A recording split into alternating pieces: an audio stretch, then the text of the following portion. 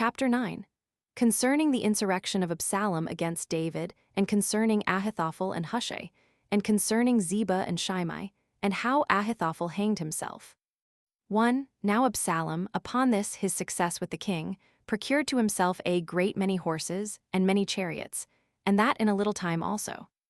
He had moreover 50 armor-bearers that were about him, and he came early every day to the king's palace, and spake what was agreeable to such as came for justice and lost their causes, as if that happened for want of good counselors about the king, or perhaps because the judges mistook in that unjust sentence they gave, whereby he gained the good will of them all.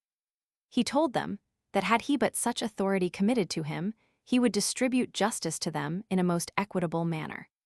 When he had made himself so popular among the multitude, he thought he had already the goodwill of the people secured to him.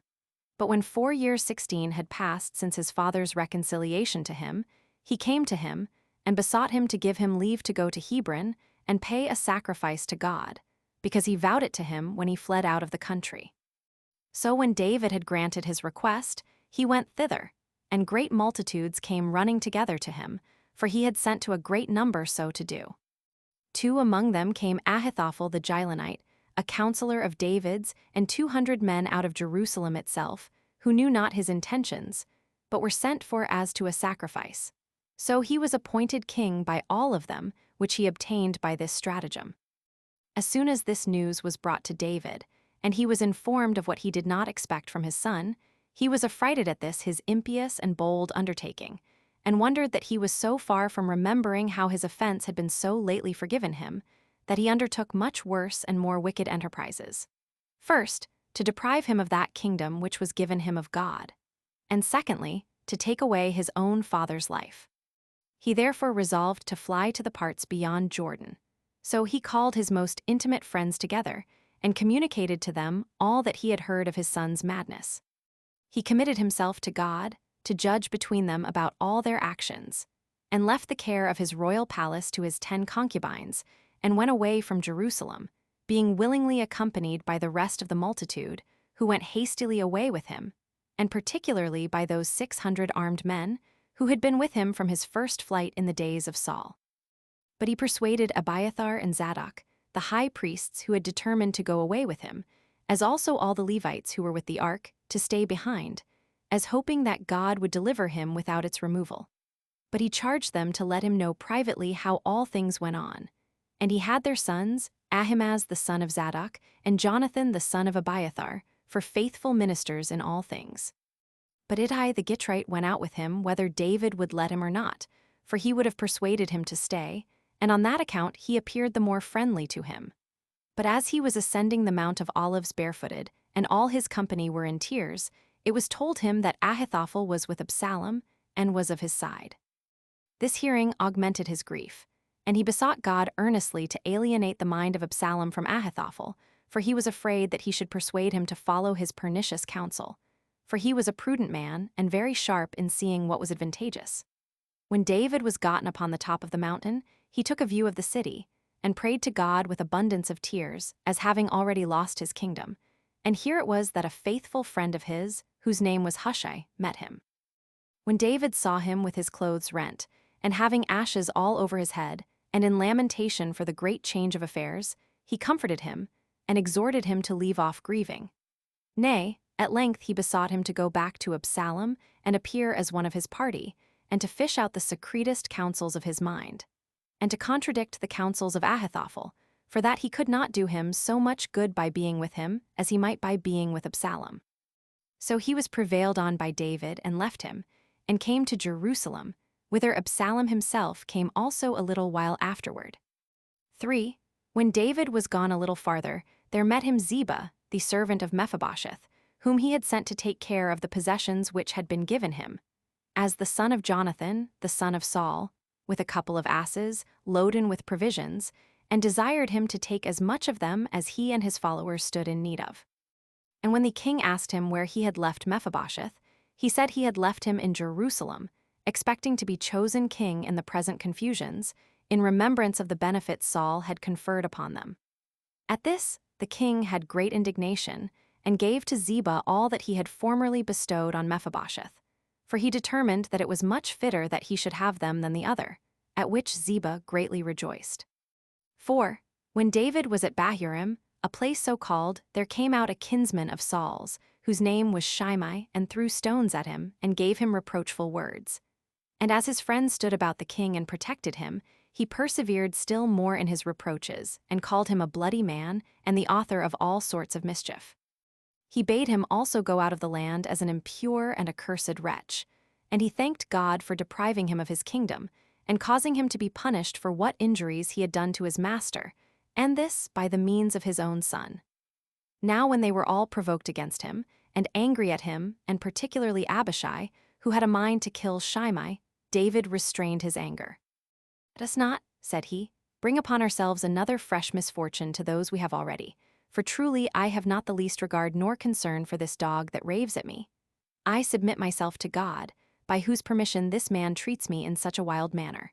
Nor is it any wonder that I am obliged to undergo these abuses from him, while I experience the like from an impious son of my own. But perhaps God will have some commiseration upon us. If it be his will, we shall overcome them." So he went on his way without troubling himself with Shimei, who ran along the other side of the mountain and threw out his abusive language plentifully. But when David was come to Jordan, he allowed those that were with him to refresh themselves, for they were weary. 5. But when Absalom and Ahithophel his counselor were come to Jerusalem, with all the people, David's friend Hushai came to them, and when he had worshipped Absalom, he withal wished that his kingdom might last a long time and continue for all ages. But when Absalom said to him, "How comes this, that he who was so intimate a friend of my father's, and appeared faithful to him in all things, is not with him now, but hath left him, and is come over to me?" Hushai's answer was very pertinent and prudent, for he said, "We ought to follow God and the multitude of the people. While these, therefore, my lord and master, are with thee, it is fit that I should follow them, for thou hast received the kingdom from God. I will therefore, if thou believest me to be thy friend, show the same fidelity and kindness to thee, which thou knowest I have shown to thy father. Nor is there any reason to be in the least dissatisfied with the present state of affairs, for the kingdom is not transferred into another, but remains still in the same family, by the son's receiving it after his father." This speech persuaded Absalom, who before suspected Hushai. And now he called Ahithophel, and consulted with him what he ought to do. He persuaded him to go in unto his father's concubines, for he said that, by this action, the people would believe that thy difference with thy father is irreconcilable, and will thence fight with great alacrity against thy father. For hitherto they are afraid of taking up open enmity against him, out of an expectation that you will be reconciled again. Accordingly, Absalom was prevailed on by this advice, and commanded his servants to pitch him a tent upon the top of the royal palace, in the sight of the multitude, and he went in and lay with his father's concubines. Now this came to pass according to the prediction of Nathan, when he prophesied and signified to him that his son would rise up in rebellion against him. 6. And when Absalom had done what he was advised to by Ahithophel, he desired his advice, in the second place, about the war against his father. Now Ahithophel only asked him to let him have 10,000 chosen men, and he promised he would slay his father, and bring the soldiers back again in safety. And he said that then the kingdom would be firm to him when David was dead. Absalom was pleased with this advice, and called for Hushai, David's friend, for so did he style him. And informing him of the opinion of Ahithophel, he asked, further, what was his opinion concerning that matter. Now he was sensible that if Ahithophel's counsel were followed, David would be in danger of being seized on and slain. So he attempted to introduce a contrary opinion, and said, "Thou art not unacquainted, O king, with the valor of thy father and of those that are now with him, that he hath made many wars, and hath always come off with victory, though probably he now abides in the camp, for he is very skillful in stratagems, and in foreseeing the deceitful tricks of his enemies. Yet will he leave his own soldiers in the evening, and will either hide himself in some valley, or will place an ambush at some rock, so that when our army joins battle with him, his soldiers will retire for a little while, but will come upon us again, as encouraged by the king's being near them. And in the meantime your father will show himself suddenly in the time of the battle, and will infuse courage into his own people when they are in danger, but bring consternation to thine. Consider, therefore, my advice and reason upon it, And if thou canst not but acknowledge it to be the best, reject the opinion of Ahithophel. Send to the entire country of the Hebrews, and order them to come and fight with thy father. And do thou thyself take the army, and be thine own general in this war, and do not trust its management to another. Then expect to conquer him with ease, when thou overtakest him openly with his few partisans, but hast thyself many 10,000s, who will be desirous to demonstrate to thee their diligence and alacrity. And if thy father shall shut himself up in some city, and bear a siege, we will overthrow that city with machines of war, and by undermining it. When Hushai had said this, he obtained his point against Ahithophel, for his opinion was preferred by Absalom before the others. However, it was no other than God 17 who made the counsel of Hushai appear best to the mind of Absalom.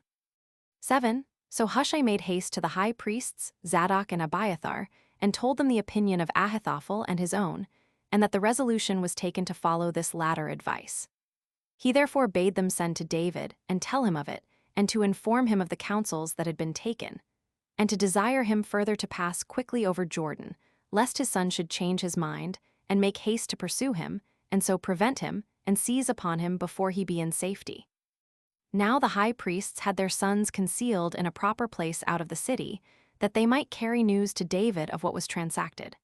Accordingly, they sent a maidservant, whom they could trust, to them, to carry the news of Absalom's counsels, and ordered them to signify the same to David with all speed. So they made no excuse nor delay, but taking along with them their father's injunctions, because pious and faithful ministers, and judging that quickness and suddenness was the best mark of faithful service, they made haste to meet with David.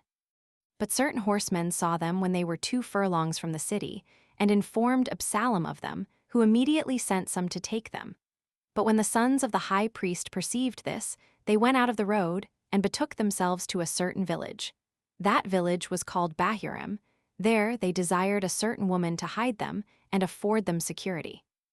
Accordingly she let the young men down by a rope into a well, and laid fleeces of wool over them. And when those that pursued them came to her, and asked her whether she saw them, she did not deny that she had seen them, for that they stayed with her some time, but she said they then went their ways. And she foretold that, however, if they would follow them directly, they would catch them. But when after a long pursuit they could not catch them, they came back again. And when the woman saw those men were returned, and that there was no longer any fear of the young men's being caught by them, she drew them up by the rope, and bade them go on their journey accordingly. They used great diligence in the prosecution of that journey, and came to David, and informed him accurately of all the counsels of Absalom. So he commanded those that were with him to pass over Jordan while it was night, and not to delay at all on that account. 8. But Ahithophel, on rejection of his advice, got upon his ass and rode away to his own country, Gilon, and, calling his family together, he told them distinctly what advice he had given Absalom. And since he had not been persuaded by it, he said he would evidently perish, and this in no long time, and that David would overcome him and return to his kingdom again. So he said it was better that he should take his own life away with freedom and magnanimity than expose himself to be punished by David, in opposition to whom he had acted entirely for Absalom. When he had discoursed thus to them, he went into the inmost room of his house and hanged himself. And thus was the death of Ahithophel, who was self-condemned. And when his relations had taken him down from the halter, they took care of his funeral. Now, as for David, he passed over Jordan, as we have said already, and came to Mahanaim, every fine and very strong city. And all the chief men of the country received him with great pleasure, both out of the shame they had that he should be forced to flee away, and out of the respect they bare him while he was in his former prosperity. These were Barzillai the Gileadite, and Siphar the ruler among the Ammonites, and Machir the principal man of Gilead. And these furnished him with plentiful provisions for himself and his followers, insomuch that they wanted no beds nor blankets for them, nor loaves of bread, nor wine. Nay, they brought them a great many cattle for slaughter, and afforded them what furniture they wanted for their refreshment when they were weary, and for food, with plenty of other necessaries.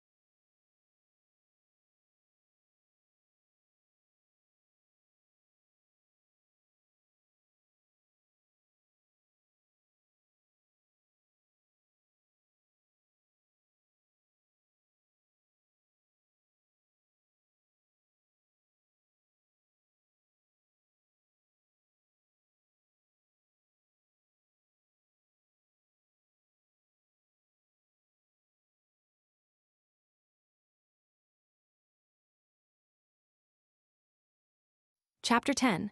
How, when Absalom was beaten, he was caught in a tree by his hair and was slain. 1. And this was the state of David and his followers. But Absalom got together a vast army of the Hebrews to oppose his father, and passed therewith over the river Jordan, and sat down not far off Mahanaim in the country of Gilead. He appointed Amasa to be captain of all his host, instead of Joab his kinsman. His father was Ithra and his mother Abigail. Now she and Zeruiah, the mother of Joab, were David's sisters. But when David had numbered his followers and found them to be about 4,000, he resolved not to tarry till Absalom attacked him, but set over his men captains of thousands and captains of hundreds, and divided his army into 3 parts. The one part he committed to Joab, the next to Abishai, Joab's brother, and the third to Ittai, David's companion and friend, but one that came from the city Gath. And when he was desirous of fighting himself among them, his friends would not let him. And this refusal of theirs was founded upon very wise reasons. For, said they, if we be conquered when he is with us, we have lost all good hopes of recovering ourselves. But if we should be beaten in one part of our army, the other parts may retire to him, and may thereby prepare a greater force, while the enemy will naturally suppose that he hath another army with him. So David was pleased with this their advice, and resolved himself to tarry at Mahanaim. And as he sent his friends and commanders to the battle, he desired them to show all possible alacrity and fidelity, and to bear in mind what advantages they had received from him, which, though they had not been very great, yet had they not been quite inconsiderable. And he begged of them to spare the young man Absalom, lest some mischief should befall himself, if he should be killed. And thus did he send out his army to the battle, and wish them victory therein. 2. Then did Joab put his army in battle array over against the enemy in the great plain, where he had a wood behind him. Absalom also brought his army into the field to oppose him. Upon the joining of the battle, both sides showed great actions with their hands and their boldness, the one side exposing themselves to the greatest hazards, and using their utmost alacrity, that David might recover his kingdom, and the other being no way deficient, either in doing or suffering, that Absalom might not be deprived of that kingdom, and be brought to punishment by his father for his impudent attempt against him. Those also that were the most numerous were solicitous that they might not be conquered by those few that were with Joab, and with the other commanders, because that would be the greater disgrace to them. While David's soldiers strove greatly to overcome so many 10,000s as the enemy had with them. Now David's men were conquerors, as superior in strength and skill in war. So they followed the others as they fled away through the forests and valleys.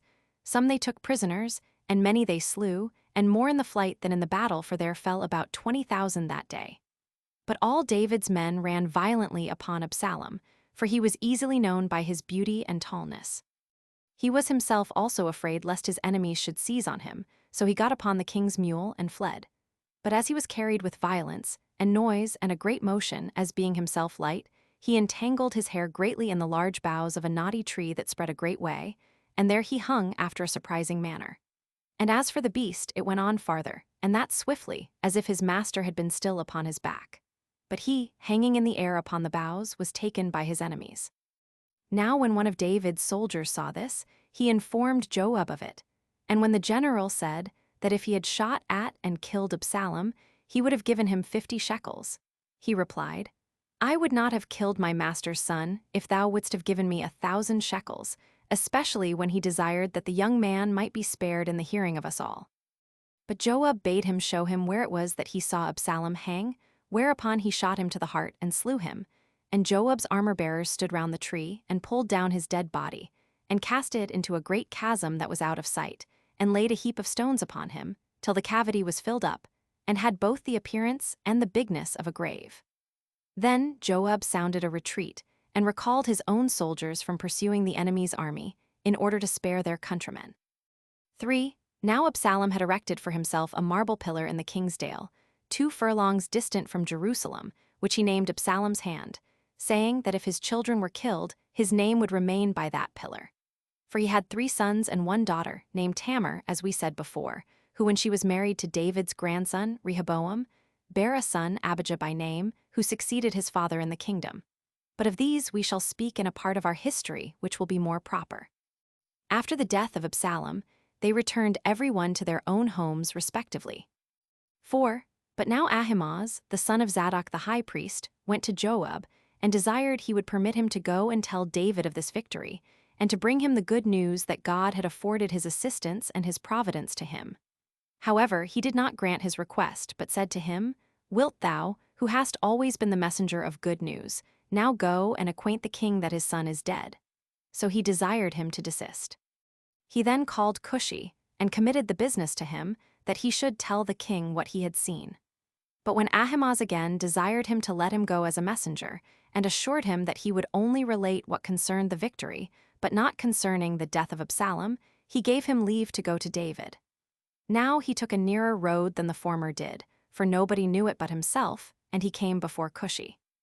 Now as David was sitting between the gates, 18, and waiting to see when somebody would come to him from the battle, and tell him how it went, one of the watchmen saw Ahimaaz running, and before he could discern who he was, he told David that he saw somebody coming to him, who said he was a good messenger.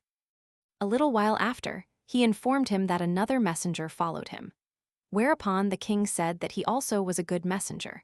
But when the watchman saw Ahimaaz, and that he was already very near, he gave the king notice that it was the son of Zadok the high priest who came running. So David was very glad, and said he was a messenger of good tidings, and brought him some such news from the battle as he desired to hear. 5. While the king was saying thus, Ahimaaz appeared and worshipped the king. And when the king inquired of him about the battle, he said he brought him the good news of victory and dominion. And when he inquired what he had to say concerning his son, he said that he came away on the sudden as soon as the enemy was defeated, but that he heard a great noise of those that pursued Absalom, and that he could learn no more, because of the haste he made when Joab sent him to inform him of the victory. But when Cushi was come and had worshipped him and informed him of the victory, he asked him about his son, who replied, May the like misfortune befall thine enemies as hath befallen Absalom. That word did not permit either himself or his soldiers to rejoice for the victory, though it was a very great one. But David went up to the highest part of the city, 19, and wept for his son, and beat his breast, tearing his head, tormenting himself all manner of ways, and crying out, O my son, I wish that I had died myself and ended my days with thee. For he was of a tender natural affection, and had extraordinary compassion for this son in particular. But when the army and Joab heard that the king mourned for his son, they were ashamed to enter the city in the habit of conquerors, but they all came in as cast down, and in tears as if they had been beaten. Now while the king covered himself and grievously lamented his son, Joab went in to him, and comforted him, and said, O my lord the king, thou art not aware that thou layest a blot on thyself by what thou now doest. For thou seemest to hate those that love thee, and undergo dangers for thee, nay, to hate thyself and thy family, and to love those that are thy bitter enemies, and to desire the company of those that are no more, and who have been justly slain. For had Absalom gotten the victory, and firmly settled himself in the kingdom, there had been none of us left alive. But all of us, beginning with thyself and thy children, had miserably perished, while our enemies had not wept for his, but rejoiced over us, and punished even those that pitied us in our misfortunes. And thou art not ashamed to do this in the case of one that has been thy bitter enemy, who, while he was thine own son, hath proved so wicked to thee. Leave off, therefore, thy unreasonable grief, and come abroad and be seen of thy soldiers, and return them thanks for the alacrity they showed in the fight. For I myself will this day persuade the people to leave thee, and to give the kingdom to another, if thou continuest to do thus. And then I shall make thee to grieve bitterly and in earnest.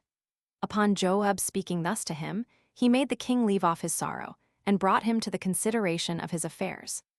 So David changed his habit, and exposed himself in a manner fit to be seen by the multitude, and sat at the gates, whereupon all the people heard of it, and ran together to him, and saluted him.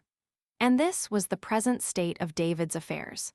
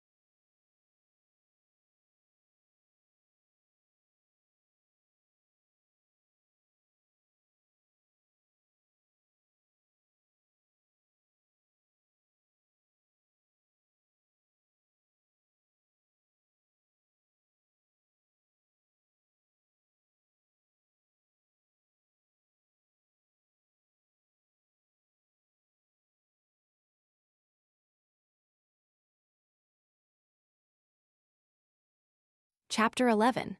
How David, when he had recovered his kingdom, was reconciled to Shimei and to Ziba, and showed a great affection to Barzillai. And how, upon the rise of a sedition, he made Amasa captain of his host, in order to pursue Seba, which Amasa was slain by Joab.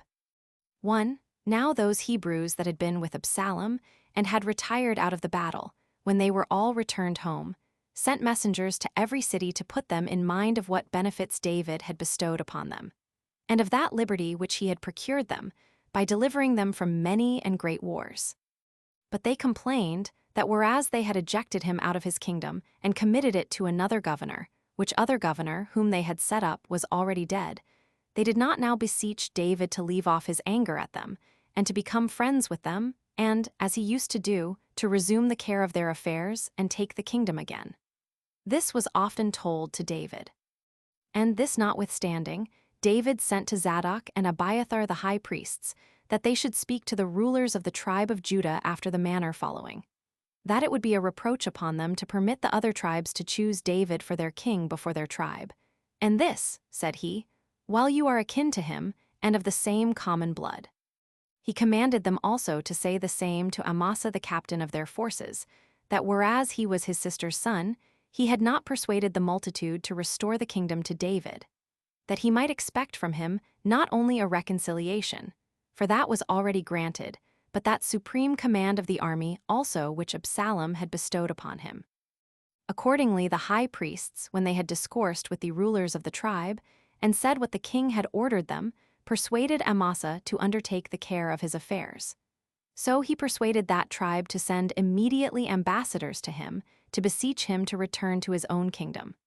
The same did all the Israelites, at the like persuasion of Amasa. 2. When the ambassadors came to him, he came to Jerusalem, and the tribe of Judah was the first that came to meet the king at the river Jordan. And Shimei, the son of Gera, came with 1,000 men, which he brought with him out of the tribe of Benjamin. And Ziba, the freedman of Saul, with his sons, 15 in number, and with his 20 servants. All these, as well as the tribe of Judah, laid a bridge over the river, that the king and those that were with him might with ease pass over it. Now as soon as he was come to Jordan, the tribe of Judah saluted him. Shimei also came upon the bridge, and took hold of his feet, and prayed him to forgive him what he had offended, and not to be too bitter against him, nor to think fit to make him the first example of severity under his new authority, but to consider that he had repented of his failure of duty, and had taken care to come first of all to him. While he was thus entreating the king, and moving him to compassion, Abishai, Joab's brother, said, And shall not this man die for this, that he hath cursed that king whom God hath appointed to reign over us? But David turned himself to him, and said, Will you never leave off, ye sons of Zeruiah? Do not you, I pray, raise new troubles and seditions among us, now the former are over. For I would not have you ignorant that I this day begin my reign, and therefore swear to remit to all offenders their punishments, and not to animadvert on anyone that has sinned. Be thou therefore, said he, O Shimei, of good courage, and do not at all fear being put to death. So he worshipped him, and went on before him. 3. Mephibosheth also, Saul's grandson, met David, clothed in a sordid garment, and having his hair thick and neglected. For after David was fled away, he was in such grief that he had not polled his head, nor had he washed his clothes, as dooming himself to undergo such hardships upon occasion of the change of the king's affairs. Now he had been unjustly calumniated to the king by Ziba, his steward. When he had saluted the king and worshipped him, the king began to ask him why he did not go out of Jerusalem with him and accompany him during his flight. He replied that this piece of injustice was owing to Ziba, because, when he was ordered to get things ready for his going out with him, he took no care of it, but regarded him no more than if he had been a slave. And, indeed, had I had my feet sound and strong, I had not deserted thee, for I could then have made use of them in my flight. But this is not all the injury that Ziba has done me, as to my duty to thee, my lord and master, but he hath calumniated me besides, and told lies about me of his own invention. But I know thy mind will not admit of such calumnies, but is righteously disposed, and a lover of truth, which it is also the will of God should prevail. For when thou wast in the greatest danger of suffering by my grandfather, and when, on that account, our whole family might justly have been destroyed, thou wast moderate and merciful, and didst then especially forget all those injuries, when, if thou hadst remembered them, thou hadst the power of punishing us for them. But thou hast judged me to be thy friend, and hast set me every day at thine own table. Nor have I wanted anything which one of thine own kinsmen, of greatest esteem with thee, could have expected. When he had said this, David resolved neither to punish Mephibosheth, nor to condemn Ziba, as having belied his master, but said to him that as he had granted all his estate to Ziba, because he did not come along with him, so he promised to forgive him, and ordered that the one half of his estate should be restored to him. 20 Whereupon Mephibosheth said, Nay, let Ziba take all. It suffices me that thou hast recovered thy kingdom. 4. But David desired Barzillai the Gileadite, that great and good man, and one that had made a plentiful provision for him at Mahanaim, and had conducted him as far as Jordan, to accompany him to Jerusalem. For he promised to treat him in his old age with all manner of respect, to take care of him, and provide for him. But Barzillai was so desirous to live at home, that he entreated him to excuse him from attendance on him, and said that his age was too great to enjoy the pleasures since he was 80 years old, and was therefore making provision for his death and burial. So he desired him to gratify him in this request, and dismiss him, for he had no relish of his meat or his drink by reason of his age, and that his ears were too much shut up to hear the sound of pipes, or the melody of other musical instruments, such as all those that live with kings delight in. When he entreated for this so earnestly, the king said, I dismiss thee, but thou shalt grant me thy son Chimham, and upon him I will bestow all sorts of good things. So Barzillai left his son with him, and worshipped the king, and wished him a prosperous conclusion of all his affairs according to his own mind, and then returned home. But David came to Gilgal, having about him half the people and the tribe of Judah. 5.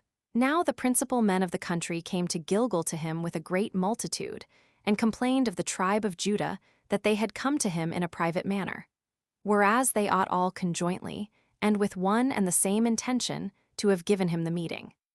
But the rulers of the tribe of Judah desired them not to be displeased if they had been prevented by them. For, said they, we are David's kinsmen, and on that account we the rather took care of him and loved him, and so came first to him. Yet had they not, by their early coming, received any gifts from him, which might give them who came last any uneasiness. When the rulers of the tribe of Judah had said this, the rulers of the other tribes were not quiet, but said further, O brethren, we cannot but wonder at you when you call the king your kinsman alone, whereas he that hath received from God the power over all of us in common ought to be esteemed a kinsman to us all. For which reason the whole people have 11 parts in him, and you but 1 part 21 we are also elder than you. Wherefore you have not done justly, in coming to the king in this private and concealed manner. 6.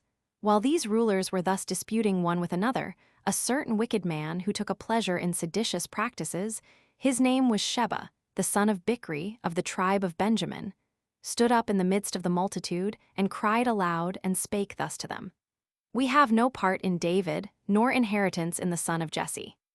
And when he had used those words, he blew with a trumpet and declared war against the king, and they all left David and followed him. The tribe of Judah alone stayed with him, and settled him in his royal palace at Jerusalem.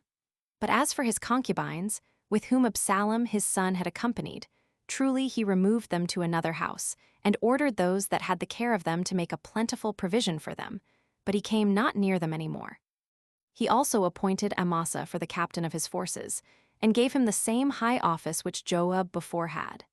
And he commanded him to gather together, out of the tribe of Judah, as great an army as he could, and come to him within 3 days, that he might deliver to him his entire army, and might send him to fight against the son of Bichri.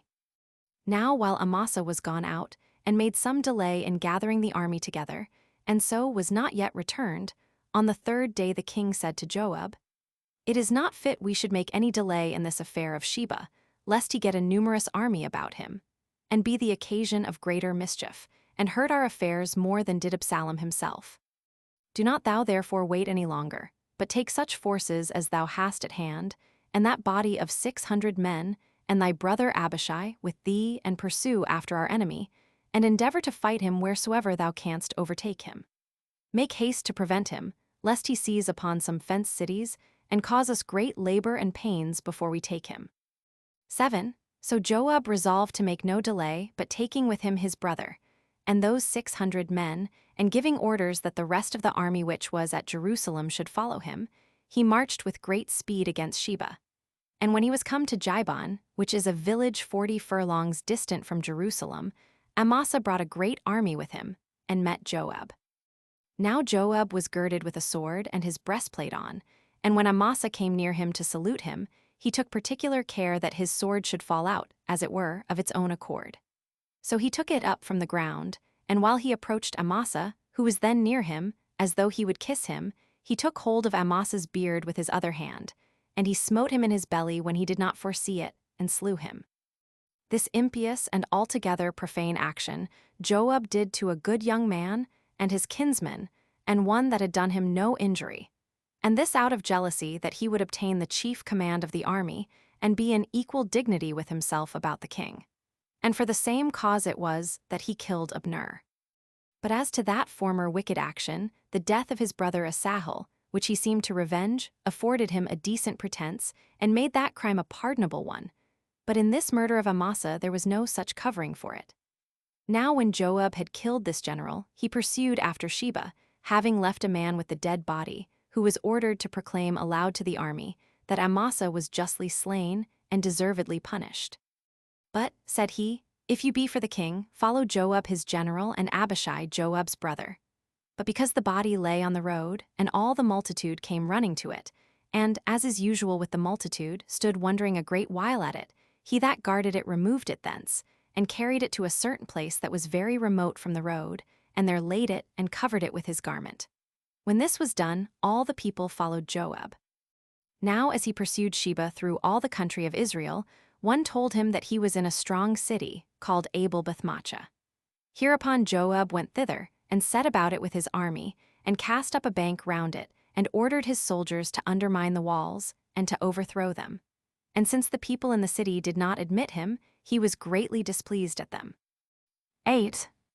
Now there was a woman of small account, and yet both wise and intelligent, who seeing her native city lying at the last extremity, ascended upon the wall, and, by means of the armed men, called for Joab. And when he came to her, she began to say that God ordained kings and generals of armies that they might cut off the enemies of the Hebrews, and introduce a universal peace among them. But thou art endeavoring to overthrow and depopulate a metropolis of the Israelites, which hath been guilty of no offense. But he replied, God continue to be merciful unto me. I am disposed to avoid killing any one of the people, much less would I destroy such a city as this. And if they will deliver me up Sheba, the son of Bichri, who hath rebelled against the king, I will leave off the siege, and withdraw the army from the place. Now as soon as the woman heard what Joab said, she desired him to intermit the siege for a little while, for that he should have the head of his enemy thrown out to him presently. So she went down to the citizens, and said to them, Will you be so wicked as to perish miserably, with your children and wives, for the sake of a vile fellow, and one whom nobody knows who he is? And will you have him for your king instead of David, who hath been so great a benefactor to you, and oppose your city alone to such a mighty and strong army? So she prevailed with them, and they cut off the head of Sheba, and threw it into Joab's army. When this was done, the king's general sounded a retreat and raised the siege. And when he was come to Jerusalem, he was again appointed to be general of all the people. The king also constituted Benaiah captain of the guards, and of the 600 men. He also set a Dorim over the tribute, and Sabbaths and a Chilos over the records. He made Sheva the scribe, and appointed Zadok and Abiathar the high priests.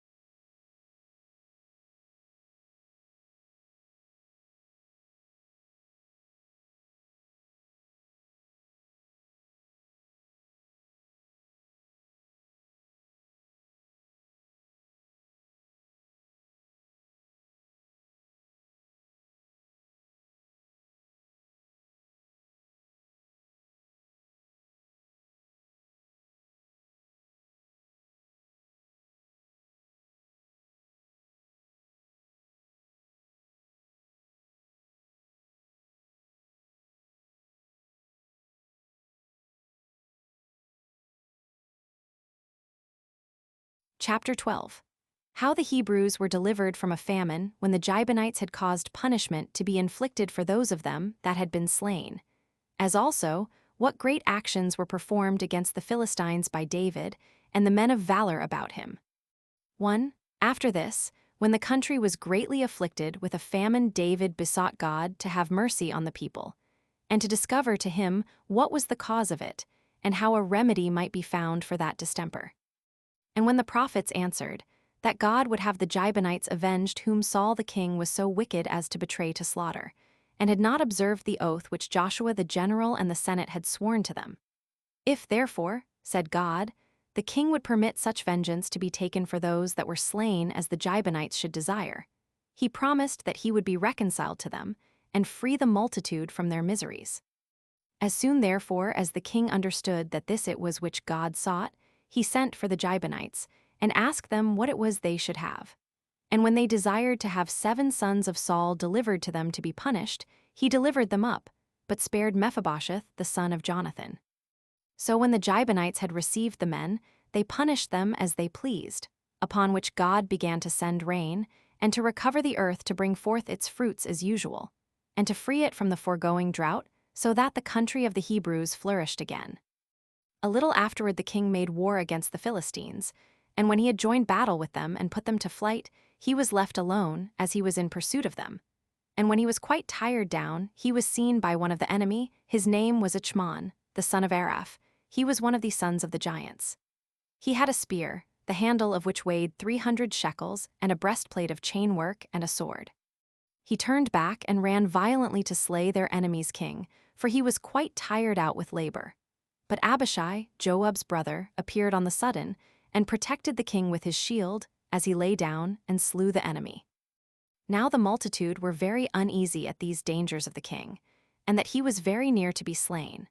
And the rulers made him swear that he would no more go out with them to battle, lest he should come to some great misfortune by his courage and boldness, and thereby deprive the people of the benefits they now enjoyed by his means, and of those that they might hereafter enjoy by his living a long time among them. 2. When the king heard that the Philistines were gathered together at the city Gazara, he sent an army against them, when Sibbechai the Hittite, one of David's most courageous men, behaved himself so as to deserve great commendation. For he slew many of those that bragged they were the posterity of the giants, and vaunted themselves highly on that account, and thereby was the occasion of victory to the Hebrews. After which defeat, the Philistines made war again, and when David had sent an army against them, Nephin his kinsman fought in a single combat with the stoutest of all the Philistines, and slew him, and put the rest to flight. Many of them also were slain in the fight. Now a little while after this, the Philistines pitched their camp at a city which lay not far off the bounds of the country of the Hebrews. They had a man who was 6 cubits tall, and had on each of his feet and hands 1 more toe and finger than men naturally have. Now the person who was sent against them by David out of his army was Jonathan, the son of Shimeah, who fought this man in a single combat, and slew him. And as he was the person who gave the turn to the battle, he gained the greatest reputation for courage therein. This man also vaunted himself to be of the sons of the giants. But after this fight, the Philistines made war no more against the Israelites. 3. And now David being freed from wars and dangers, and enjoying for the future a profound peace, 22 composed songs and hymns to God of several sorts of meter. Some of those which he made were trimeters, and some were pentameters. He also made instruments of music, and taught the Levites to sing hymns to God, both on that called the Sabbath day, and on other festivals. Now the construction of the instruments was thus: the viol was an instrument of 10 strings, it was played upon with a bow. The psaltery had 12 musical notes, and was played upon by the fingers. The cymbals were broad and large instruments, and were made of brass. And so much shall suffice to be spoken by us about these instruments, that the readers may not be wholly unacquainted with their nature. 4. Now all the men that were about David were men of courage. Those that were most illustrious and famous of them for their actions were 38, of 5 of whom I will only relate the performances, for these will suffice to make manifest the virtues of the others also, for these were powerful enough to subdue countries and conquer great nations. First, therefore, was Jessai, the son of Achimaaz, who frequently leaped upon the troops of the enemy, and did not leave off fighting till he overthrew 900 of them. After him was Eleazar, the son of Dodo, who was with the king at Erasum. This man, when once the Israelites were under a consternation at the multitude of the Philistines, and were running away, stood alone and fell upon the enemy and slew many of them, till his sword clung to his hand by the blood he had shed. Until the Israelites, seeing the Philistines retire by his means, came down from the mountains and pursued them, and at that time won a surprising and a famous victory, while Eleazar slew the men, and the multitude followed and spoiled their dead bodies. The third was Sheba, the son of Ilis. Now this man, when in the wars against the Philistines, they pitched their camp at a place called Lehi, and when the Hebrews were again afraid of their army and did not stay, he stood still alone as an army and a body of men, and some of them he overthrew, and some who were not able to abide his strength and force he pursued. These are the works of the hands, and of fighting, which these three performed. Now at the time when the king was once at Jerusalem, and the army of the Philistines came upon him to fight him, David went up to the top of the citadel, as we have already said, to inquire of God concerning the battle, while the enemy's camp lay in the valley that extends to the city Bethlehem, which is 20 furlongs distant from Jerusalem. Now David said to his companions, "We have excellent water in my own city, especially that which is in the pit near the gate," wondering if anyone would bring him some of it to drink. But he said that he would rather have it than a great deal of money. When these three men heard what he said, they ran away immediately, and burst through the midst of their enemy's camp, and came to Bethlehem. And when they had drawn the water, they returned again through the enemy's camp to the king, insomuch that the Philistines were so surprised at their boldness and alacrity that they were quiet, and did nothing against them, as if they despised their small number. But when the water was brought to the king, he would not drink it, saying that it was brought by the danger and the blood of men, and that it was not proper on that account to drink it. But he poured it out to God, and gave him thanks for the salvation of the men. Next to these was Abishai, Joab's brother, for he in one day slew 600. The fifth of these was Benaiah, by lineage a priest. For being challenged by eminent men in the country of Moab, he overcame them by his valor. Moreover, there was a man, by nation an Egyptian, who was of a vast bulk, and challenged him. Yet did he, when he was unarmed, kill him with his own spear, which he threw at him. For he caught him by force, and took away his weapons while he was alive and fighting, and slew him with his own weapons. One may also add this to the forementioned actions of the same man, either as the principal of them in alacrity, or as resembling the rest. When God sent a snow, there was a lion who slipped and fell into a certain pit, and because the pit's mouth was narrow, it was evident he would perish, being enclosed with the snow. So when he saw no way to get out and save himself, he roared. When Benaiah heard the wild beast, he went towards him, and coming at the noise he made, he went down into the mouth of the pit and smote him, as he struggled, with a stake that lay there, and immediately slew him.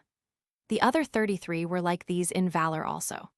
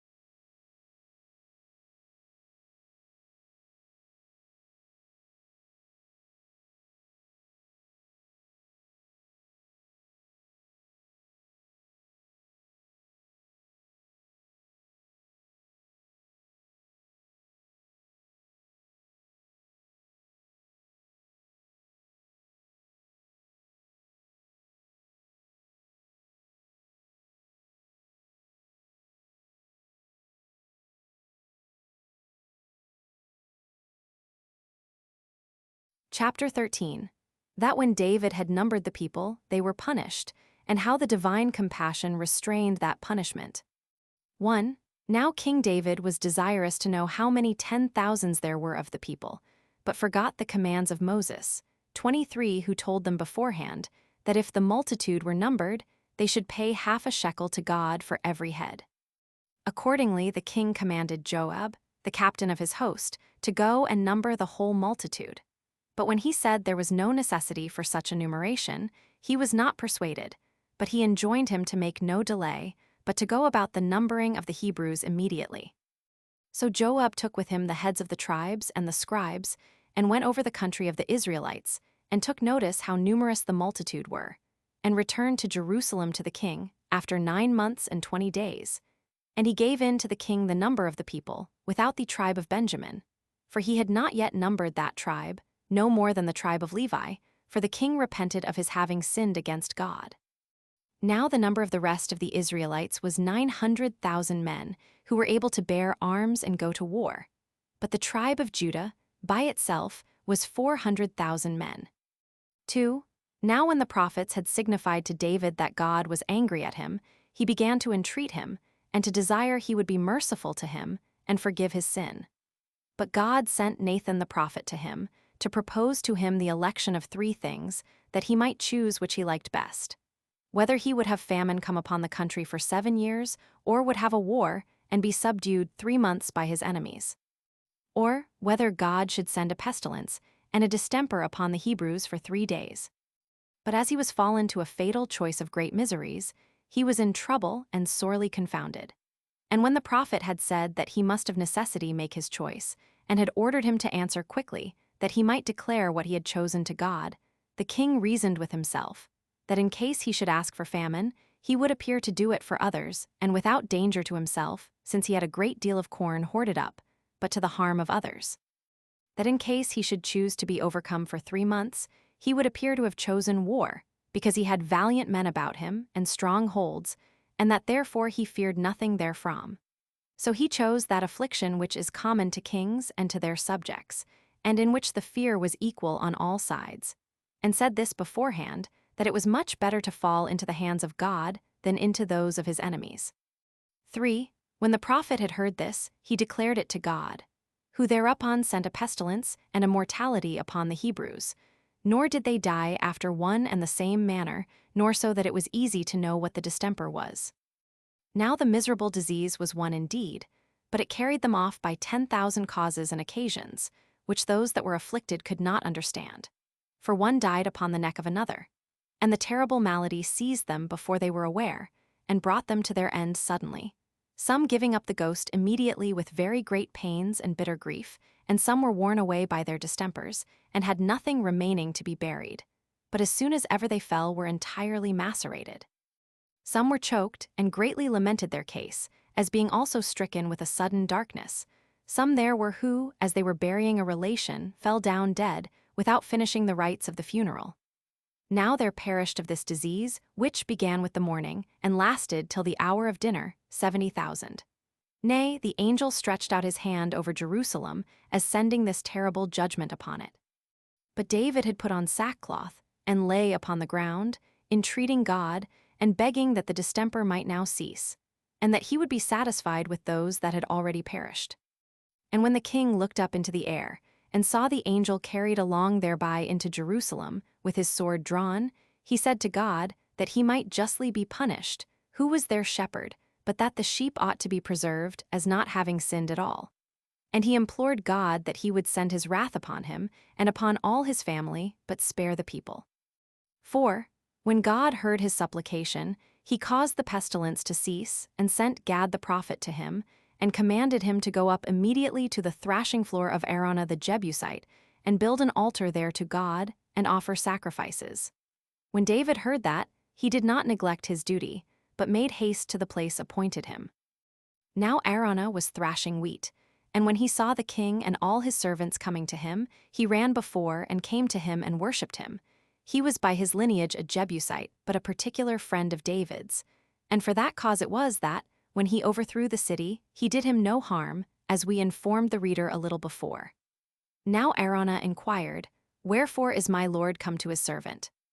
He answered, to buy of him the thrashing floor, that he might therein build an altar to God, and offer a sacrifice.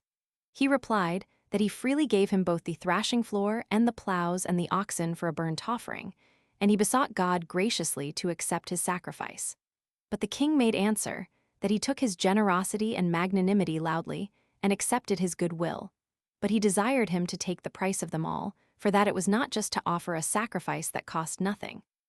And when Araunah said he would do as he pleased, he bought the thrashing floor of him for 50 shekels. And when he had built an altar, he performed divine service, and brought a burnt offering, and offered peace offerings also. With these God was pacified, and became gracious to them again. Now it happened that Abraham 24 came and offered his son Isaac for a burnt offering at that very place. And when the youth was ready to have his throat cut, a ram appeared on a sudden, standing by the altar, which Abraham sacrificed in the stead of his son, as we have before related. Now when King David saw that God had heard his prayer, and had graciously accepted of his sacrifice, he resolved to call that entire place the altar of all the people, and to build a temple to God there, which words he uttered very appositely to what was to be done afterward, for God sent the prophet to him, and told him that there should his son build him an altar, that son who was to take the kingdom after him.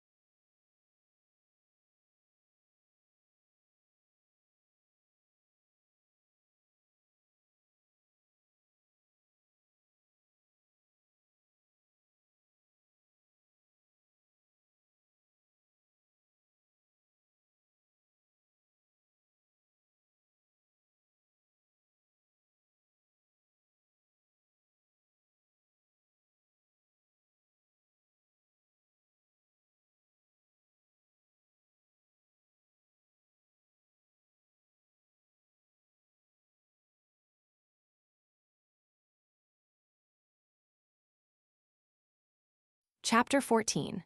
That David made great preparations for the house of God, and that, upon Adonijah's attempt to gain the kingdom, he appointed Solomon to reign. 1. After the delivery of this prophecy, the king commanded the strangers to be numbered, and they were found to be 180,000. Of these he appointed 80,000 to be hewers of stone, and the rest of the multitude to carry the stones, and of them he set over the workmen 3,500. He also prepared a great quantity of iron and brass for the work, with many, and those exceeding large, cedar trees, the Tyrians and Sidonians sending them to him, for he had sent to them for a supply of those trees. And he told his friends that these things were now prepared, that he might leave materials ready for the building of the temple to his son, who was to reign after him, and that he might not have them to seek then, when he was very young, and by reason of his age unskillful in such matters, but might have them lying by him, and so might the more readily complete the work. 2. So David called his son Solomon, and charged him when he had received the kingdom to build a temple to God, and said, I was willing to build God a temple myself, but he prohibited me, because I was polluted with blood and wars. But he hath foretold that Solomon, my youngest son, should build him a temple, and should be called by that name, over whom he hath promised to take the like care as a father takes over his son. And that he would make the country of the Hebrews happy under him, and that not only in other respects, but by giving it peace and freedom from wars, and from internal seditions, which are the greatest of all blessings.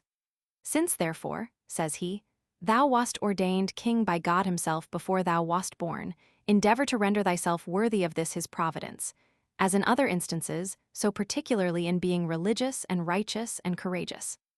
Keep thou also his commands and his laws, which he hath given us by Moses, and do not permit others to break them. Be zealous also to dedicate to God a temple, which he hath chosen to be built under thy reign, nor be thou affrighted by the vastness of the work, nor set about it timorously, for I will make all things ready before I die. And take notice that there are already 10,000 talents of gold, and 100,000 talents of silver 25 collected together. I have also laid together brass and iron without number, and an immense quantity of timber and of stones. Moreover, thou hast many 10,000 stone cutters and carpenters, and if thou shalt want anything further, do thou add somewhat of thine own. Wherefore, if thou performest this work, thou wilt be acceptable to God, and have him for thy patron. David also further exhorted the rulers of the people to assist his son in this building, and to attend to the divine service, when they should be free from all their misfortunes, for that they by this means should enjoy, instead of them, peace and a happy settlement, with which blessings God rewards such men as are religious and righteous. He also gave orders that when the temple should be once built, they should put the ark therein with the holy vessels. And he assured them that they ought to have had a temple long ago, if their fathers had not been negligent of God's commands, who had given it in charge, that when they had got the possession of this land, they should build him a temple. Thus did David discourse to the governors and to his son. 3 David was now in years, and his body, by length of time, was become cold and benumbed, insomuch that he could get no heat by covering himself with many clothes. And when the physicians came together, they agreed to this advice, that a beautiful virgin, chosen out of the whole country, should sleep by the king's side, and that this damsel would communicate heat to him, and be a remedy against his numbness. Now there was found in the city one woman, of a superior beauty to all other women, who, sleeping with the king, did no more than communicate warmth to him, for he was so old that he could not know her as a husband knows his wife. But of this woman we shall speak more presently. 4. Now the 4th son of David was a beautiful young man, and tall, born to him of Haggith his wife. He was named Adonijah, and was in his disposition like to Absalom, and exalted himself as hoping to be king, and told his friends that he ought to take the government upon him. He also prepared many chariots and horses, and 50 men to run before him. When his father saw this, he did not reprove him, nor restrain him from his purpose, nor did he go so far as to ask wherefore he did so. Now Adonijah had for his assistants Joab the captain of the army, and Abiathar the high priest, and the only persons that opposed him were Zadok the high priest, and the prophet Nathan, and Benaiah, who was captain of the guards, and Shimei, David's friend, with all the other most mighty men. Now Adonijah had prepared a supper out of the city, near the fountain that was in the king's paradise, and had invited all his brethren except Solomon, and had taken with him Joab the captain of the army, and Abiathar and the rulers of the tribe of Judah, but had not invited to this feast either Zadok the high priest, or Nathan the prophet, or Benaiah the captain of the guards, nor any of those of the contrary party. This matter was told by Nathan the prophet to Bathsheba, Solomon's mother, that Adonijah was king, and that David knew nothing of it. And he advised her to save herself and her son Solomon, and to go by herself to David and say to him that he had indeed sworn that Solomon should reign after him, but that in the meantime Adonijah had already taken the kingdom. He said that he, the prophet himself, would come after her, and when she had spoken thus to the king, would confirm what she had said. Accordingly Bathsheba agreed with Nathan, and went into the king and worshipped him, and when she had desired leave to speak with him, she told him all things in the manner that Nathan had suggested to her, and related what a supper Adonijah had made, and who they were whom he had invited, Abiathar the and Joab the general, and David's sons, excepting Solomon and his intimate friends. She also said that all the people had their eyes upon him, to know whom he would choose for their king. She desired him also to consider how, after his departure, Adonijah, if he were king, would slay her and her son Solomon. 5. Now, as Bathsheba was speaking, the keeper of the king's chambers told him that Nathan desired to see him. And when the king had commanded that he should be admitted, he came in, and asked him whether he had ordained Adonijah to be king, and delivered the government to him or not. For that he had made a splendid supper, and invited all his sons except Solomon, as also that he had invited Joab, the captain of his host, who are feasting with applauses and many joyful sounds of instruments, and wish that his kingdom may last forever. But he hath not invited me, nor Zadok the high priest, nor Benaiah the captain of the guards, and it is but fit that all should know whether this be done by thy approbation or not. When Nathan had said thus, the king commanded that they should call Bathsheba to him, for she had gone out of the room when the prophet came. And when Bathsheba was come, David said, I swear by Almighty God that thy son Solomon shall certainly be king, as I formerly swore, and that he shall sit upon my throne, and that this very day also." So Bathsheba worshipped him and wished him a long life. And the king sent for Zadok the high priest and Benaiah the captain of the guards. And when they were come, he ordered them to take with them Nathan the prophet and all the armed men about the palace, and to set his son Solomon upon the king's mule, and to carry him out of the city to the fountain called Gihon, and to anoint him there with the holy oil, and to make him king.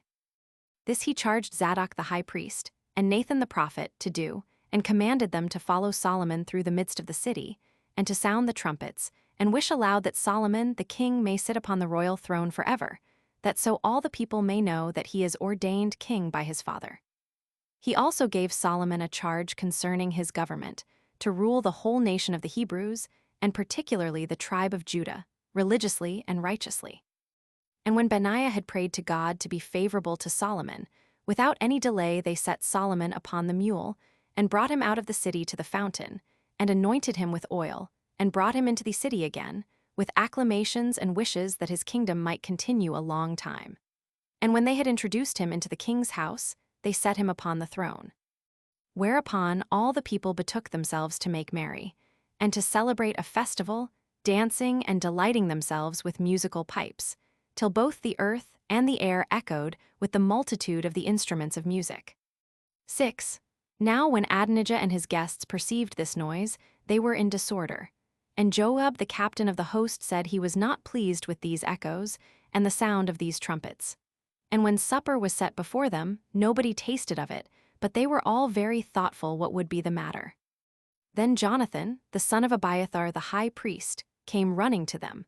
And when Adonijah saw the young man gladly, and said to him that he was a good messenger, he declared to them the whole matter about Solomon and the determination of King David.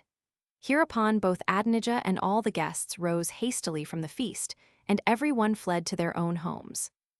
Adonijah also, as afraid of the king for what he had done, became a supplicant to God, and took hold of the horns of the altar, which were prominent. It was also told Solomon that he had so done, and that he desired to receive assurances from him that he would not remember the injury he had done, and not inflict any severe punishment for it. Solomon answered very mildly and prudently that he forgave him this his offense, but said withal that if he were found out in any attempt for new innovations, that he would be the author of his own punishment. So he sent to him, and raised him up from the place of his supplication. And when he was come to the king and had worshipped him, the king bid him go away to his own house, and have no suspicion of any harm, and desired him to show himself a worthy man, as what would tend to his own advantage. 7. But David, being desirous of ordaining his son king of all the people, called together their rulers to Jerusalem, with the priests and the Levites. And having first numbered the Levites, he found them to be 38,000, from 30 years old to 50. Out of which he appointed 23,000 to take care of the building of the temple, and out of the same, 6,000 to be judges of the people and scribes, 4,000 for porters to the house of God, and as many for singers, to sing to the instruments which David had prepared, as we have said already. He divided them also into courses, and when he had separated the priests from them, he found of these priests 24 courses, 16 of the house of Eleazar, and 8 of that of Ithamar, and he ordained that one course should minister to God 8 days, from Sabbath to Sabbath. And thus were the courses distributed by lot, in the presence of David, and Zadok and Abiathar the high priests, and of all the rulers. And that course which came up first was written down as the first, and accordingly the second, and so on to the 24th. And this partition hath remained to this day. He also made 24 parts of the tribe of Levi, and when they cast lots, they came up in the same manner for their courses of 8 days. He also honored the posterity of Moses, and made them the keepers of the treasures of God, and of the donations which the kings dedicated. He also ordained that all the tribe of Levi, as well as the priests, should serve God night and day, as Moses had enjoined them. 8. After this he parted the entire army into 12 parts, with their leaders and commanders.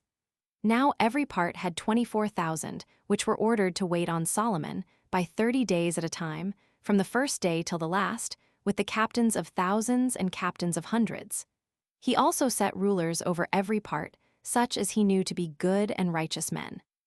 He set others also to take charge of the treasures, and of the villages, and of the fields, and of the beasts, whose names I do not think it necessary to mention.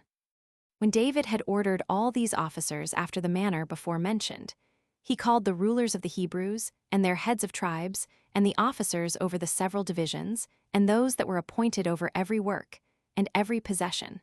And standing upon a high pulpit, he said to the multitude as follows: My brethren and my people, I would have you know that I intended to build a house for God, and prepared a large quantity of gold, and 100,000 talents of silver. But God prohibited me by the prophet Nathan, because of the wars I had on your account, and because my right hand was polluted with the slaughter of our enemies.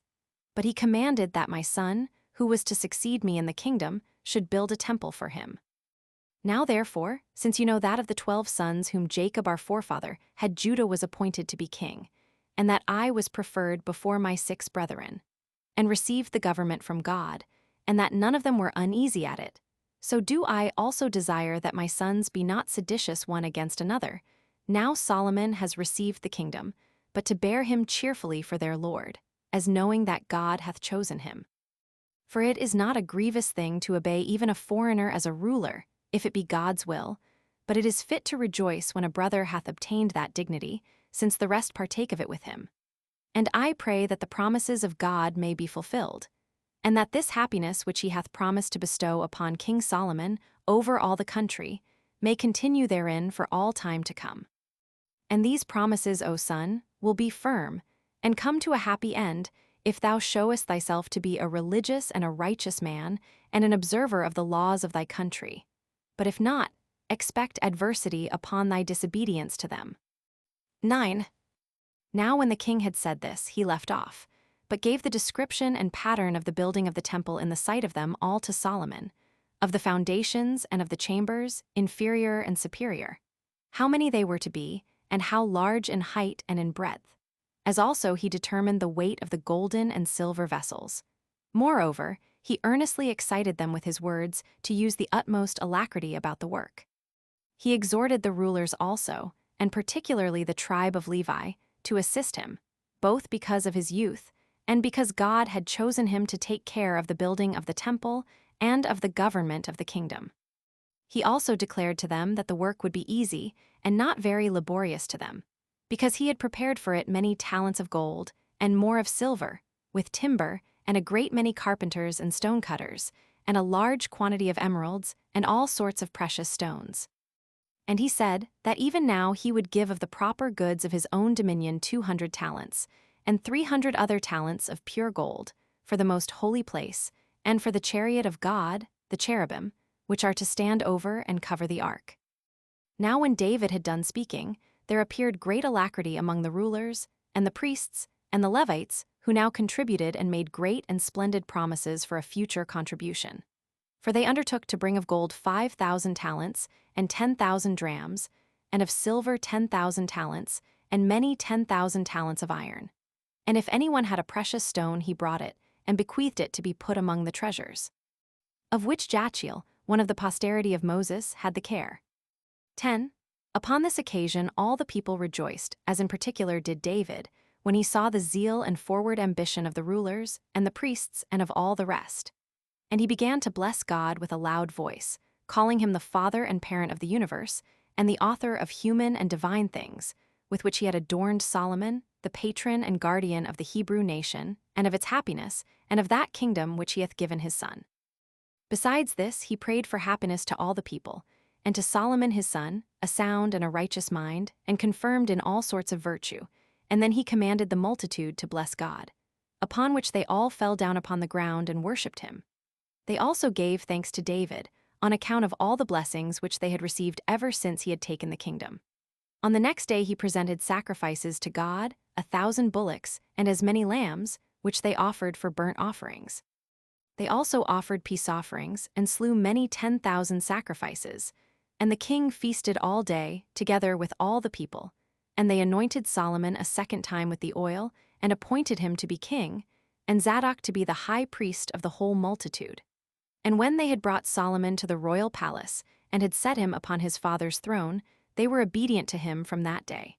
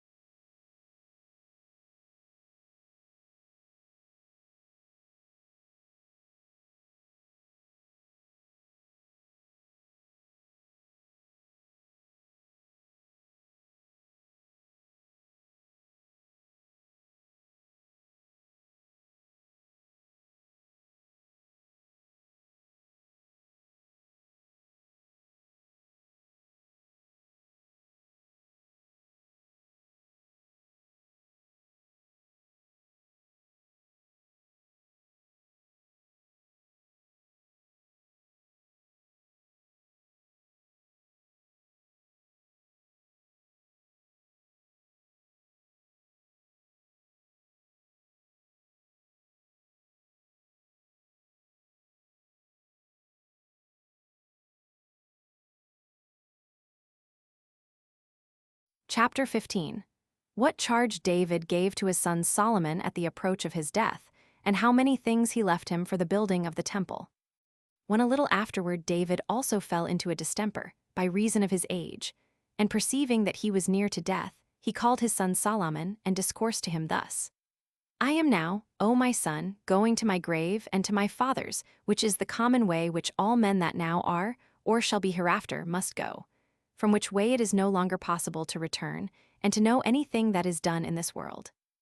On which account I exhort thee, while I am still alive, though already very near to death, in the same manner as I have formerly said in my advice to thee, to be righteous towards thy subjects, and religious towards God, that hath given thee thy kingdom, to observe his commands and his laws, which he hath sent us by Moses. And neither do thou out of favor nor flattery allow any lust or other passion to weigh with thee to disregard them. For if thou transgressest his laws, thou wilt lose the favor of God, and thou wilt turn away his providence from thee in all things.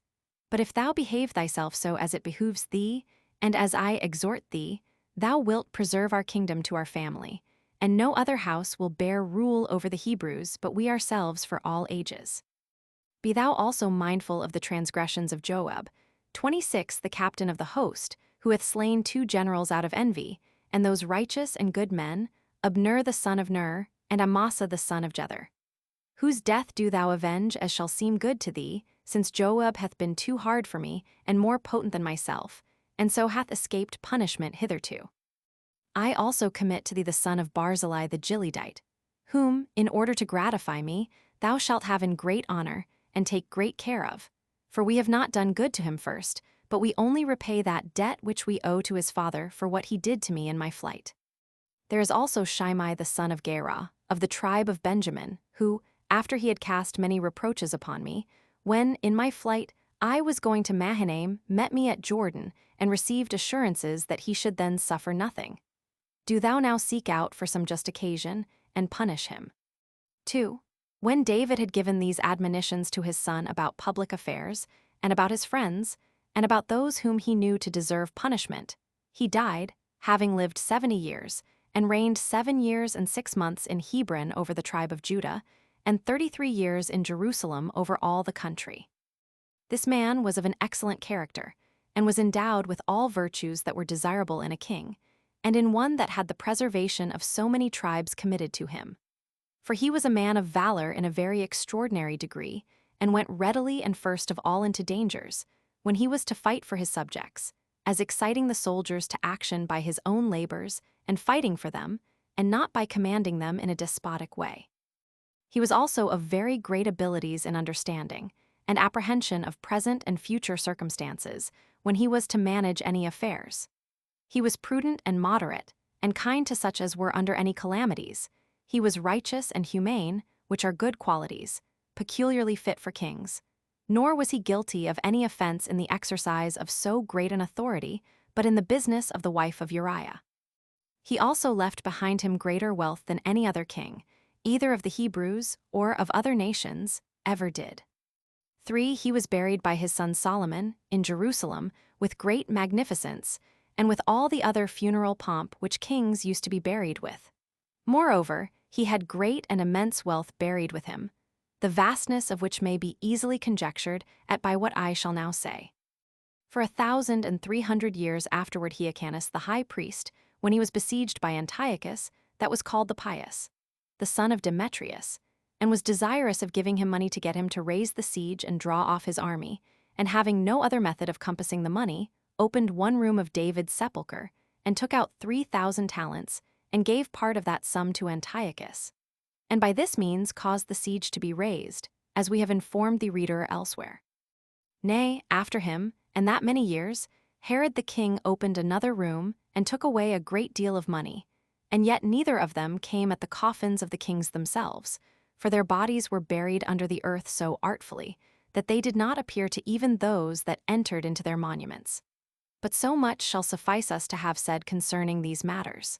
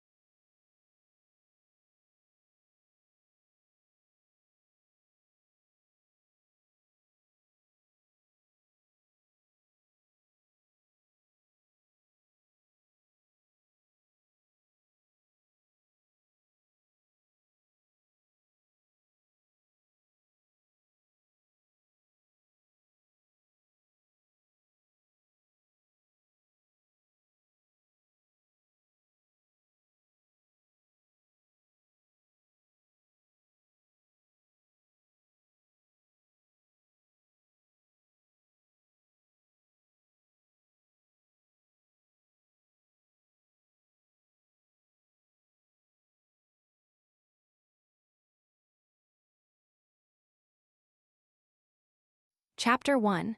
How Solomon, when he had received the kingdom, took off his enemies. 1. We have already treated of David, and his virtue, and of the benefits he was the author of to his countrymen, of his wars also and battles, which he managed with success, and then died an old man in the foregoing book. And when Solomon his son, who was but a youth in age, had taken the kingdom, and whom David had declared, while he was alive, the Lord of that people, according to God's will, when he sat upon the throne, the whole body of the people made joyful acclamations to him, as is usual at the beginning of a reign, and wished that all his affairs might come to a blessed conclusion, and that he might arrive at a great age and at the most happy state of affairs possible. 2. But Adonijah, who, while his father was living, attempted to gain possession of the government, came to the king's mother Bathsheba and saluted her with great civility.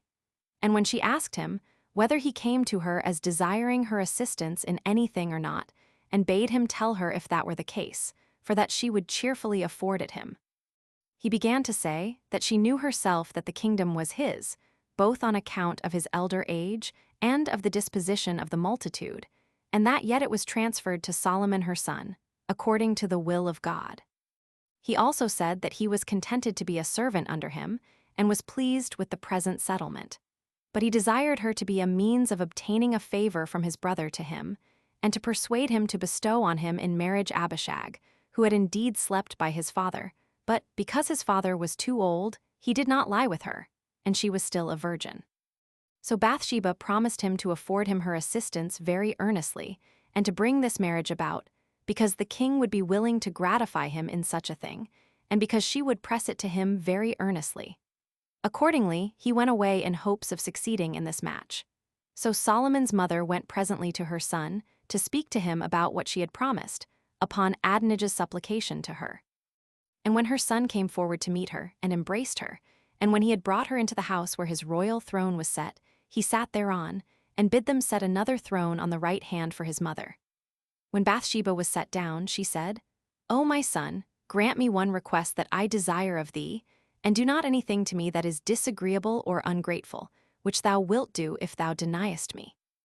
And when Solomon bid her to lay her commands upon him, because it was agreeable to his duty to grant her everything she should ask, and complained that she did not at first begin her discourse with a firm expectation of obtaining what she desired, but had some suspicion of a denial, she entreated him to grant that his brother Adonijah might marry Abishag.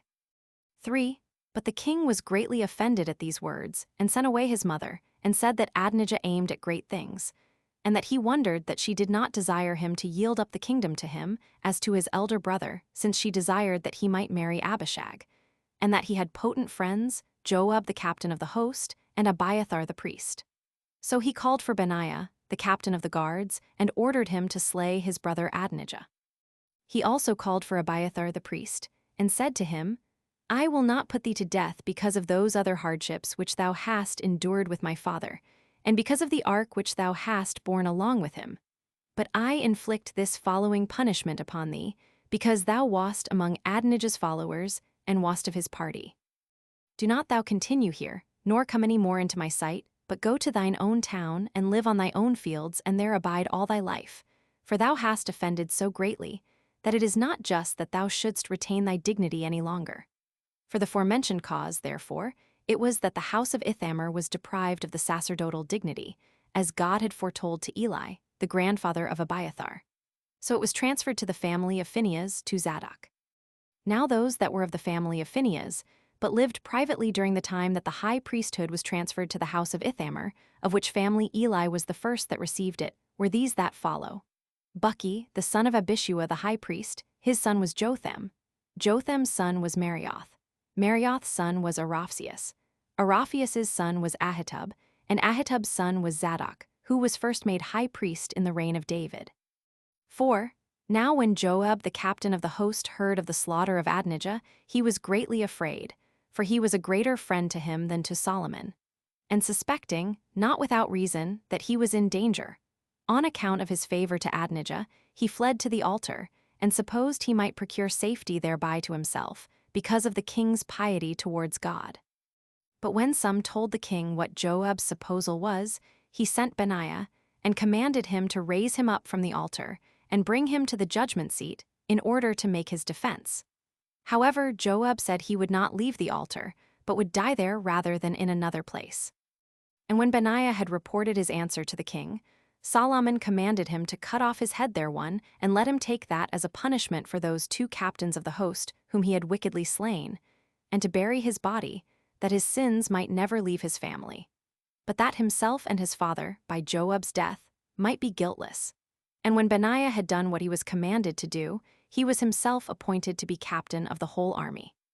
The king also made Zadok to be alone the high priest, in the room of Abiathar, whom he had removed. 5.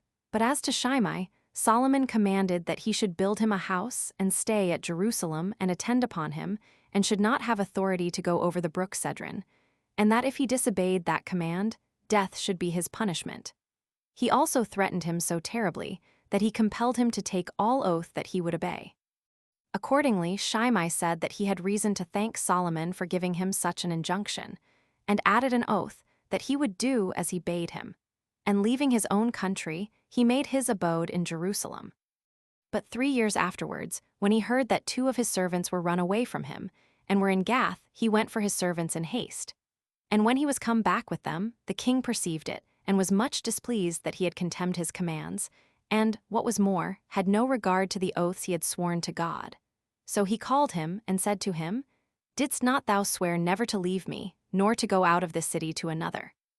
Thou shalt not therefore escape punishment for thy perjury, but I will punish thee, thou wicked wretch, both for this crime, and for those wherewith thou didst abuse my father when he was in his flight, that thou mayst know that wicked men gain nothing at last, although they be not punished immediately upon their unjust practices. But that in all the time wherein they think themselves secure, because they have yet suffered nothing, their punishment increases and is heavier upon them, and that to a greater degree than if they had been punished immediately upon the commission of their crimes. So Benaiah, on the king's command, slew Shimei.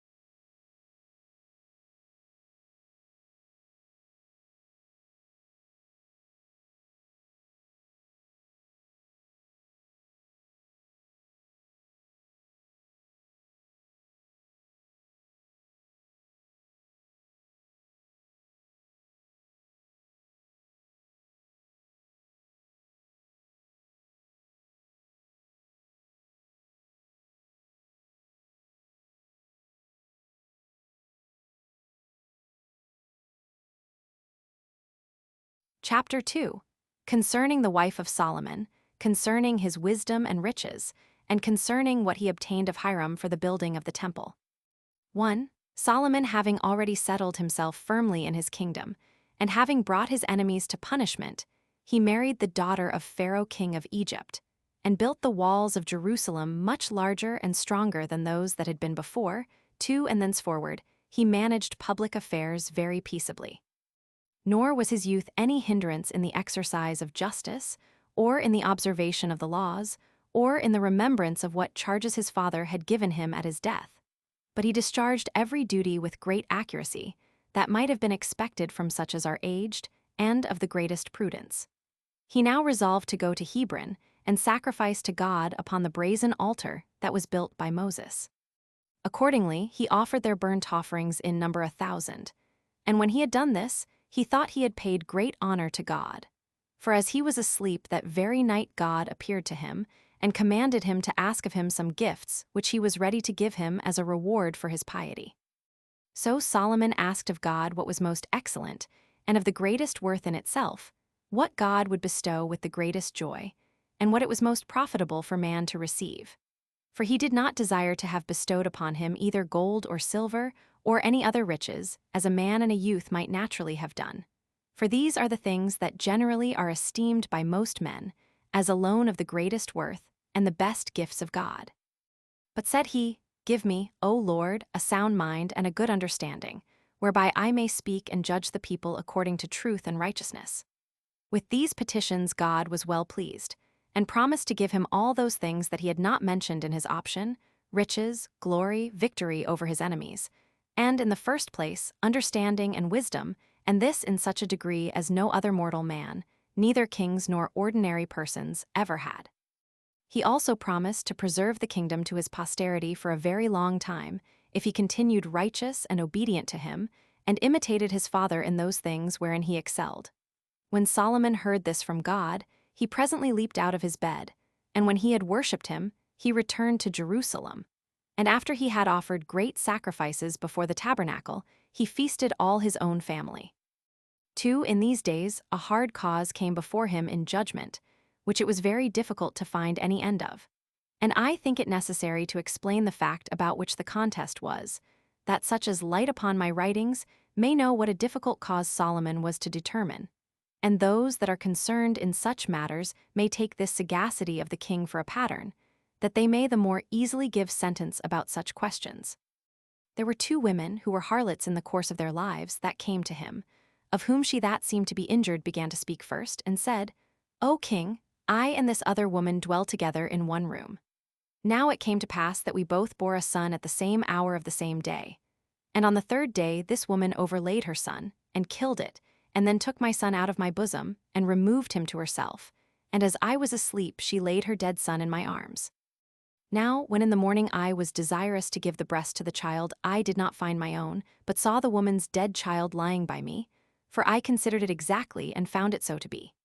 Hence it was that I demanded my son, and when I could not obtain him, I have recourse, my lord, to thy assistance. For since we were alone, and there was nobody there that could convict her, she cares for nothing, but perseveres in the stout denial of the fact. When this woman had told this her story, the king asked the other woman what she had to say in contradiction to that story. But when she denied that she had done what was charged upon her, and said that it was her child that was living, and that it was her antagonist's child that was dead, and when no one could devise what judgment could be given, and the whole court were blind in their understanding, and could not tell how to find out this riddle, the king alone invented the following way how to discover it. He bade them bring in both the dead child and the living child, and sent one of his guards, and commanded him to fetch a sword, and draw it, and to cut both the children into 2 pieces, that each of the women might have half the living and half the dead child. Hereupon all the people privately laughed at the king, as no more than a youth. But in the meantime, she that was the real mother of the living child cried out that he should not do so, but deliver that child to the other woman as her own. For she would be satisfied with the life of the child, and with the sight of it, although it were esteemed the other's child. But the other woman was ready to see the child divided, and was desirous, moreover, that the first woman should be tormented.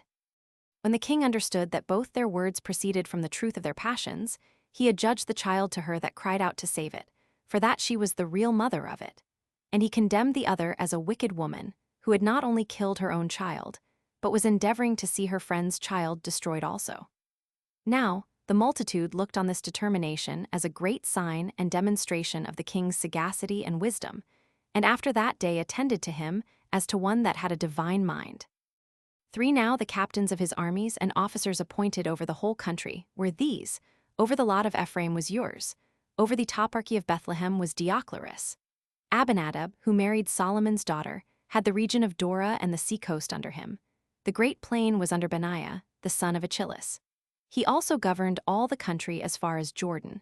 Gabaris ruled over Gilead and Gaulonitis, and had under him the 60 great and fenced cities.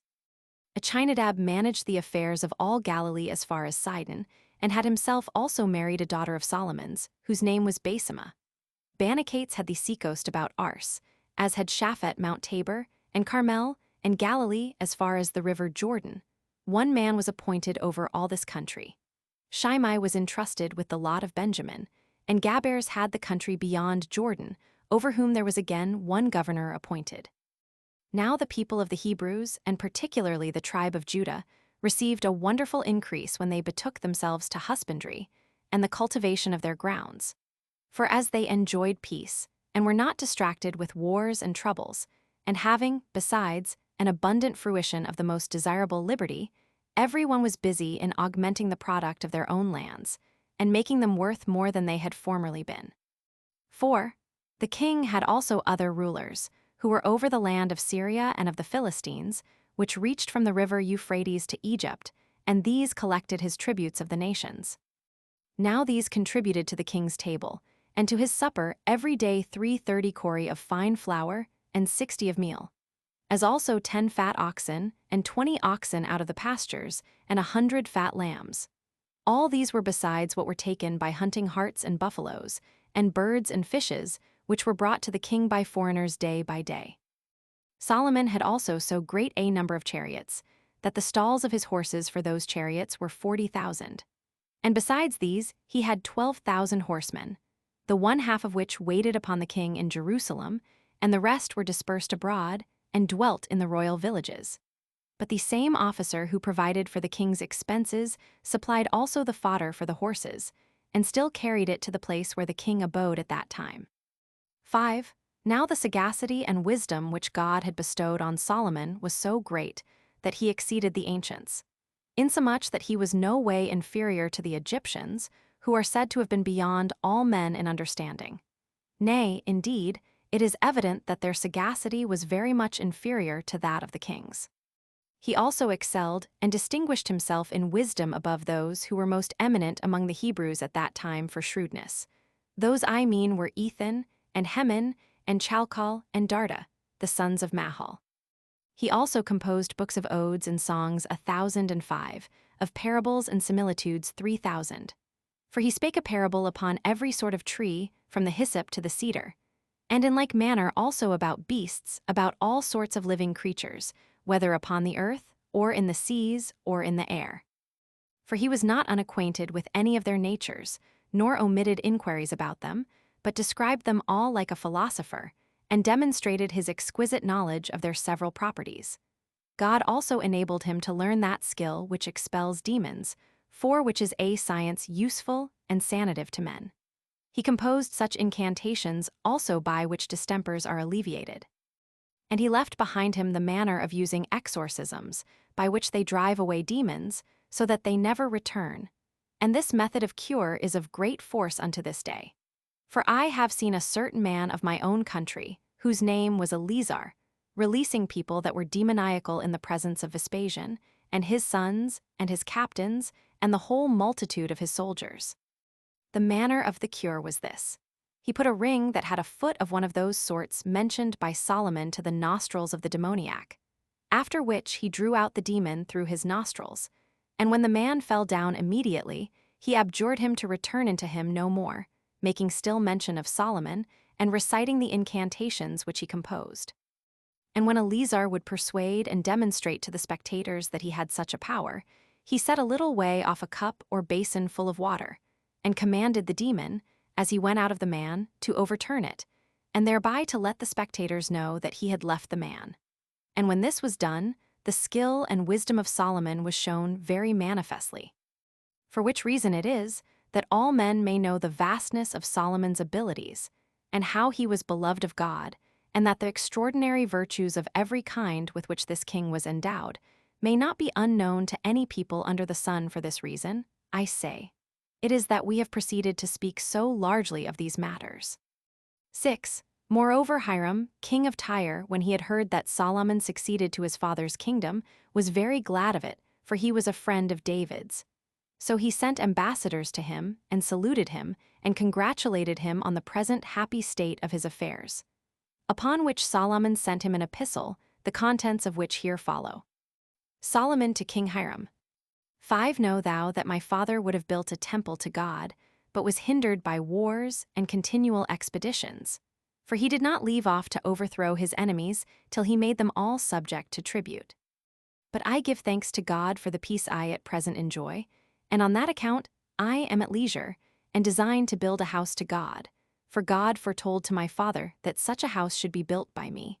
Wherefore I desire thee to send some of thy subjects with mine to Mount Lebanon to cut down timber, for the Sidonians are more skillful than our people in cutting of wood. As for wages to the hewers of wood, I will pay whatsoever price thou shalt determine. 7. When Hiram had read this epistle, he was pleased with it, and wrote back this answer to Solomon. Hiram to King Solomon. It is fit to bless God that he hath committed thy father's government to thee, who art a wise man, and endowed with all virtues. As for myself, I rejoice at the condition thou art in, and will be subservient to thee in all that thou sendest me about. For when by my subjects I have cut down many and large trees of cedar and cypress wood, I will send them to sea, and will order my subjects to make floats of them, and to sail to what place soever of thy country thou shalt desire, and leave them there, after which thy subjects may carry them to Jerusalem. But do thou take care to procure us corn for this timber, which we stand in need of, because we inhabit in an island. 8. The copies of these epistles remain at this day, and are preserved not only in our books, but among the Tyrians also, insomuch that if anyone would know the certainty about them, he may desire of the keepers of the public records of Tyre to show him them, and he will find what is there set down to agree with what we have said. I have said so much out of a desire that my readers may know that we speak nothing but the truth, and do not compose a history out of some plausible relations, which deceive men and please them at the same time, nor attempt to avoid examination, nor desire men to believe us immediately. Nor are we at liberty to depart from speaking truth, which is the proper commendation of an historian, and yet be blameless. But we insist upon no admission of what we say, unless we be able to manifest its truth by demonstration and the strongest vouchers.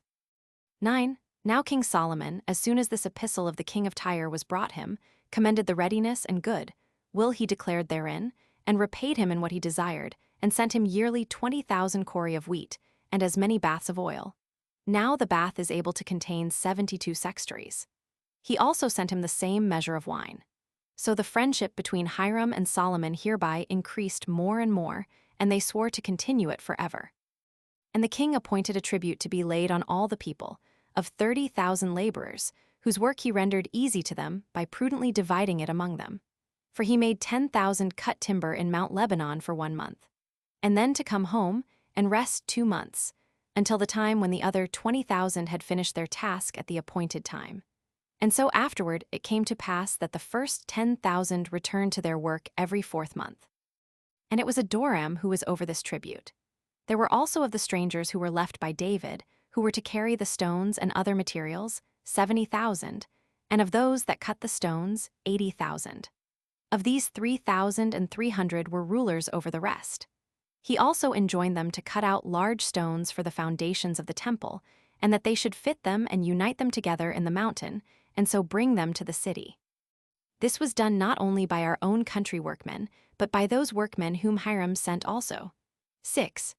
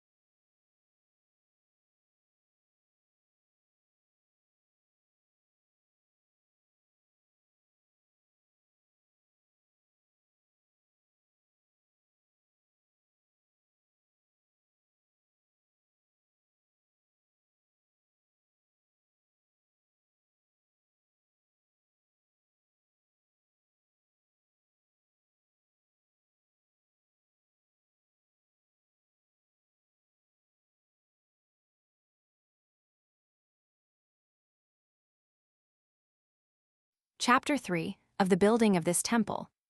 1.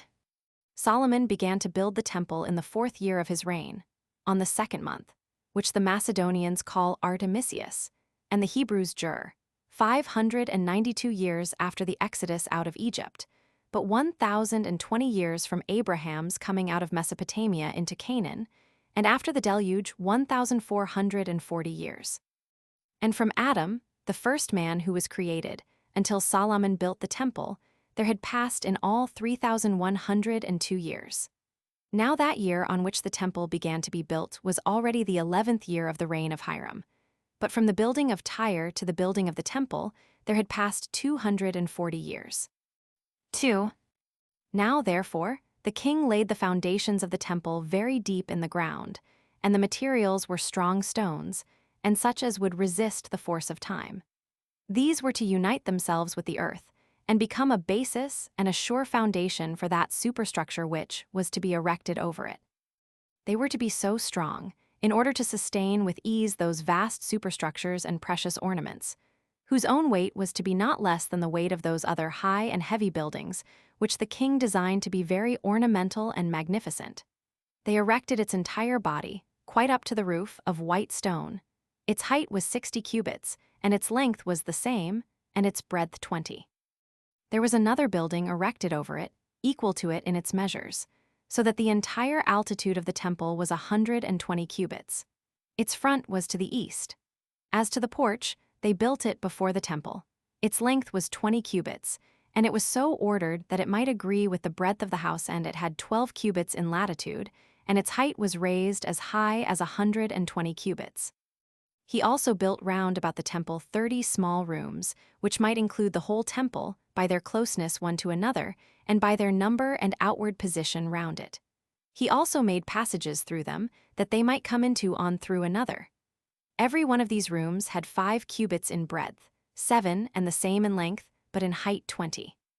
Above these there were other rooms, and others above them, equal both in their measures and number, so that these reached to a height equal to the lower part of the house, for the upper part had no buildings about it. The roof that was over the house was of cedar, and truly every one of these rooms had a roof of their own, that was not connected with the other rooms. But for the other parts there was a covered roof common to them all, and built with very long beams, that passed through the rest, and through the whole building, that so the middle walls, being strengthened by the same beams of timber, might be thereby made firmer. But as for that part of the roof that was under the beams, it was made of the same materials, and was all made smooth, and had ornaments proper for roofs, and plates of gold nailed upon them. And as he enclosed the walls with boards of cedar, so he fixed on them plates of gold, which had sculptures upon them, so that the whole temple shined, and dazzled the eyes of such as entered, by the splendor of the gold that was on every side of them. Now the whole structure of the temple was made with great skill of polished stones, and those laid together so very harmoniously and smoothly, that there appeared to the spectators no sign of any hammer or other instrument of architecture. But as if, without any use of them, the entire materials had naturally united themselves together, that the agreement of one part with another seemed rather to have been natural, than to have arisen from the force of tools upon them. The king also had a fine contrivance for an ascent to the upper room over the temple, and that was by steps in the thickness of its wall. For it had no large door on the east end, as the lower house had, but the entrances were by the sides, through very small doors. He also overlaid the temple, both within and without, with boards of cedar that were kept close together by thick chains, so that this contrivance was in the nature of a support and a strength to the building. 3. Now when the king had divided the temple into 2 parts, he made the inner house of 20 cubits, to be the most secret chamber. But he appointed that of 40 cubits to be the sanctuary. And when he had cut a doorplace out of the wall, he put therein doors of cedar, and overlaid them with a great deal of gold that had sculptures upon it. He also had veils of blue, and purple, and scarlet, and the brightest and softest linen, with the most curious flowers wrought upon them, which were to be drawn before those doors. He also dedicated for the most secret place, whose breadth was 20 cubits, and length the same, 2 cherubims of solid gold. The height of each of them was 5 cubits 8. They had each of them 2 wings stretched out as far as 5 cubits, wherefore Solomon set them up not far from each other, that with one wing they might touch the southern wall of the secret place, and with another the northern. Their other wings, which joined to each other, were a covering to the ark, which was set between them. But nobody can tell or even conjecture what was the shape of these cherubims. He also laid the floor of the temple with plates of gold, and he added doors to the gate of the temple, agreeable to the measure of the height of the wall, but in breadth 20 cubits, and on them he glued gold plates. And, to say all in one word, he left no part of the temple, neither internal nor external, but what was covered with gold. He also had curtains drawn over these doors in like manner as they were drawn over the inner doors of the most holy place. But the porch of the temple had nothing of that sort. 4. Now Solomon sent for an artificer out of Tyre, whose name was Hiram. He was by birth of the tribe of Naphtali on the mother's side, for she was of that tribe. But his father was of the stock of the Israelites. This man was skillful in all sorts of work, but his chief skill lay in working in gold and silver and brass, by whom were made all the mechanical works about the temple, according to the will of Solomon. Moreover, this Hiram made 2 pillars, whose outsides were of brass, and the thickness of the brass was 4 fingers' breadth, and the height of the pillars was 18 cubits, and their circumference 12 cubits. But there was cast with each of their chapiters lily work that stood upon the pillar, and it was elevated 5 cubits, round about which there was network interwoven with small palms, made of brass, and covered the lily work. To this also were hung 200 pomegranates in 2 rows. The one of these pillars he set at the entrance of the porch on the right hand, and called it Jachin 9, and the other at the left hand, and called it Booz. 5. Solomon also cast a brazen sea, whose figure was that of a hemisphere. This brazen vessel was called a sea for its largeness, for the laver was 10 feet in diameter, and cast of the thickness of a palm. Its middle part rested on a short pillar that had 10 spirals round it, and that pillar was 10 cubits in diameter. There stood round about it 12 oxen, that looked to the 4 winds of heaven, 3 to each wind, having their hinder parts depressed, that so the hemispherical vessel might rest upon them, which itself was also depressed round about inwardly. Now this sea contained 3,000 baths. 6. He also made 10 brazen bases for so many quadrangular lavers. The length of every one of these bases was 5 cubits, and the breadth 4 cubits, and the height 6 cubits. This vessel was partly turned, and was thus contrived. There were 4 small quadrangular pillars that stood one at each corner. These had the sides of the base fitted to them on each quarter. They were parted into 3 parts. Every interval had a border fitted to support, upon which was engraven, in one place a lion, and in another place a bull and an eagle. The small pillars had the same animals engraven that were engraven on the sides. The whole work was elevated, and stood upon 4 wheels, which were also cast, which had also naves and felloes, and were 1.5 feet in diameter. Any one who saw the spokes of the wheels, how exactly they were turned, and united to the sides of the bases, and with what harmony they agreed to the felloes, would wonder at them. However, their structure was this. Certain shoulders of hands stretched out held the corners above, upon which rested a short spiral pillar, that lay under the hollow part of the laver, resting upon the 4 part of the eagle and the lion, which were adapted to them, insomuch that those who viewed them would think they were of one piece. Between these were engravings of palm trees. This was the construction of the 10 bases. He also made 10 large round brass vessels, which were the lavers themselves, each of which contained 40 baths. 10, for it had its height 4 cubits, and its edges were as much distant from each other. He also placed these lavers upon the 10 bases that were called Mechanoth, and he set 5 of the lavers on the left side of the temple 11, which was that side towards the north wind, and as many on the right side, towards the south, but looking towards the east. The same way he also set the sea. Now he appointed the sea to be for washing the hands and the feet of the priests, when they entered into the temple and were to ascend the altar, but the lavers to cleanse the entrails of the beasts that were to be burnt offerings, with their feet also. 7. He also made a brazen altar, whose length was 20 cubits, and its breadth the same, and its height 10, for the burnt offerings. He also made all its vessels of brass, the pots and the shovels and the basins, and besides these, the snuffers and the tongs and all its other vessels, he made of brass, and such brass as was in splendor and beauty like gold. The king also dedicated a great number of tables, but one that was large and made of gold, upon which they set the loaves of God, And he made 10,000 more that resembled them, but were done after another manner, upon which lay the vials and the cups. Those of gold were 20,000, those of silver were 40,000. He also made 10,000 candlesticks, according to the command of Moses, one of which he dedicated for the temple, that it might burn in the daytime, according to the law, and one table with loaves upon it on the north side of the temple, over against the candlestick. For this he set on the south side, but the golden altar stood between them.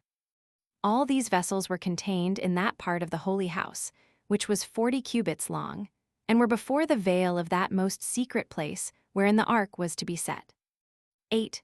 The king also made pouring vessels, in number 80,000, and 100,000 golden vials, and twice as many silver vials. Of golden dishes, in order therein to offer kneaded fine flour at the altar, there were 80,000, and twice as many of silver. Of large basins also, wherein they mixed fine flour with oil, 60,000 of gold, and twice as many of silver. Of the measures like those which Moses called the hin and the asaron, there were 20,000 of gold, and twice as many of silver. The golden censers, in which they carried the incense to the altar, were 20,000. The other censers, in which they carried fire from the great altar to the little altar within the temple, were 50,000.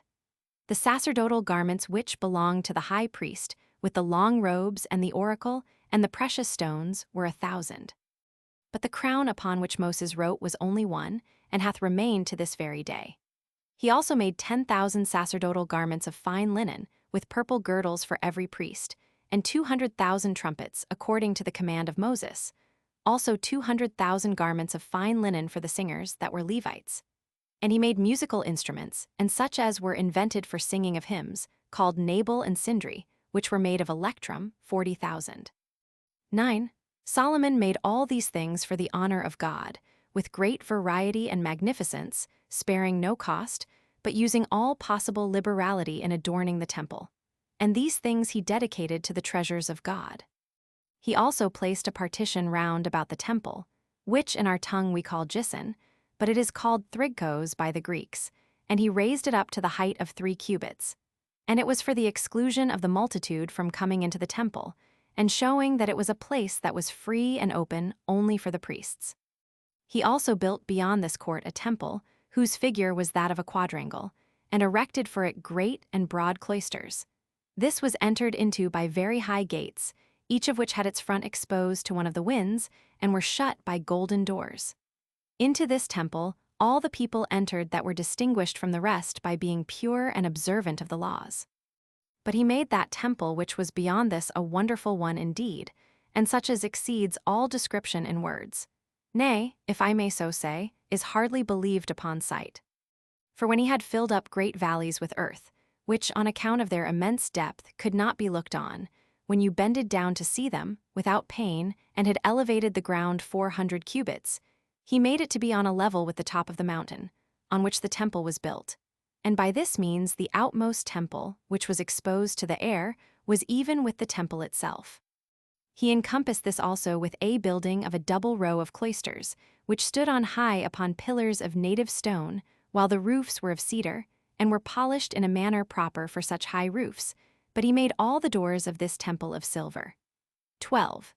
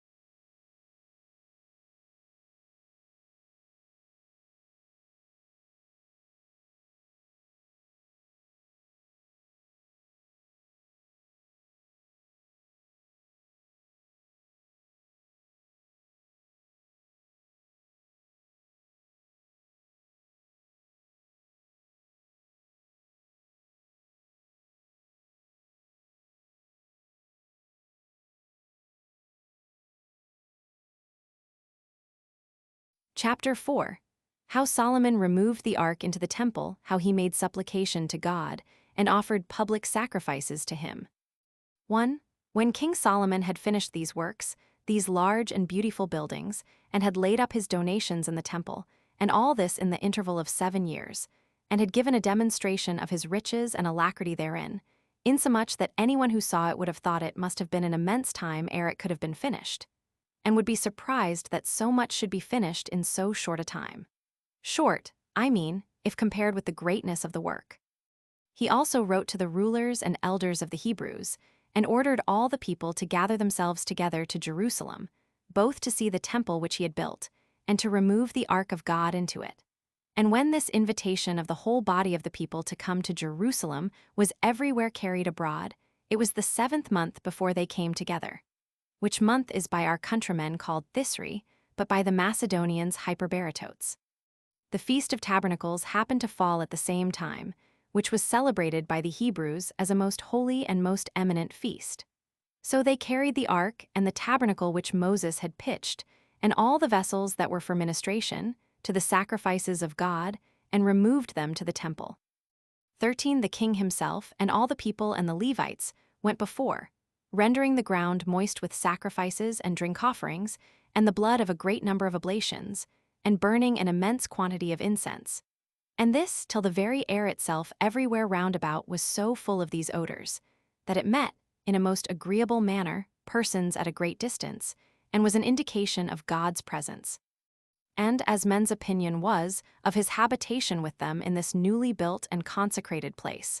For they did not grow weary, either of singing hymns or of dancing, until they came to the temple, and in this manner did they carry the ark.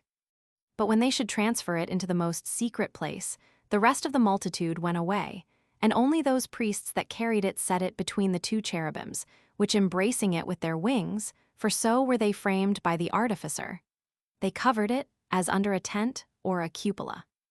Now the ark contained nothing else but those 2 tables of stone that preserved the 10 commandments, which God spake to Moses in Mount Sinai, and which were engraved upon them. But they set the candlestick, and the table, and the golden altar in the temple, before the most secret place, in the very same places wherein they stood till that time in the tabernacle.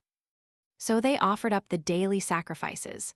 But for the brazen altar, Solomon set it before the temple, over against the door, that when the door was opened, it might be exposed to sight, and the sacred solemnities and the richness of the sacrifices might be thence seen. And all the rest of the vessels they gathered together, and put them within the temple. 2. Now as soon as the priests had put all things in order about the ark, and were gone out, there came down a thick cloud, and stood there, and spread itself, after a gentle manner, into the temple. Such a cloud it was as was diffused and temperate, not such a rough one as we see full of rain in the winter season. This cloud so darkened the place, that one priest could not discern another, but it afforded to the minds of all a visible image and glorious appearance of God's having descended into this temple, and of his having gladly pitched his tabernacle therein. So these men were intent upon this thought. But Solomon rose up, for he was sitting before, and used such words to God as he thought agreeable to the divine nature to receive, and fit for him to give. For he said, Thou hast an eternal house, O Lord, and such a one as thou hast created for thyself out of thine own works. We know it to be the heaven, and the air, and the earth, and the sea, which thou pervadest, nor art thou contained within their limits. I have indeed built this temple to thee, and thy name, that from thence, when we sacrifice and perform sacred operations, we may send our prayers up into the air, and may constantly believe that thou art present, and art not remote from what is thine own. For neither when thou seest all things, and hearest all things, nor now, when it pleases thee to dwell here, dost thou leave the care of all men, but rather thou art very near to them all, but especially thou art present to those that address themselves to thee, whether by night or by day. When he had thus solemnly addressed himself to God, he converted his discourse to the multitude, and strongly represented the power and providence of God to them. How he had shown all things that were come to pass to David his father, as many of those things had already come to pass, and the rest would certainly come to pass hereafter. And how he had given him his name, and told to David what he should be called before he was born. and foretold that when he should be king after his father's death, he should build him a temple, which since they saw accomplished, according to his prediction, he required them to bless God, and by believing him, from the sight of what they had seen accomplished, never to despair of anything that he had promised for the future, in order to their happiness, or suspect that it would not come to pass. 3. When the king had thus discoursed to the multitude, he looked again towards the temple, and lifting up his right hand to the multitude, he said, "It is not possible by what men can do to return sufficient thanks to God for his benefits bestowed upon them, for the deity stands in need of nothing, and is above any such requital. But so far as we have been made superior, O Lord, to other animals by thee, it becomes us to bless thy majesty, and it is necessary for us to return thee thanks for what thou hast bestowed upon our house, and on the Hebrew people. For with what other instrument can we better appease thee when thou art angry at us, or more properly preserve thy favor than with our voice? Which, as we have it from the air, so do we know that by that air it ascends upwards. I therefore ought myself to return thee thanks thereby, in the first place, concerning my Father, whom thou hast raised from obscurity unto so great joy, and in the next place, concerning myself, since thou hast performed all that thou hast promised unto this very day. And I beseech thee for the time to come to afford us whatsoever thou, O God, hast power to bestow on such as thou dost esteem, and to augment our house for all ages, as thou hast promised to David my father to do, both in his lifetime and at his death, that our kingdom shall continue, and that his posterity should successively receive it to 10,000 generations. Do not thou therefore fail to give us these blessings, and to bestow on my children that virtue in which thou delightest. And besides all this, I humbly beseech thee that thou wilt let some portion of thy Spirit come down and inhabit in this temple, that thou mayst appear to be with us upon earth. As to thyself, the entire heavens, and the immensity of the things that are therein, are but a small habitation for thee, much more is this poor temple so. But I entreat thee to keep it as thine own house, from being destroyed by our enemies forever, and to take care of it as thine own possession.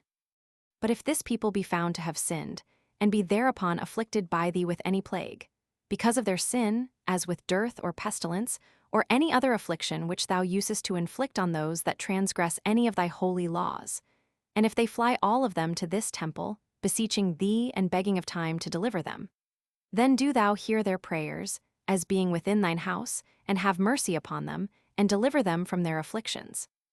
Nay, moreover, this help is what I implore of thee, not for the Hebrews only when they are in distress, but when any shall come hither from any ends of the world whatsoever, and shall return from their sins and implore thy pardon, do thou then pardon them, and hear their prayer. For hereby all shall learn that thou thyself wast pleased with the building of this house for thee, and that we are not ourselves of an unsociable nature, nor behave ourselves like enemies to such as are not of our own people, but are willing that thy assistance should be communicated by thee to all men in common, and that they may have the enjoyment of thy benefits bestowed upon them. 4. When Solomon had said this, and had cast himself upon the ground, and worshipped a long time, he rose up, and brought sacrifices to the altar. And when he had filled it with unblemished victims, he most evidently discovered that God had with pleasure accepted of all that he had sacrificed to him. For there came a fire running out of the air, and rushed with violence upon the altar, in the sight of all, and caught hold of, and consumed the sacrifices. Now when this divine appearance was seen, the people supposed it to be a demonstration of God's abode in the temple, and were pleased with it, and fell down upon the ground and worshipped. Upon which the king began to bless God, and exhorted the multitude to do the same, as now having sufficient indications of God's favorable disposition to them, and to pray that they might always have the like indications from him, and that he would preserve in them a mind pure from all wickedness, in righteousness and religious worship, and that they might continue in the observation of those precepts which God had given them by Moses, because by that means the Hebrew nation would be happy, and indeed the most blessed of all nations among all mankind. He exhorted them also to be mindful, that by what methods they had attained their present good things, by the same they must preserve them sure to themselves, and make them greater and more than they were at present. For that it was not sufficient for them to suppose they had received them on account of their piety and righteousness, but that they had no other way of preserving them for the time to come. For that it is not so great a thing for men to acquire somewhat which they want, as to preserve what they have acquired, and to be guilty of no sin, whereby it may be hurt. 5. So when the king had spoken thus to the multitude, he dissolved the congregation, but not till he had completed his oblations, both for himself and for the Hebrews, insomuch that he sacrificed 22,000 oxen, and 120,000 sheep. For then it was that the temple did first of all taste of the victims, and all the Hebrews, with their wives and children, feasted therein. Nay, besides this, the king then observed splendidly and magnificently the feast which is called the Feast of Tabernacles, before the temple, for twice 7 days. And he then feasted together with all the people. 6. When all these solemnities were abundantly satisfied, and nothing was omitted that concerned the divine worship, the king dismissed them, and they every one went to their own homes, giving thanks to the king for the care he had taken of them, and the works he had done for them, and praying to God to preserve Solomon to be their king for a long time. They also took their journey home with rejoicing, and making merry, and singing hymns to God. And indeed the pleasure they enjoyed took away the sense of the pains they all underwent in their journey home. So when they had brought the ark into the temple, and had seen its greatness, and how fine it was, and had been partakers of the many sacrifices that had been offered, and of the festivals that had been solemnized, they every one returned to their own cities. But a dream that appeared to the king in his sleep informed him that God had heard his prayers, and that he would not only preserve the temple, but would always abide in it, that is, in case his posterity and the whole multitude would be righteous. And for himself, it said, that if he continued according to the admonitions of his father, he would advance him to an immense degree of dignity and happiness, and that then his posterity should be kings of that country, of the tribe of Judah, forever. But that still, if he should be found a betrayer of the ordinances of the law, and forget them, and turn away to the worship of strange gods, he would cut him off by the roots, and would neither suffer any remainder of his family to continue, nor would overlook the people of Israel, or preserve them any longer from afflictions, but would utterly destroy them with 10,000 wars and misfortunes, would cast them out of the land which he had given their fathers, and make them sojourners in strange lands, and deliver that temple which was now built to be burnt and spoiled by their enemies, and that city to be utterly overthrown by the hands of their enemies, and make their miseries deserve to be a proverb, and such as should very hardly be credited for their stupendous magnitude, till their neighbors, when they should hear of them, should wonder at their calamities, and very earnestly inquire for the occasion, why the Hebrews, who had been so far advanced by God to such glory and wealth, should be then so hated by him, and that the answer that should be made by the remainder of the people should be, by confessing their sins, and their transgression of the laws of their country. Accordingly, we have it transmitted to us in writing, that thus did God speak to Solomon in his sleep.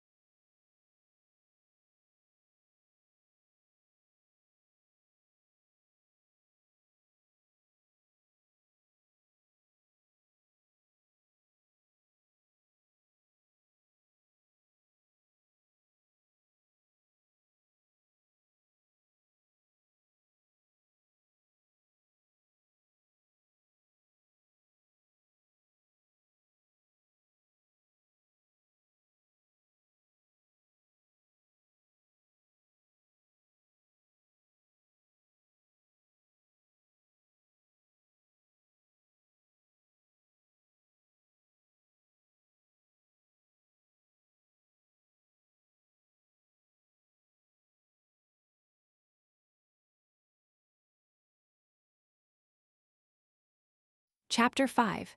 How Solomon built himself a royal palace, very costly and splendid, and how he solved the riddles which were sent him by Hiram. 1. After the building of the temple, which, as we have before said, was finished in 7 years, the king laid the foundation of his palace. which he did not finish under 13 years, for he was not equally zealous in the building of this palace as he had been about the temple. For as to that, though it was a great work, and required wonderful and surprising application, yet God, for whom it was made, so far co-operated therewith, that it was finished in the forementioned number of years. But the palace, which was a building much inferior in dignity to the temple, both on account that its materials had not been so long beforehand gotten ready, nor had been so zealously prepared, and on account that this was only a habitation for kings, and not for God, it was longer in finishing. However, this building was raised so magnificently, as suited the happy state of the Hebrews and of the king thereof. But it is necessary that I describe the entire structure and disposition of the parts, that so those that light upon this book may thereby make a conjecture, and, as it were, have a prospect of its magnitude. 2. This house was a large and curious building, and was supported by many pillars, which Solomon built to contain a multitude for hearing causes, and taking cognizance of suits. It was sufficiently capacious to contain a great body of men, who would come together to have their causes determined. It was 100 cubits long, and 50 broad, and 30 high, supported by quadrangular pillars, which were all of cedar. But its roof was according to the Corinthian order, 14 with folding doors, and their adjoining pillars of equal magnitude, each fluted with 3 cavities, which building as at once firm and very ornamental. There was also another house so ordered that its entire breadth was placed in the middle. It was quadrangular, and its breadth was 30 cubits, having a temple over against it, raised upon massy pillars, in which temple there was a large and very glorious room, wherein the king sat in judgment. To this was joined another house that was built for his queen. There were other smaller edifices for diet, and for sleep, after public matters were over, and these were all floored with boards of cedar.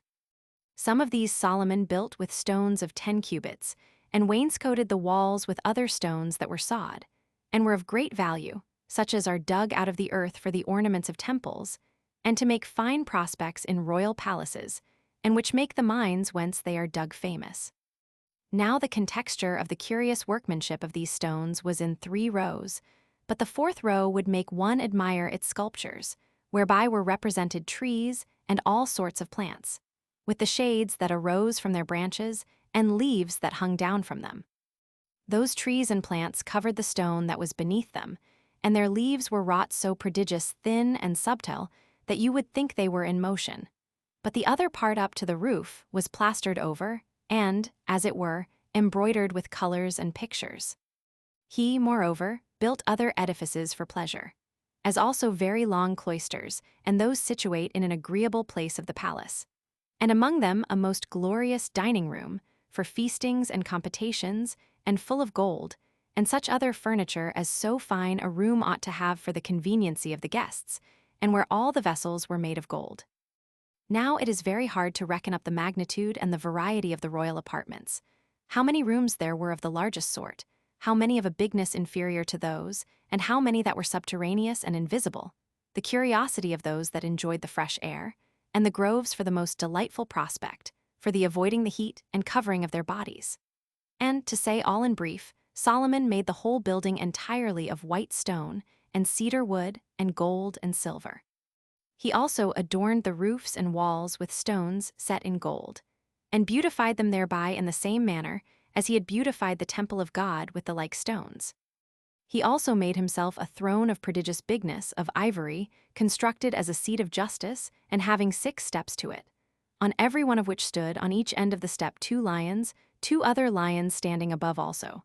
But at the sitting place of the throne hands came out and received the king, and when he sat backward, he rested on half a bullock that looked towards his back. But still all was fastened together with gold. 3. When Solomon had completed all this in 20 years' time, because Hiram king of Tyre had contributed a great deal of gold, and more silver to these buildings, as also cedar wood and pine wood, he also rewarded Hiram with rich presents. Corn he sent him also year by year, and wine and oil, which were the principal things that he stood in need of, because he inhabited an island, as we have already said. And besides these, he granted him certain cities of Galilee, 20 in number, that lay not far from Tyre, which, when Hiram went to and viewed and did not like the gift, he sent word to Solomon that he did not want such cities as they were. And after that time these cities were called the land of Cabal, which name, if it be interpreted according to the language of the Phoenicians, denotes what does not please. Moreover, the king of Tyre sent sophisms and enigmatical sayings to Solomon, and desired he would solve them, and free them from the ambiguity that was in them.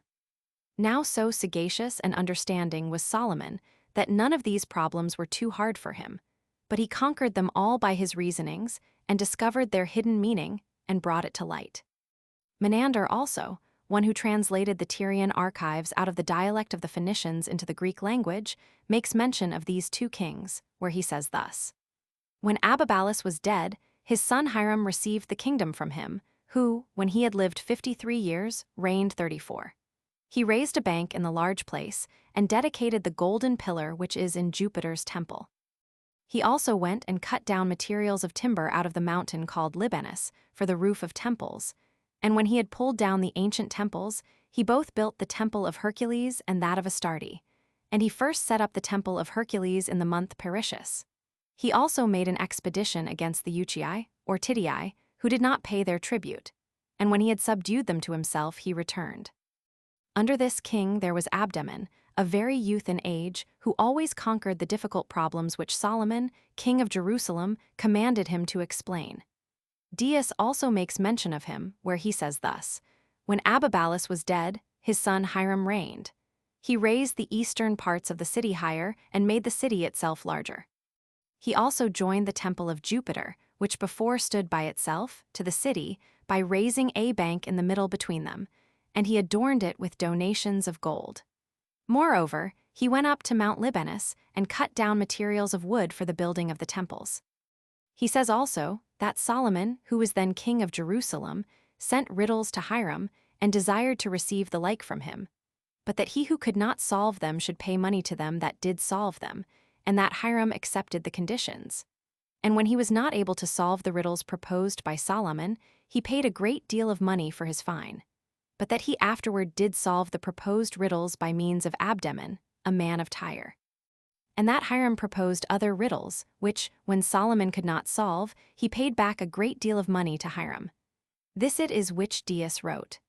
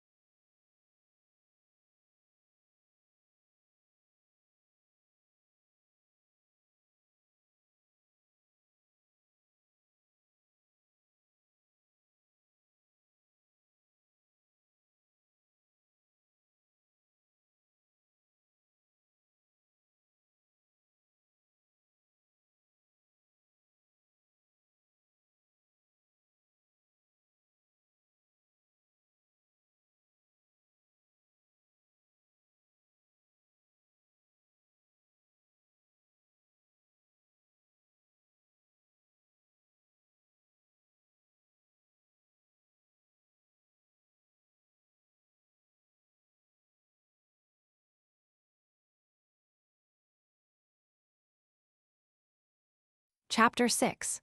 How Solomon fortified the city of Jerusalem and built great cities, and how he brought some of the Canaanites into subjection and entertained the queen of Egypt and of Ethiopia. 1. Now when the king saw that the walls of Jerusalem stood in need of being better secured and made stronger, for he thought the wales that encompassed Jerusalem ought to correspond to the dignity of the city, he both repaired them and made them higher, with great towers upon them. He also built cities which might be counted among the strongest, Hazor and Megiddo, and the third Gezer, which had indeed belonged to the Philistines. But Pharaoh, the king of Egypt, had made an expedition against it, and besieged it and taken it by force. And when he had slain all its inhabitants, he utterly overthrew it, and gave it as a present to his daughter, who had been married to Solomon. For which reason the king rebuilt it, as a city that was naturally strong and might be useful in wars and the mutations of affairs that sometimes happen. Moreover, he built 2 other cities not far from it, Beth-horon was the name of one of them, and Baalath of the other. He also built other cities that lay conveniently for these, in order to the enjoyment of pleasures and delicacies in them, such as were naturally of a good temperature of the air, and agreeable for fruits ripe in their proper seasons, and well watered with springs. Nay, Solomon went as far as the desert above Syria, and possessed himself of it, and built there a very great city, which was distant 2 days' journey from Upper Syria, and 1 day's journey from Euphrates, and 6 long days' journey from Babylon the Great. Now the reason why this city lay so remote from the parts of Syria that are inhabited is this, that below there is no water to be had, and that it is in that place only that there are springs and pits of water. When he had therefore built this city, and encompassed it with very strong walls, he gave it the name of Tadmor, and that is the name it is still called by at this day among the Syrians, but the Greeks name it Palmyra. 2. Now Solomon the king was at this time engaged in building these cities. But if any inquire why all the kings of Egypt from Menes, who built Memphis, and was many years earlier than our forefather Abraham, until Solomon, where the interval was more than 1,300 years, were called pharaohs, and took it from one pharaoh that lived after the kings of that interval, I think it necessary to inform them of it, and this in order to cure their ignorance, and to make the occasion of that name manifest.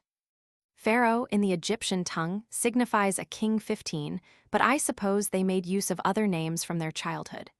But when they were made kings, they changed them into the name which in their own tongue denoted their authority. For thus it was also that the kings of Alexandria, who were called formerly by other names, when they took the kingdom, were named Ptolemies from their first king. The Roman emperors also were from their nativity called by other names, but are styled Caesars, their empire and their dignity imposing that name upon them, and not suffering them to continue in those names which their fathers gave them.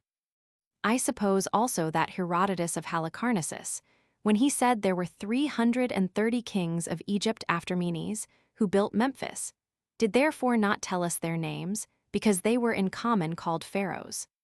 For when after their death there was a queen reigned, he calls her by her name Nicol, as thereby declaring that while the kings were of the male line, and so admitted of the same nature, while a woman did not admit the same, he did therefore set down that her name, which she could not naturally have. As for myself, I have discovered from our own books that after Pharaoh, the father-in-law of Solomon, no other king of Egypt did any longer use that name, and that it was after that time when the forenamed queen of Egypt and Ethiopia came to Solomon, concerning whom we shall inform the reader presently. But I have now made mention of these things, that I may prove that our books and those of the Egyptians agree together in many things. 3. But King Solomon subdued to himself the remnant of the Canaanites that had not before submitted to him. Those I mean that dwelt in Mount Lebanon and as far as the city Hamath, and ordered them to pay tribute. He also chose out of them every year such as were to serve him in the meanest offices, and to do his domestic works, and to follow husbandry, for none of the Hebrews were servants. Nor was it reasonable that when God had brought so many nations under their power, they should depress their own people to such mean offices of life, rather than those nations, while all the Israelites were concerned in warlike affairs, and were in armor, and were set over the chariots and the horses, rather than leading the life of slaves. He appointed also 550 rulers over those Canaanites who were reduced to such domestic slavery, who received the entire care of them from the king, and instructed them in those labors and operations wherein he wanted their assistance. 4. Moreover, the king built many ships in the Egyptian bay of the Red Sea, in a certain place called Ezion-Geber. It is now called Berenice, and is not far from the city Elath. This country belonged formerly to the Jews, and became useful for shipping from the donations of Hiram king of Tyre, for he sent a sufficient number of men thither for pilots, and such as were skillful in navigation, to whom Solomon gave this command, that they should go along with his own stewards to the land that was of old called Ophir, but now the Aurea Chersonsis, which belongs to India, to fetch him gold. And when they had gathered 400 talents together, they returned to the king again. 5. There was then a woman queen of Egypt and Ethiopia. 16. She was inquisitive into philosophy, and one that on other accounts also was to be admired. When this queen heard of the virtue and prudence of Solomon, she had a great mind to see him, and the reports that went every day abroad induced her to come to him, she being desirous to be satisfied by her own experience, and not by a bare hearing. For reports thus heard are likely enough to comply with a false opinion, while they wholly depend on the credit of the relators. So she resolved to come to him, and that especially in order to have a trial of his wisdom, while she proposed questions of very great difficulty, and entreated that he would solve their hidden meaning. Accordingly, she came to Jerusalem with great splendor and rich furniture. For she brought with her camels laden with gold, with several sorts of sweet spices, and with precious stones.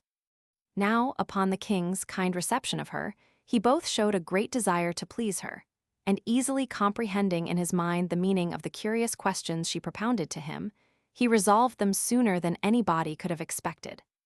So she was amazed at the wisdom of Solomon, and discovered that it was more excellent upon trial than what she had heard by report beforehand.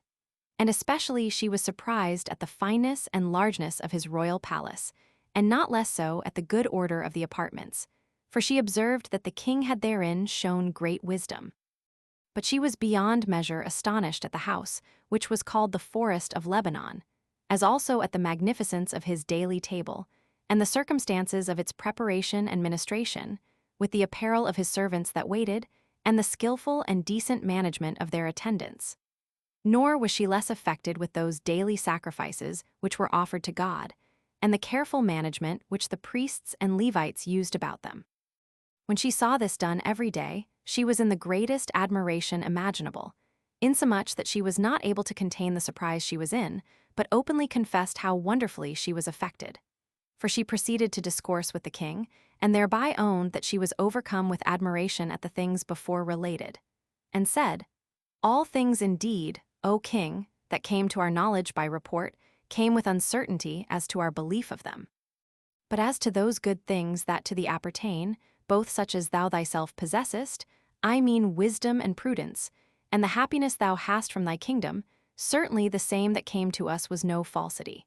It was not only a true report, but it related thy happiness after a much lower manner than I now see it to be before my eyes. For as for the report, it only attempted to persuade our hearing, but did not so make known the dignity of the things themselves as does the sight of them, and being present among them. I indeed, who did not believe what was reported, by reason of the multitude and grandeur of the things I inquired about, do see them to be much more numerous than they were reported to be. Accordingly, I esteem the Hebrew people, as well as thy servants and friends, to be happy, who enjoy thy presence and hear thy wisdom every day continually. One would therefore bless God, who hath so loved this country, and those that inhabit therein, as to make thee king over them." 6.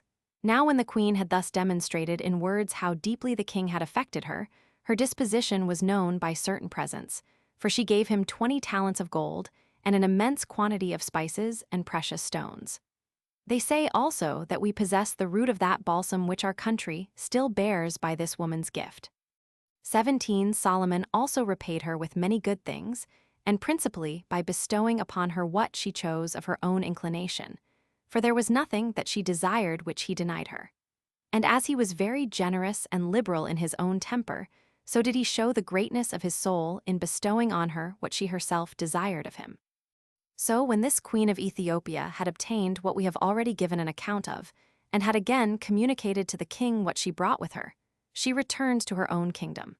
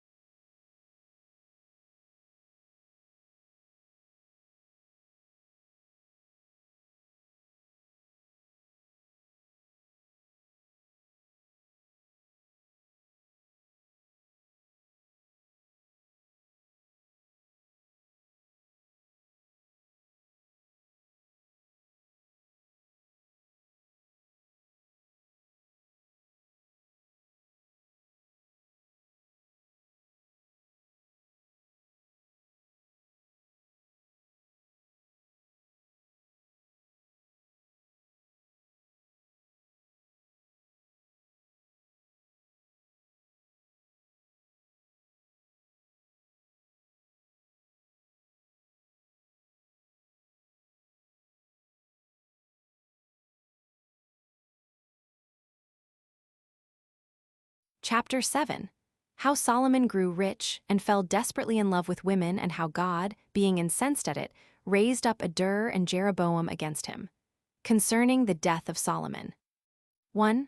About the same time there were brought to the king from the Aurea Chersonsis, a country so called, precious stones, and pine trees, and these trees he made use of for supporting the temple and the palace, as also for the materials of musical instruments, the harps and the psalteries, that the Levites might make use of them in their hymns to God.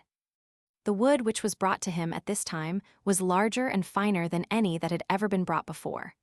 But let no one imagine that these pine trees were like those which are now so named, and which take that their denomination from the merchants, who so call them, that they may procure them to be admired by those that purchase them. For those we speak of were to the sight like the wood of the fig tree, but were whiter and more shining. Now we have said thus much, that nobody may be ignorant of the difference between these sorts of wood, nor unacquainted with the nature of the genuine pine tree. And we thought it both a seasonable and humane thing, when we mentioned it, and the uses the king made of it, to explain this difference so far as we have done. 2. Now the weight of gold that was brought him was 666 talents, not including in that sum what was brought by the merchants, nor what the toparchs and kings of Arabia gave him in presents. He also cast 200 targets of gold, each of them weighing 600 shekels. He also made 300 shields, everyone weighing 3 pounds of gold, and he had them carried and put into that house, which was called the Forest of Lebanon. He also made cups of gold and of stones for the entertainment of his guests, and had them adorned in the most artificial manner. And he contrived that all his other furniture of vessels should be of gold, for there was nothing then to be sold or bought for silver. For the king had many ships which lay upon the sea of Tarsus. These he commanded to carry out all sorts of merchandise unto the remotest nations, by the sale of which silver and gold were brought to the king, and a great quantity of ivory, and Ethiopians and apes, and they finished their voyage, going and returning, in 3 years' time. 3. Accordingly, there went a great fame all around the neighboring countries, which proclaimed the virtue and wisdom of Solomon, insomuch that all the kings everywhere were desirous to see him, as not giving credit to what was reported, on account of its being almost incredible. They also demonstrated the regard they had for him by the presents they made him. For they sent him vessels of gold, and silver, and purple garments, and many sorts of spices, and horses, and chariots, and as many mules for his carriages as they could find proper to please the king's eyes, by their strength and beauty. This addition that he made to those chariots and horses which he had before from those that were sent him, augmented the number of his chariots by above 400.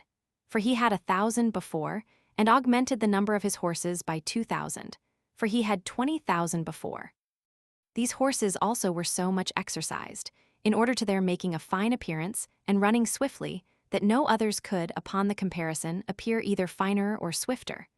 But they were at once the most beautiful of all others, and their swiftness was incomparable also. Their riders also were a further ornament to them, being, in the first place, young men in the most delightful flower of their age, and being eminent for their largeness, and far taller than other men. They had also very long heads of hair hanging down, and were clothed in garments of Tyrian purple. They had also dust of gold every day sprinkled on their hair, so that their heads sparkled with the reflection of the sunbeams from the gold. The king himself rode upon a chariot in the midst of these men, who were still in armor, and had their bows fitted to them. He had on a white garment, and used to take his progress out of the city in the morning. There was a certain place about 50 furlongs distant from Jerusalem, which is called Etham. Very pleasant it is in fine gardens, and abounding in rivulets of water. 18 thither did he use to go out in the morning, sitting on high. 4. Now Solomon had a divine sagacity in all things, and was very diligent and studious to have things done after an elegant manner. So he did not neglect the care of the ways, but he laid a causeway of black stone along the roads that led to Jerusalem, which was the royal city, both to render them easy for travelers, and to manifest the grandeur of his riches and government. He also parted his chariots, and set them in a regular order, that a certain number of them should be in every city, still keeping a few about him. And those cities he called the cities of his chariots.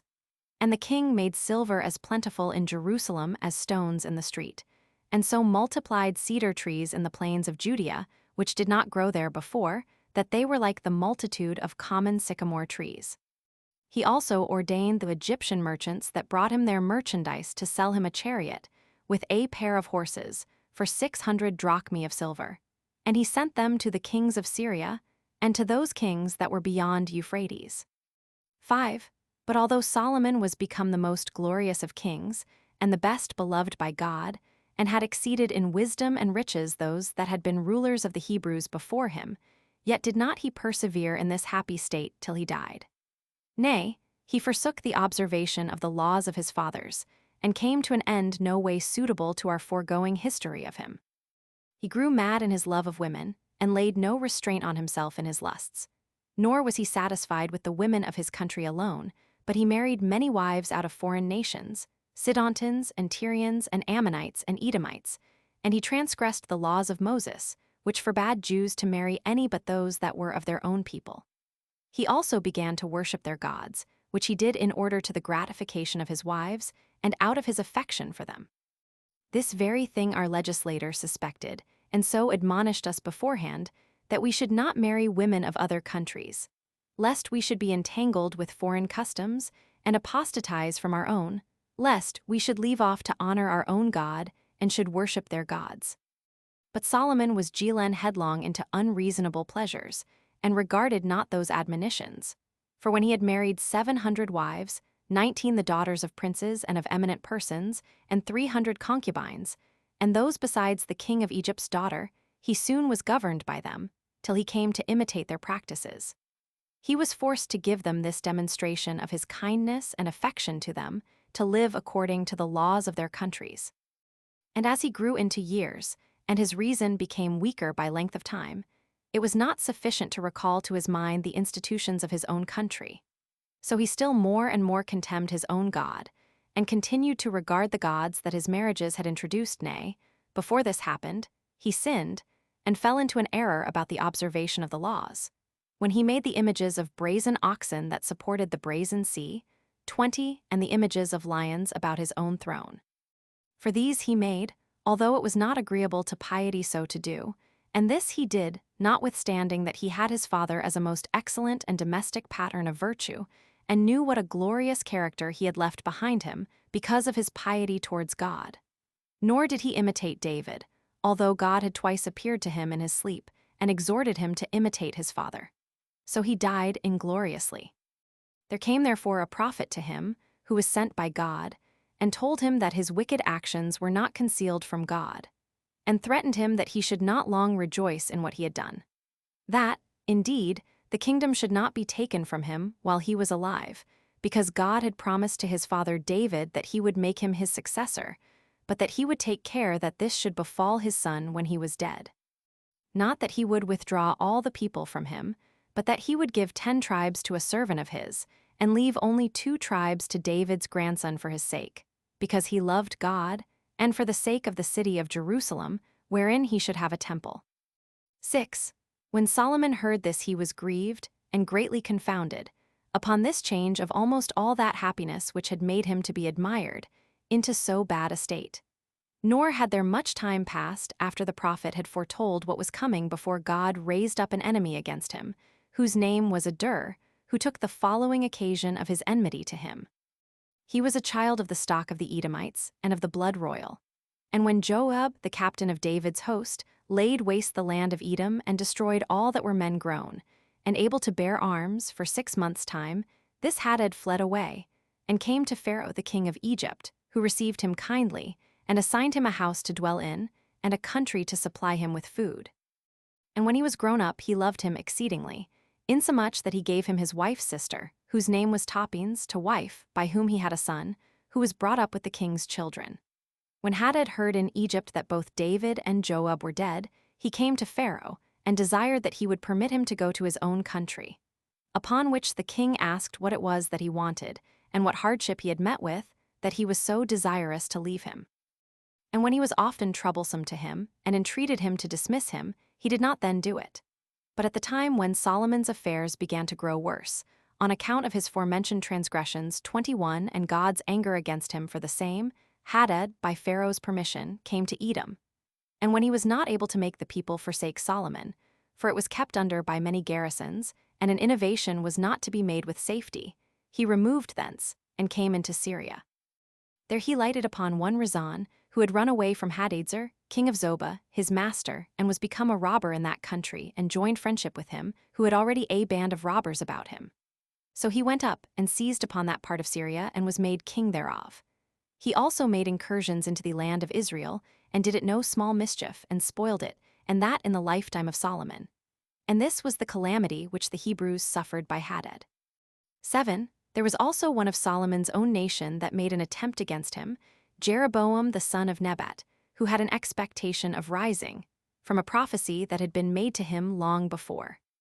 He was left a child by his father, and brought up by his mother. And when Solomon saw that he was of an active and bold disposition, he made him the curator of the walls which he built round about Jerusalem. And he took such care of those works, that the king approved of his behavior, and gave him, as a reward for the same, the charge of the tribe of Joseph. And when about that time Jeroboam was once going out of Jerusalem, a prophet of the city Shiloh, whose name was Ahijah, met him and saluted him. And when he had taken him a little aside to a place out of the way, where there was not one other person present, he rent the garment he had on into 12 pieces, and bid Jeroboam take 10 of them, and told him beforehand that this is the will of God. He will part the dominion of Solomon, and give one tribe, with that which is next it, to his son, because of the promise made to David for his succession, and will have 10 tribes to thee, because Solomon hath sinned against him, and delivered up himself to women and to their gods. Seeing therefore thou knowest the cause for which God hath changed his mind, and is alienated from Solomon, be thou. 8. So Jeroboam was elevated by these words of the prophet, and being a young man, 22, of a warm temper, and ambitious of greatness, he could not be quiet. And when he had so great a charge in the government, and called to mind what had been revealed to him by Ahijah, he endeavored to persuade the people to forsake Solomon, to make a disturbance, and to bring the government over to himself. But when Solomon understood his intention and treachery, he sought to catch him and kill him. But Jeroboam was informed of it beforehand, and fled to Shishak, the king of Egypt, and there abode till the death of Solomon, by which means he gained these 2 advantages: to suffer no harm from Solomon, and to be preserved for the kingdom. So Solomon died when he was already an old man, having reigned 80 years, and lived 94. He was buried in Jerusalem, having been superior to all other kings in happiness, and riches, and wisdom, excepting that when he was growing into years he was deluded by women, and transgressed the law. Concerning which transgressions, and the miseries which befell the Hebrews thereby, I think proper to discourse at another opportunity.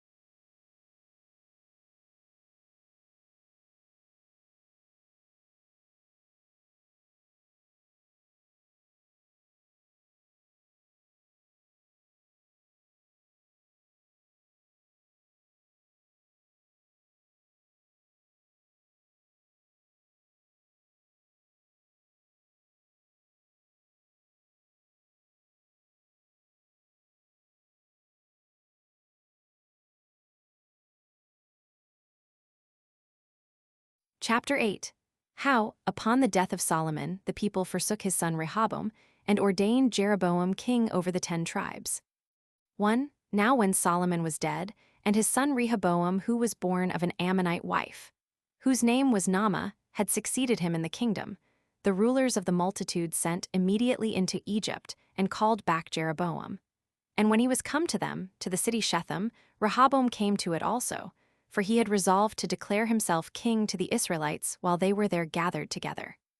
So the rulers of the people, as well as Jeroboam, came to him and besought him, and said that he ought to relax, and to be gentler than his father in the servitude he had imposed on them, because they had borne a heavy yoke, and that then they should be better affected to him, and be well contented to serve him under his moderate government, and should do it more out of love than fear. But Rehoboam told them they should come to him again in 3 days' time, when he would give an answer to their request.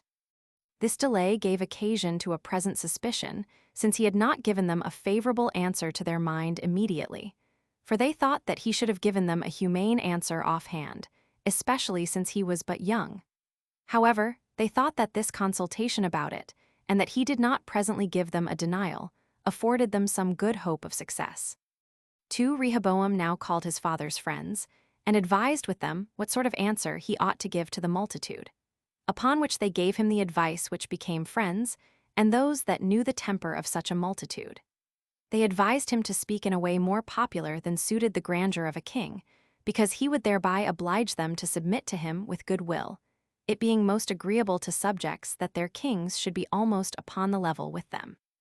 But Rehoboam rejected this so good, and in general so profitable, advice. It was such, at least, at that time when he was to be made king, God himself, I suppose, causing what was most advantageous to be condemned by him. So he called for the young men who were brought up with him, and told them what advice the elders had given him, and bade them speak what they thought he ought to do.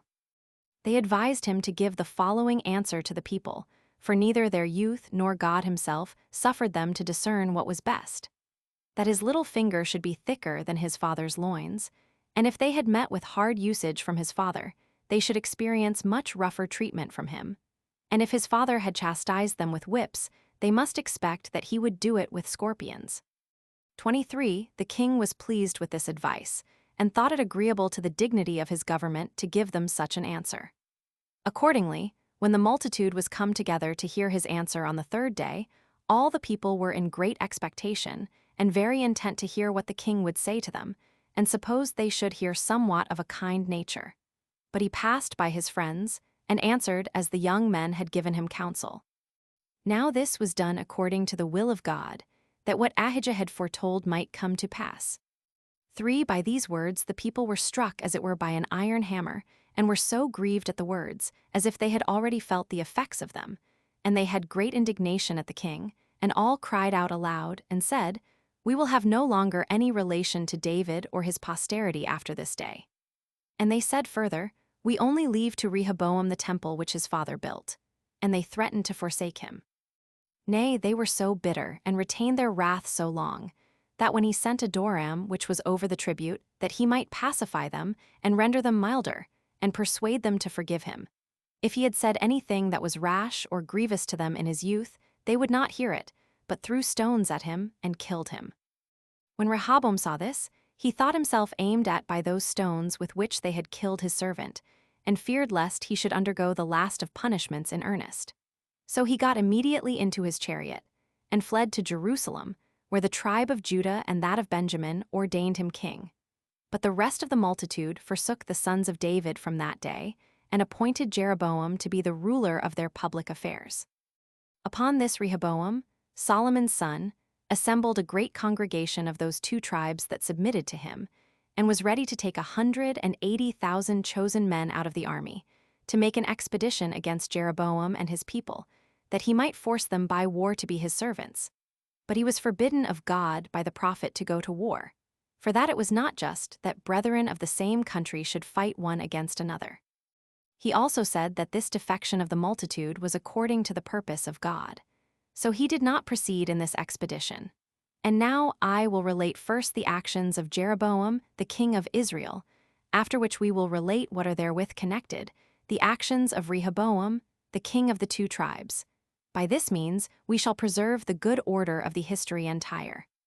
4. When therefore Jeroboam had built him a palace in the city Shechem, he dwelt there. He also built him another at Penuel, a city so called. And now the Feast of Tabernacles was approaching in a little time.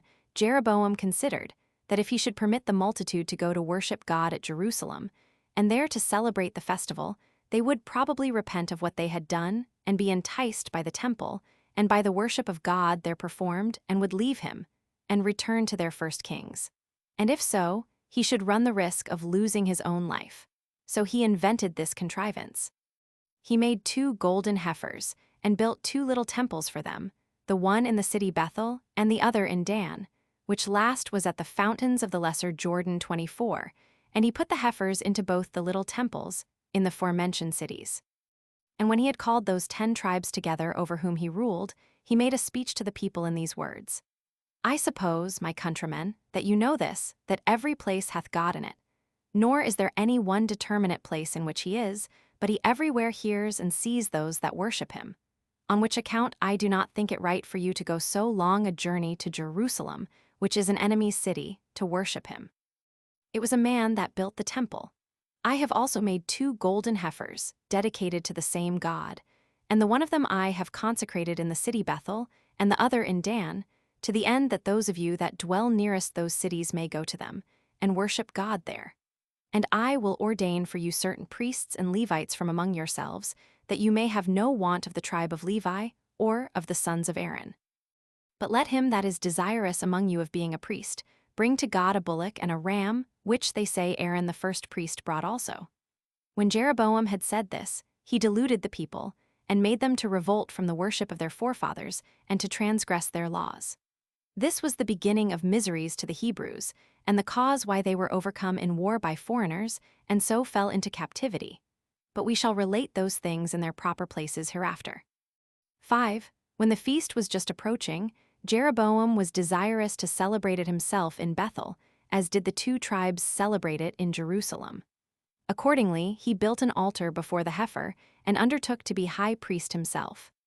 So he went up to the altar with his own priests about him.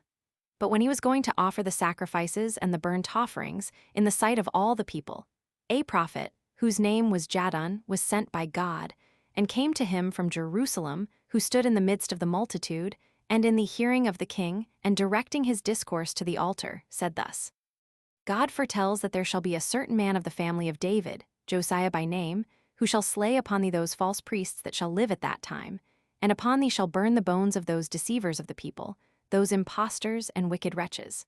However, that this people may believe that these things shall so come to pass, I foretell a sign to them that shall also come to pass. This altar shall be broken to pieces immediately, and all the fat of the sacrifices that is upon it shall be poured upon the ground. When the prophet had said this, Jeroboam fell into a passion, and stretched out his hand, and bid them lay hold of him. But that hand which he stretched out was enfeebled, and he was not able to pull it in again to him, for it was become withered, and hung down as if it were a dead hand. The altar also was broken to pieces, and all that was upon it was poured out, as the prophet had foretold should come to pass. So the king understood that he was a man of veracity, and had a divine foreknowledge, and entreated him to pray to God that he would restore his right hand. Accordingly, the prophet did pray to God to grant him that request. So the king, having his hand recovered to its natural state, rejoiced at it, and invited the prophet to sup with him. But Jadon said that he could not endure to come into his house, nor to taste of bread or water in the city, for that was a thing God had forbidden him to do, as also to go back by the same way which he came, but he said he was to return by another way. So the king wondered at the abstinence of the man, but was himself in fear, as suspecting a change of his affairs for the worse, from what had been said to him.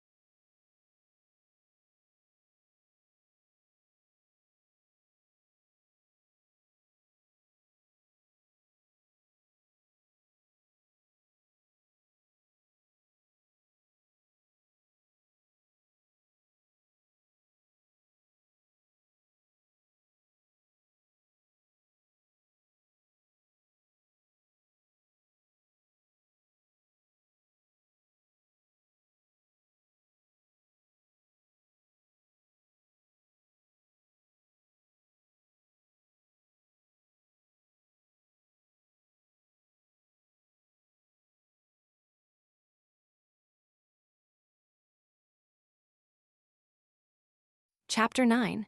How Jadon the prophet was persuaded by another lying prophet, and returned, and was afterwards slain by a lion. As also what words the wicked prophet made use of to persuade the king, and thereby alienated his mind from God. 1. Now there was a certain wicked man in that city, who was a false prophet, whom Jeroboam had in great esteem, but was deceived by him and his flattering words. This man was bedrid by reason or the infirmities of old age. However, he was informed by his sons concerning the prophet that was come from Jerusalem, and concerning the signs done by him, and how, when Jeroboam's right hand had been enfeebled, at the prophet's prayer he had it revived again. Whereupon he was afraid that this stranger and prophet should be in better esteem with the king than himself, and obtain greater honor from him. And he gave orders to his sons to saddle his ass presently, and make all ready that he might go out. Accordingly they made haste to do what they were commanded, and he got upon the ass and followed after the prophet. And when he had overtaken him, as he was resting himself under a very large oak tree that was thick and shady, he at first saluted him, but presently he complained of him, because he had not come into his house, and partaken of his hospitality. And when the other said that God had forbidden him to taste of anyone's provision in that city, he replied, that for certain God had not forbidden that I should set food before thee, for I am a prophet as thou art, and worship God in the same manner that thou dost. And I am now come as sent by him, in order to bring thee into my house, and make thee my guest. Now Jadon gave credit to this lying prophet, and returned back with him. But when they were at dinner, and merry together, God appeared to Jadon, and said that he should suffer punishment for transgressing his commands. And he told him what that punishment should be, for he said that he should meet with a lion as he was going on his way, by which lion he should be torn in pieces, and be deprived of burial in the sepulchres of his fathers. Which things came to pass, as I suppose, according to the will of God, that so Jeroboam might not give heed to the words of Jadon as of one that had been convicted of lying. However, as Jadon was again going to Jerusalem, a lion assaulted him, and pulled him off the beast he rode on, and slew him. Yet did he not at all hurt the ass, but sat by him, and kept him, as also the prophet's body. This continued till some travelers that saw it came, and told it in the city to the false prophet, who sent his sons, and brought the body unto the city, and made a funeral for him at great expense. He also charged his sons to bury himself with him, and said that all which he had foretold against that city, and the altar, and priests, and false prophets, would prove true, and that if he were buried with him, he should receive no injurious treatment after his death, the bones not being then to be distinguished asunder.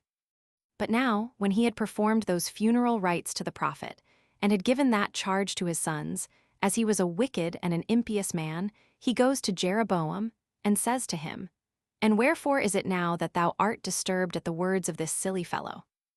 And when the king had related to him what had happened about the altar, and about his own hand, and gave him the names of divine man and an excellent prophet, he endeavored by a wicked trick to weaken that his opinion.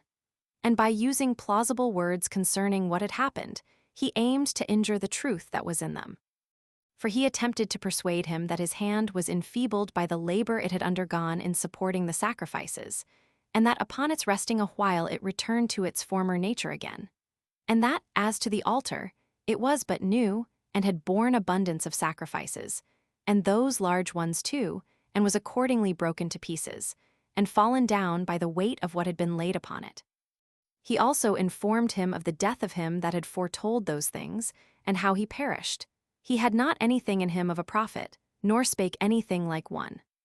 When he had thus spoken, he persuaded the king, and entirely alienated his mind from God, and from doing works that were righteous and holy, and encouraged him to go on in his impious practices 25, and accordingly, he was to that degree injurious to God, and so great a transgressor, that he sought for nothing else every day but how he might be guilty of some new instances of wickedness, and such as should be more detestable than what he had been so insolent as to do before.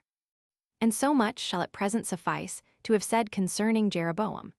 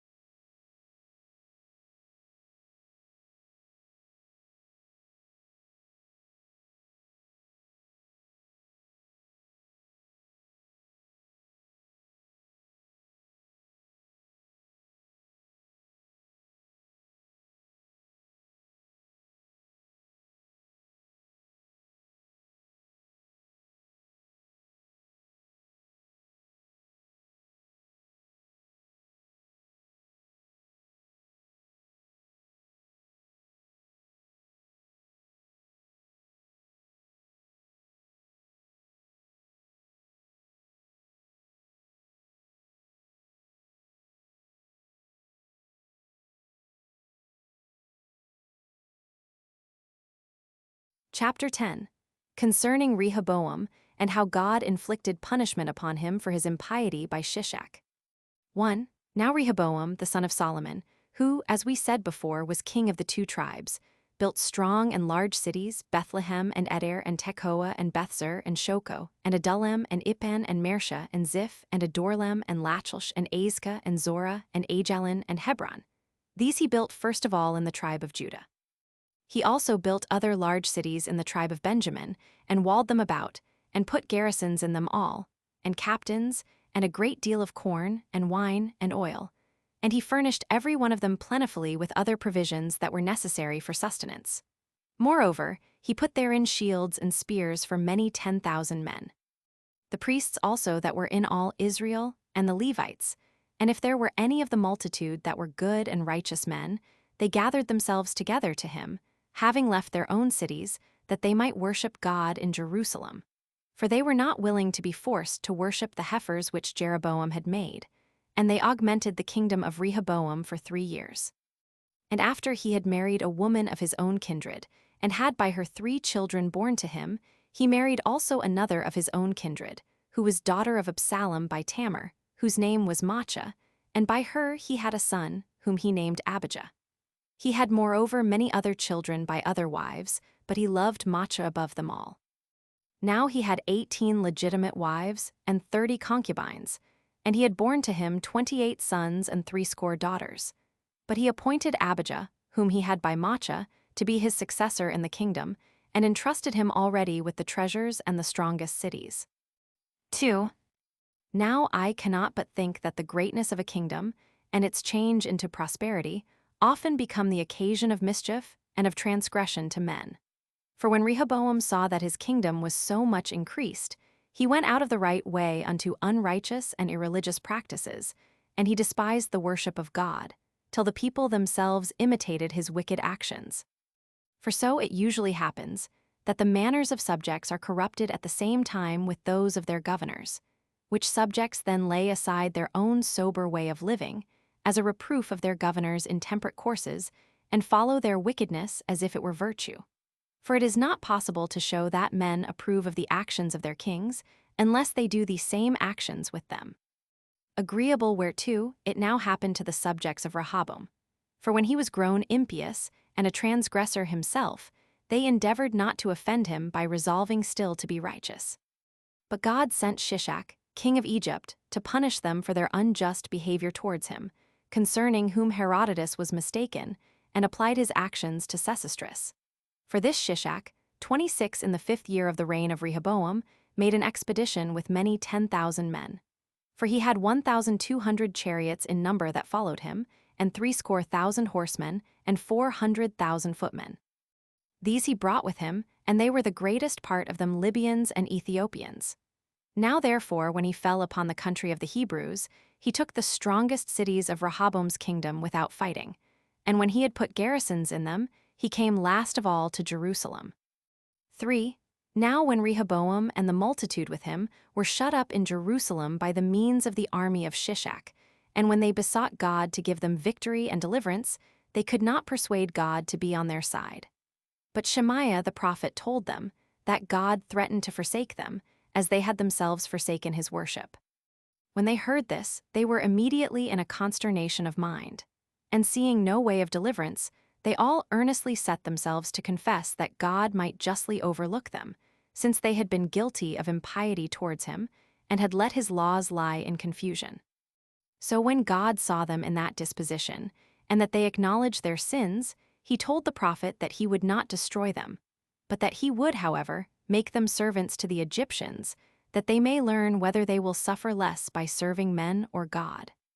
So when Shishak had taken the city without fighting, because Rehoboam was afraid, and received him into it, yet did not Shishak stand to the covenants he had made, but he spoiled the temple, and emptied the treasures of God and those of the king, and carried off innumerable 10,000s of gold and silver, and left nothing at all behind him.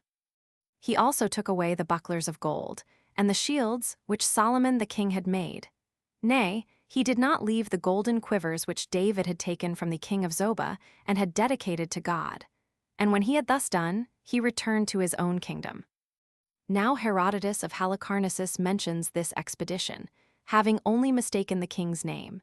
And in saying that, he made war upon many other nations also, and brought Syria of Palestine into subjection, and took the men that were therein prisoners without fighting. Now it is manifest that he intended to declare that our nation was subdued by him, for he saith that he left behind him pillars in the land of those that delivered themselves up to him without fighting, and engraved upon them the secret parts of women. Now our king Rehoboam delivered up our city without fighting. He says withal 27 that the Ethiopians learned to circumcise their privy parts from the Egyptians, with this addition, that the Phoenicians and Syrians that live in Palestine confess that they learned it of the Egyptians. Yet it is evident that no other of the Syrians that live in Palestine, besides us alone, are circumcised.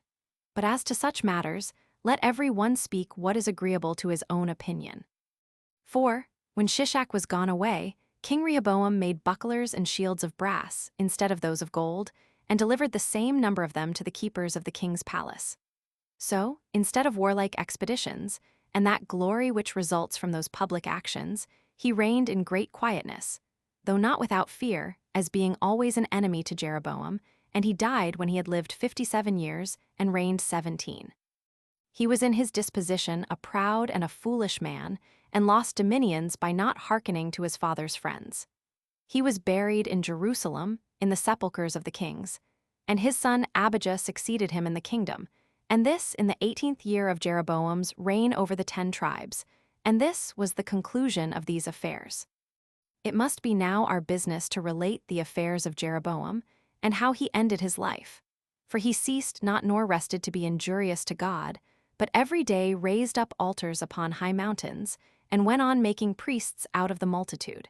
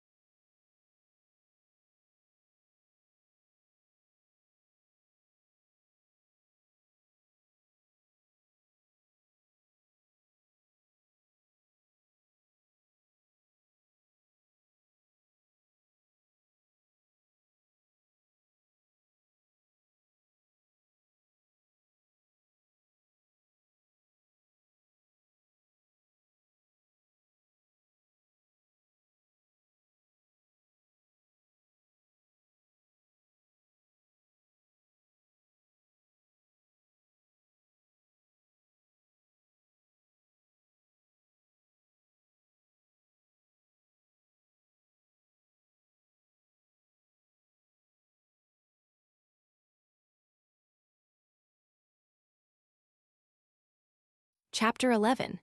Concerning the death of a son of Jeroboam. How Jeroboam was beaten by Abijah, who died a little afterward and was succeeded in his kingdom by Asa. And also how, after the death of Jeroboam, Baasha destroyed his son Nadab and all the house of Jeroboam. 1. However, God was in no long time ready to return Jeroboam's wicked actions, and the punishment they deserved, upon his own head, and upon the heads of all his house. And whereas a son of his lay sick at that time, who was called Abijah, he enjoined his wife to lay aside her robes, and to take the garments belonging to a private person, and to go to Abijah the prophet, for that he was a wonderful man in foretelling futurities, it having been he who told me that I should be king. He also enjoined her, when she came to him, to inquire concerning the child, as if she were a stranger, whether he should escape this distemper. So she did as her husband bade her, and changed her habit, and came to the city Shiloh, for there did Ahijah live.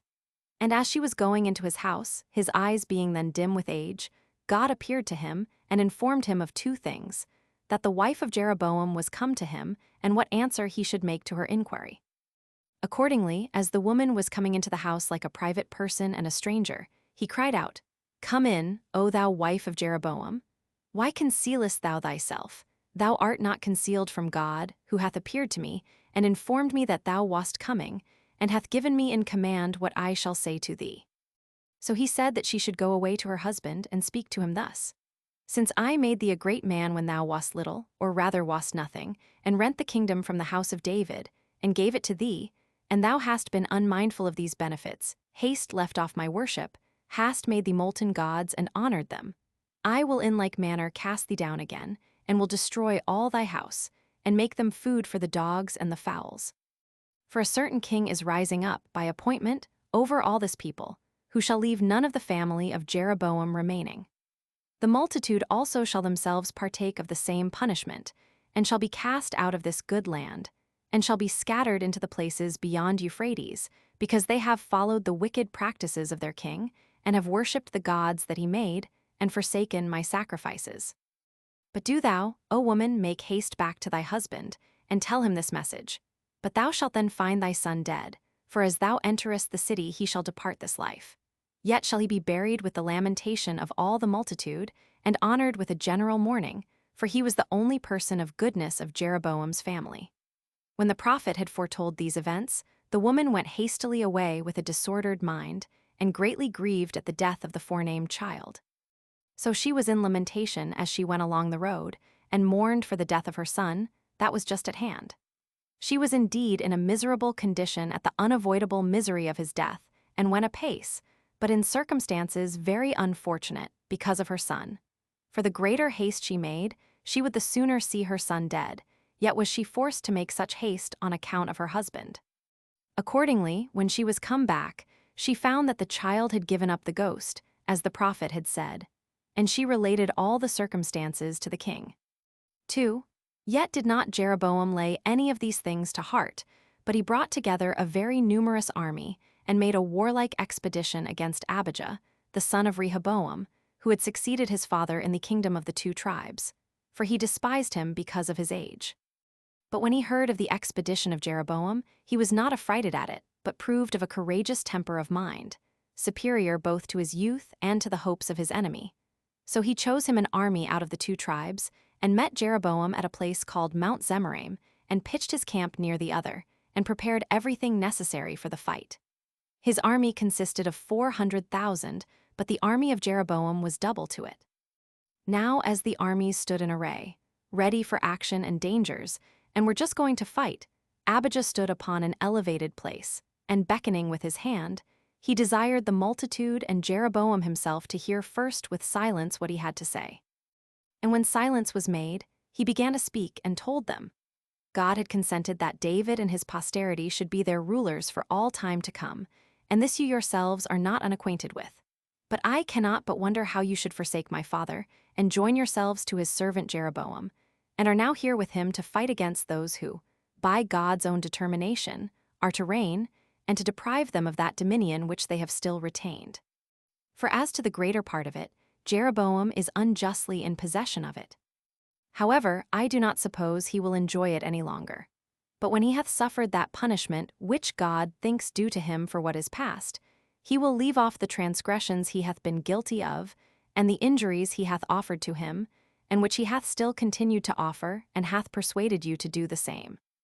Yet when you were not any further unjustly treated by my father, than that he did not speak to you so as to please you, and this only in compliance with the advice of wicked men, you in anger forsook him, as you pretended, but in reality you withdrew yourselves from God, and from his laws, although it had been right for you to have forgiven a man that was young in age, and not used to govern people, not only some disagreeable words. But if his youth and unskillfulness in affairs had led him into some unfortunate actions, and that for the sake of his father Solomon, and the benefits you received from him, for men ought to excuse the sins of posterity on account of the benefactions of parent. But you considered nothing of all this then, neither do you consider it now, but come with so great an army against us. And what is it you depend upon for victory? Is it upon these golden heifers, and the altars that you have on high places, which are demonstrations of your impiety, and not of religious worship? Or is it the exceeding multitude of your army which gives you such good hopes? Yet certainly there is no strength at all in an army of many 10,000s when the war is unjust. For we ought to place our surest hopes of success against our enemies in righteousness alone, and in piety towards God, which hope we justly have, since we have kept the laws from the beginning, and have worshipped our own God, who was not made by hands out of corruptible matter. Nor was he formed by a wicked king, in order to deceive the multitude. But who is his own workmanship?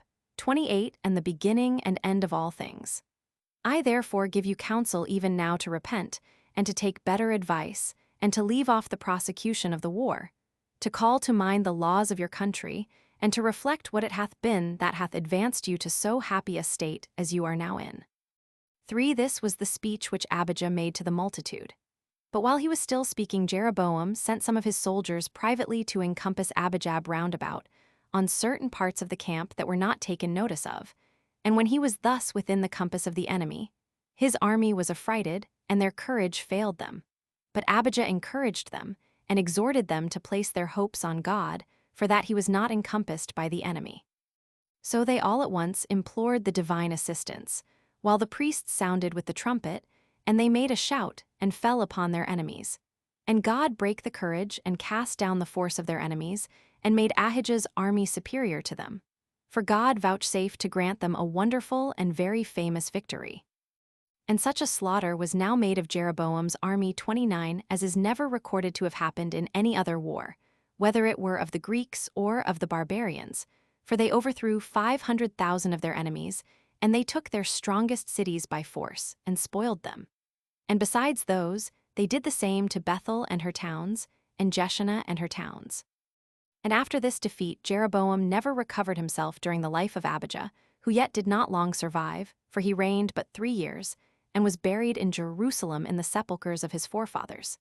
He left behind him 22 sons and 16 daughters, and he had also those children by 14 wives.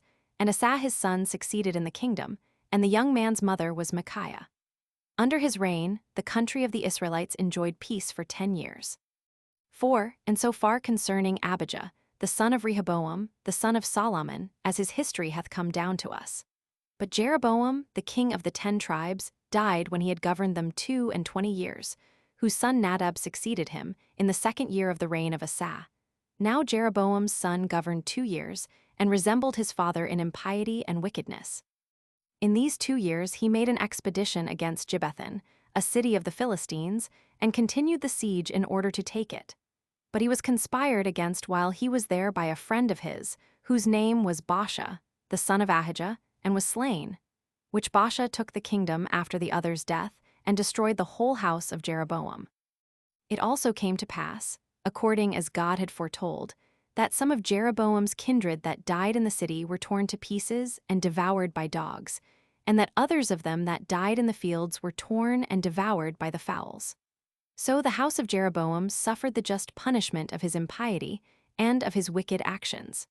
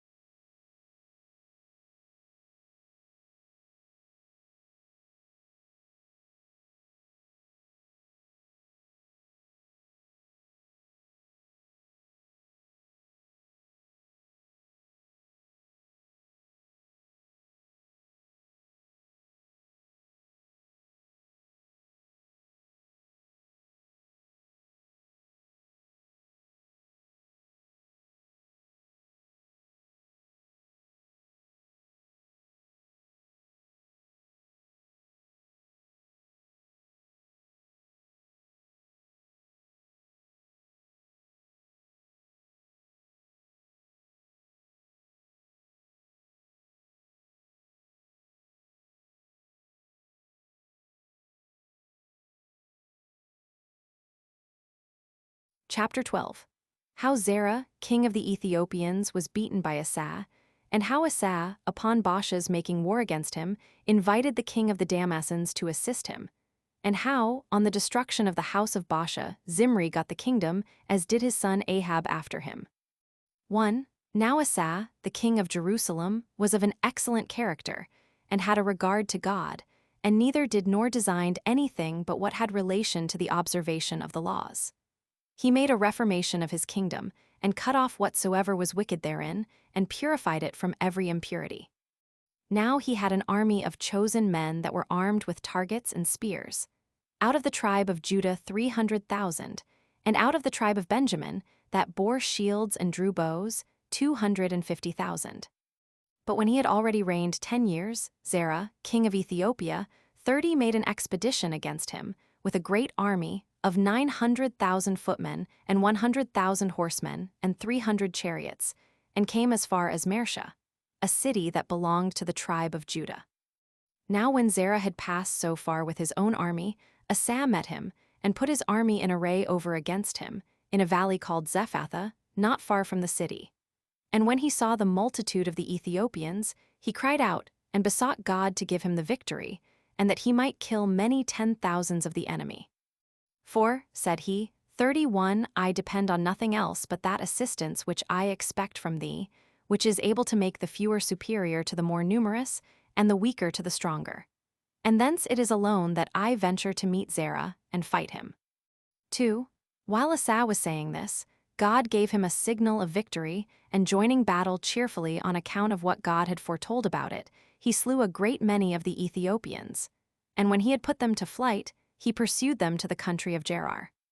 And when they left off killing their enemies, they betook themselves to spoiling them, for the city Gerar was already taken, and to spoiling their camp, so that they carried off much gold and much silver and a great deal of prey and camels and great cattle and flocks of sheep. Accordingly, when Asa and his army had obtained such a victory and such wealth from God, they returned to Jerusalem. Now as they were coming, a prophet, whose name was Azariah, met them on the road, and bade them stop their journey a little, and began to say to them thus, that the reason why they had obtained this victory from God was this, that they had showed themselves righteous and religious men, and had done everything according to the will of God. That therefore, he said, if they persevered therein, God would grant that they should always overcome their enemies and live happily. But that if they left off his worship, all things shall fall out on the contrary, and a time should come wherein no true prophet shall be left in your whole multitude, nor a priest who shall deliver you a true answer from the oracle. But your cities shall be overthrown, and your nations scattered over the whole earth, and live the life of strangers and wanderers. So he advised them, while they had time, to be good, and not to deprive themselves of the favor of God. When the king and the people heard this, they rejoiced, and all in common, and everyone in particular, took great care to behave themselves righteously. The king also sent some to take care that those in the country should observe the laws also. 3. And this was the state of Asa, king of the 2 tribes. I now return to Baasha, the king of the multitude of the Israelites, who slew Nadab, the son of Jeroboam, and retained the government. He dwelt in the city Tirzah, having made that his habitation, and reigned 24 years. He became more wicked and impious than Jeroboam or his son. He did a great deal of mischief to the multitude, and was injurious to God, who sent the prophet Jehu, and told him beforehand that his whole family should be destroyed, and that he would bring the same miseries on his house which had brought that of Jeroboam to ruin. Because when he had been made king by him, he had not requited his kindness, by governing the multitude righteously and religiously. Which things, in the first place, tended to their own happiness, and in the next place, were pleasing to God. That he had imitated this very wicked King Jeroboam, and although that man's soul had perished, yet did he express to the life his wickedness. And he said that he should therefore justly experience the like calamity with him, since he had been guilty of the like wickedness. But Baasha, though he heard beforehand what miseries would befall him and his whole family for their insolent behavior, yet did not he leave off his wicked practices for the time to come, nor did he care to appear other than worse and worse till he died. Nor did he then repent of his past actions, nor endeavor to obtain pardon of God for them, but did as those do who have rewards proposed to them. When they have once in earnest set about their work, they do not leave off their labors. For thus did Baasha, when the prophet foretold to him what would come to pass, grow worse, as if what were threatened, the perdition of his family and the destruction of his house, which are really among the greatest of evils, were good things. And, as if he were a combatant for wickedness, he every day took more and more pains for it. And at last he took his army and assaulted a certain considerable city called Ramah, which was 40 furlongs distant from Jerusalem. And when he had taken it, he fortified it, having determined beforehand to leave a garrison in it, that they might thence make excursions, and do mischief to the kingdom of Asa. For whereupon Asa was afraid of the attempts the enemy might make upon him. And considering with himself how many mischiefs this army that was left in Ramah might do to the country over which he reigned, he sent ambassadors to the king of the Damascenes, with gold and silver, desiring his assistance, and putting him in mind that we have had a friendship together from the times of our forefathers. So he gladly received that sum of money, and made a league with him, and broke the friendship he had with Baasha, and sent the commanders of his own forces unto the cities that were under Baasha's dominion, and ordered them to do them mischief. So they went and burnt some of them, and spoiled others, Ijon and Dan, and Abel-main 32, and many others. Now when the king of Israel heard this, he left off building and fortifying Ramah, and returned presently to assist his own people under the distresses they were in. But Asa made use of the materials that were prepared for building that city, for building in the same place 2 strong cities, the one of which was called Jebah, and the other Mizpah. So that after this Baasha had no leisure to make expeditions against Asa, for he was prevented by death, and was buried in the city Tirzah. And Elah his son took the kingdom, who, when he had reigned 2 years, died, being treacherously slain by Zimri, the captain of half his army. For when he was at Arza, his steward's house, he persuaded some of the horsemen that were under him to assault Elah, and by that means he slew him when he was without his armed men and his captains, for they were all busied in the siege of Gibbethon, a city of the Philistines. 5.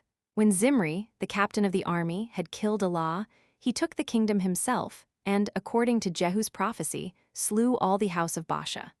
For it came to pass that Baasha's house utterly perished, on account of his impiety, in the same manner as we have already described the destruction of the house of Jeroboam. But the army that was besieging Gibbethon, when they heard what had befallen the king, and that when Zimri had killed him he had gained the kingdom, they made Omri their general king, who drew off his army from Gibbethon and came to Tirzah, where the royal palace was, and assaulted the city and took it by force. But when Zimri saw that the city had none to defend it, he fled into the inmost part of the palace, and set it on fire, and burnt himself with it, when he had reigned only 7 days. Upon which the people of Israel were presently divided, and part of them would have Tibni to be king, and part Omri. But when those that were for Omri's ruling had beaten Tibni, Omri reigned over all the multitude. Now it was in the 30th year of the reign of Asa that Omri reigned for 12 years. 6 of these years he reigned in the city Tirzah, and the rest in the city called Semarin, but named by the Greeks Samaria. But he himself called it Semarin, from Semer, who sold him the mountain whereon he built it. Now Omri was no way different from those kings that reigned before him, but that he grew worse than they, for they all sought how they might turn the people away from God by their daily wicked practices. And on that account it was that God made one of them to be slain by another, and that no one person of their families should remain. This Omri also died in Samaria, and Ahab his son succeeded him. 6. Now by these events we may learn what concern God hath for the affairs of mankind, and how he loves good men, and hates the wicked, and destroys them root and branch. For many of these kings of Israel, they and their families, were miserably destroyed, and taken away one by another, in a short time, for their transgression and wickedness. But Asa, who was king of Jerusalem, and of the 2 tribes, attained, by God's blessing, a long and a blessed old age, for his piety and righteousness, and died happily when he had reigned 41 years. And when he was dead, his son Jehoshaphat succeeded him in the government. He was born of Asa's wife Azubah. And all men allowed that he followed the works of David his forefather, and this both in courage and piety. But we are not obliged now to speak any more of the affairs of this king.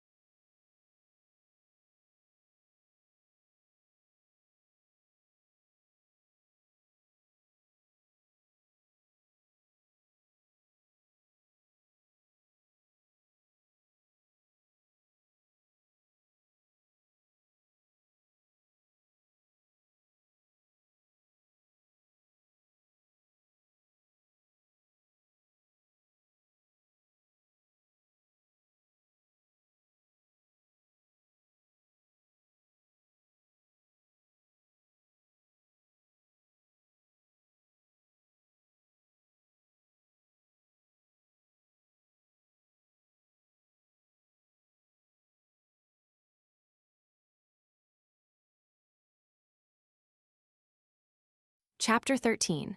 How Ahab, when he had taken Jezebel to wife, became more wicked than all the kings that had been before him, of the actions of the prophet Elijah, and what befell Naboth. 1. Now Ahab the king of Israel dwelt in Samaria, and held the government for 22 years, and made no alteration in the conduct of the kings that were his predecessors, but only in such things as were of his own invention for the worse, and in his most gross wickedness. He imitated them in their wicked courses, and in their injurious behavior towards God, and more especially he imitated the transgression of Jeroboam. For he worshipped the heifers that he had made, and he contrived other absurd objects of worship besides those heifers. He also took to wife the daughter of Ethbal, king of the Tyrians and Sidonians, whose name was Jezebel, of whom he learned to worship her own gods. This woman was active and bold, and fell into so great a degree of impurity and madness that she built a temple to the god of the Tyrians, which they call Belus, and planted a grove of all sorts of trees. She also appointed priests and false prophets to this god. The king also himself had many such about him, and so exceeded in madness and wickedness all that went before him. 2. There was now a prophet of God Almighty, of Thespin, a country in Gilead, that came to Ahab, and said to him, that God foretold he would not send rain nor dew in those years upon the country, but when he should appear. And when he had confirmed this by an oath, he departed into the southern parts, and made his abode by a brook, out of which he had water to drink. For as for his food, ravens brought it to him every day. But when that river was dried up for want of rain, he came to Zarephath, a city not far from Sidon and Tyre, for it lay between them, and this at the command of God, for that he should there find a woman who was a widow that should give him sustenance. So when he was not far off the city, he saw a woman that labored with her own hands, gathering of sticks. So God informed him that this was the woman who was to give him sustenance. So he came and saluted her, and desired her to bring him some water to drink.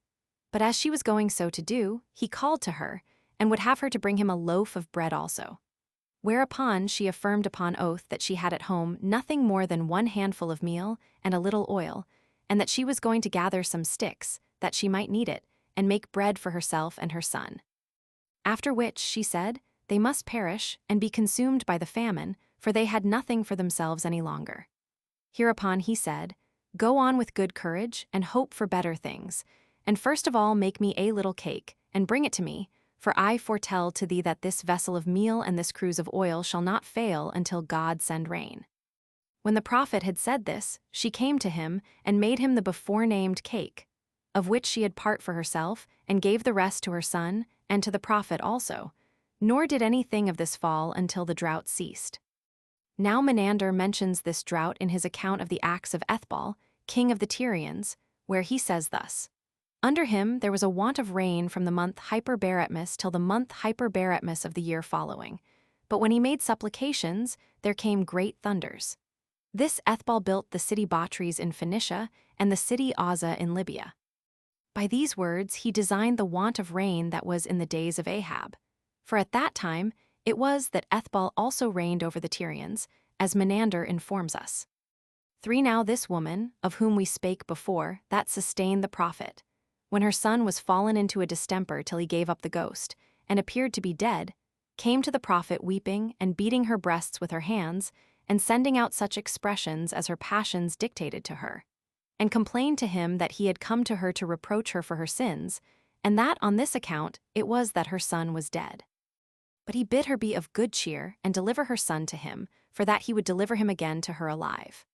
So when she had delivered her son up to him, he carried him into an upper room, where he himself lodged, and laid him down upon the bed, and cried unto God, and said, that God had not done well in rewarding the woman who had entertained him and sustained him, by taking away her son.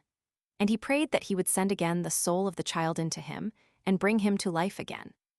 Accordingly God took pity on the mother, and was willing to gratify the prophet, that he might not seem to have come to her to do her a mischief, and the child, beyond all expectation, came to life again.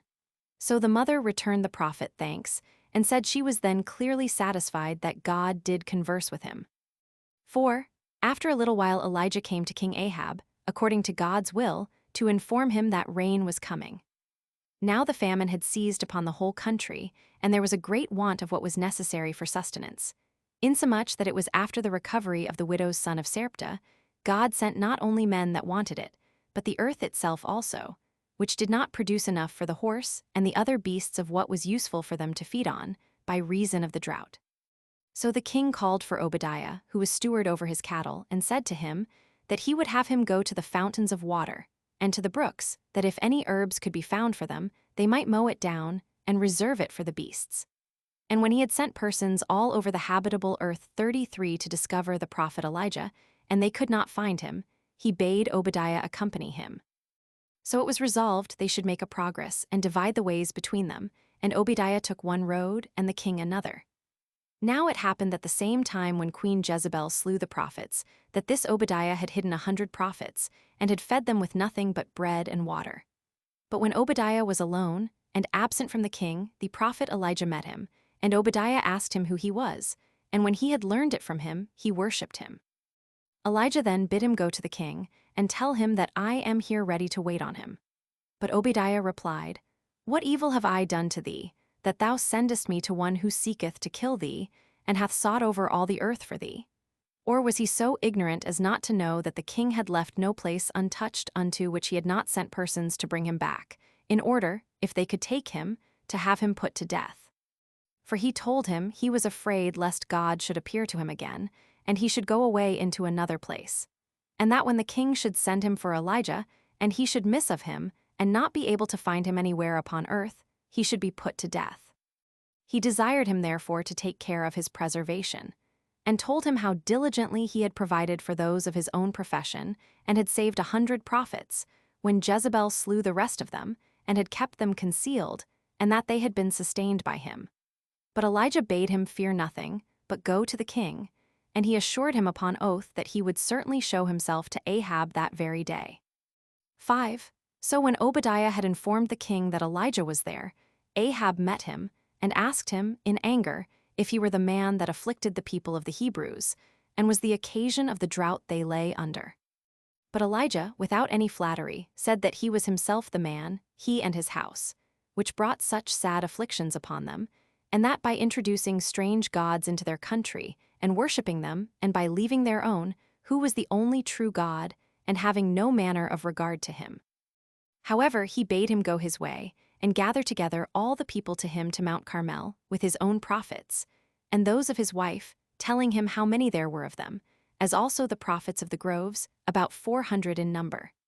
And as all the men whom Ahab sent for ran away to the forenamed mountain, the prophet Elijah stood in the midst of them, and said, How long will you live thus in uncertainty of mind and opinion? He also exhorted them, that in case they esteemed their own country God to be the true and the only God, they would follow him and his commandments. But in case they esteemed him to be nothing, but had an opinion of the strange gods, and that they ought to worship them, his counsel was, that they should follow them. And when the multitude made no answer to what he said, Elijah desired that, for a trial of the power of the strange gods, and of their own God, he, who was his only prophet while they had 400, might take a heifer and kill it as a sacrifice, and lay it upon pieces of wood, and not kindle any fire, and that they should do the same things, and call upon their own gods to set the wood on fire.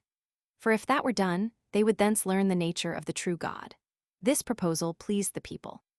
So Elijah bade the prophets to choose out a heifer first, and kill it, and to call on their gods. But when there appeared no effect of the prayer or invocation of the prophets upon their sacrifice, Elijah derided them, and bade them call upon their gods with a loud voice, for they might either be on a journey or asleep. And when these prophets had done so from morning till noon, and cut themselves with swords and lances, 34 according to the customs of their country, and he was about to offer his sacrifice, he bade the prophets go away, but bade come near and observe what he did, lest he should privately hide fire among the pieces of wood. So upon the approach of the multitude, he took 12 stones, one for each tribe of the people of the Hebrews, and built an altar with them, and dug a very deep trench. And when he had laid the pieces of wood upon the altar, and upon them had laid the pieces of the sacrifices, he ordered them to fill 4 barrels with the water of the fountain, and to pour it upon the altar, till it ran over it, until the trench was filled with the water poured into it.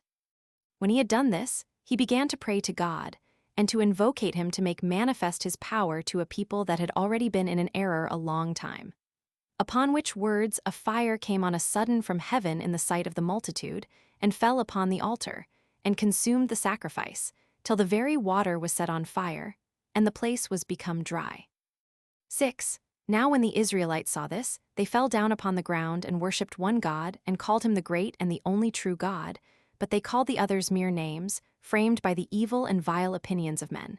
So they caught their prophets, and, at the command of Elijah, slew them. Elijah also said to the king that he should go to dinner without any further concern, for that in a little time he would see God send them rain. Accordingly, Ahab went his way. But Elijah went up to the highest top of Mount Carmel, and sat down upon the ground, and leaned his head upon his knees, and bade his servant go up to a certain elevated place, and look towards the sea. And when he should see a cloud rising anywhere, he should give him notice of it, for till that time the air had been clear. When the servant had gone up, and had said many times that he saw nothing, at the 7th time of his going up, he said that he saw a small black thing in the sky, not larger than a man's foot. When Elijah heard that, he sent to Ahab, and desired him to go away to the city before the rain came down. So he came to the city Jezreel. And in a little time the air was all obscured, and covered with clouds, and a vehement storm of wind came upon the earth, and with it a great deal of rain. And the prophet was under a divine fury, and ran along with the king's chariot unto Jezreel, a city of Izar 35:0.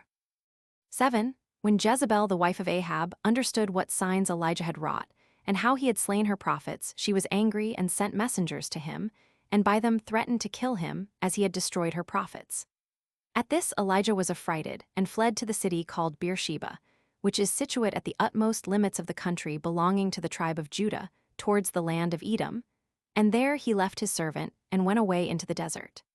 He prayed also that he might die, for that he was not better than his fathers, nor need he be very desirous to live when they were dead. And he lay and slept under a certain tree. And when somebody awakened him, and he was risen up, he found food set by him and water. So when he had eaten, and recovered his strength by that his food, he came to that mountain which is called Sinai, where it is related that Moses received his laws from God. And finding there a certain hollow cave, he entered into it, and continued to make his abode in it. But when a certain voice came to him, but from whence he knew not, and asked him, why he was come thither and had left the city, he said, that because he had slain the prophets of the foreign gods, and had persuaded the people that he alone whom they had worshipped from the beginning was God, he was sought for by the king's wife to be punished for so doing.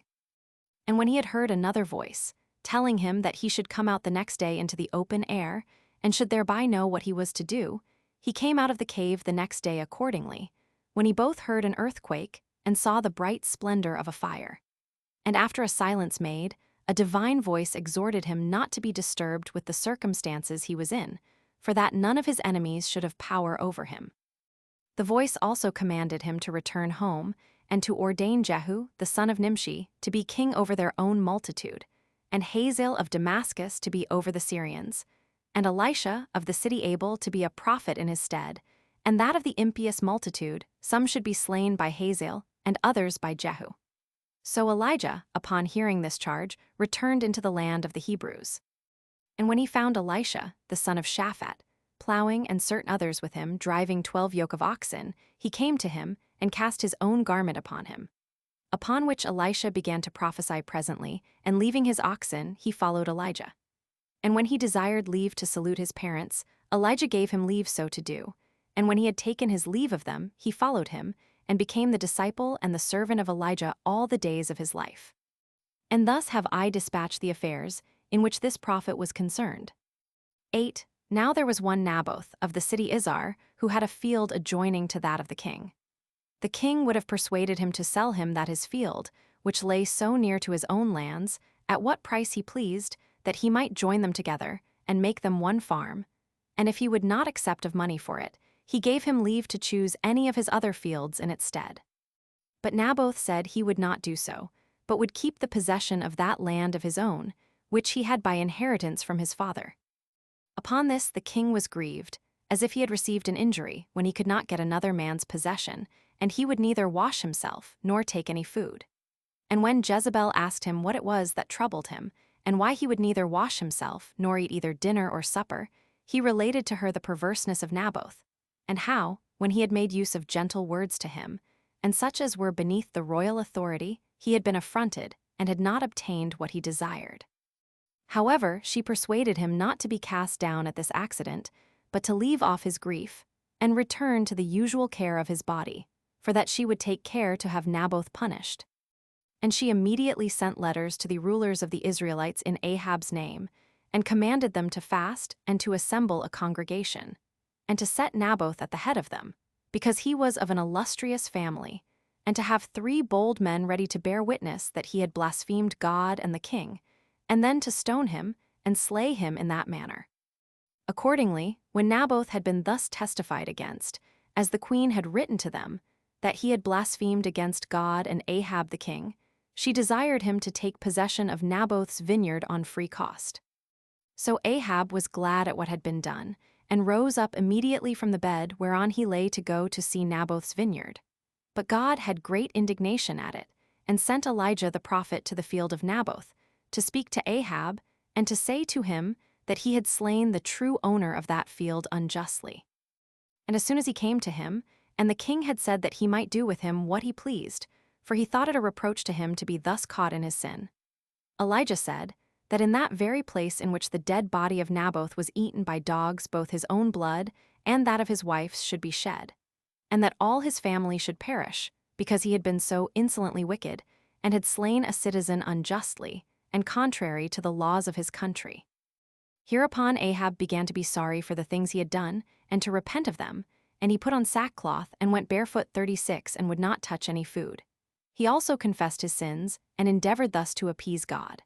But God said to the prophet that while Ahab was living he would put off the punishment of his family, because he repented of those insolent crimes he had been guilty of, but that still he would fulfill his threatening under Ahab's son, which message the prophet delivered to the king.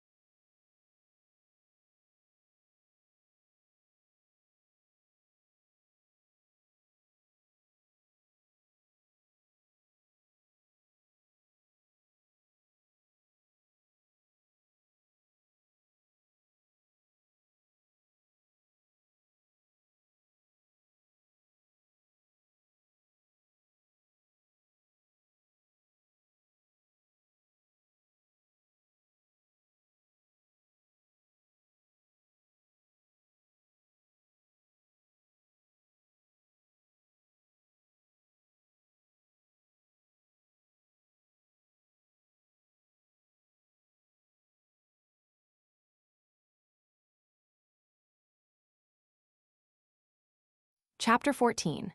How Hadad king of Damascus and of Syria made 2 expeditions against Ahab and was beaten. 1. When the affairs of Ahab were thus, at that very time the son of Hadad, who was king of the Syrians and of Damascus, got together an army out of all his country, and procured 32 kings beyond Euphrates to be his auxiliaries. So he made an expedition against Ahab. But because Ahab's army was not like that of Benhadad, he did not set it in array to fight him, but having shut up everything that was in the country and the strongest cities he had, he abode in Samaria himself, for the walls about it were very strong, and it appeared to be not easily to be taken in other respects also. So the king of Syria took his army with him, and came to Samaria, and placed his army round about the city, and besieged it. He also sent a herald to Ahab, and desired he would admit the ambassadors he would send him, by whom he would let him know his pleasure.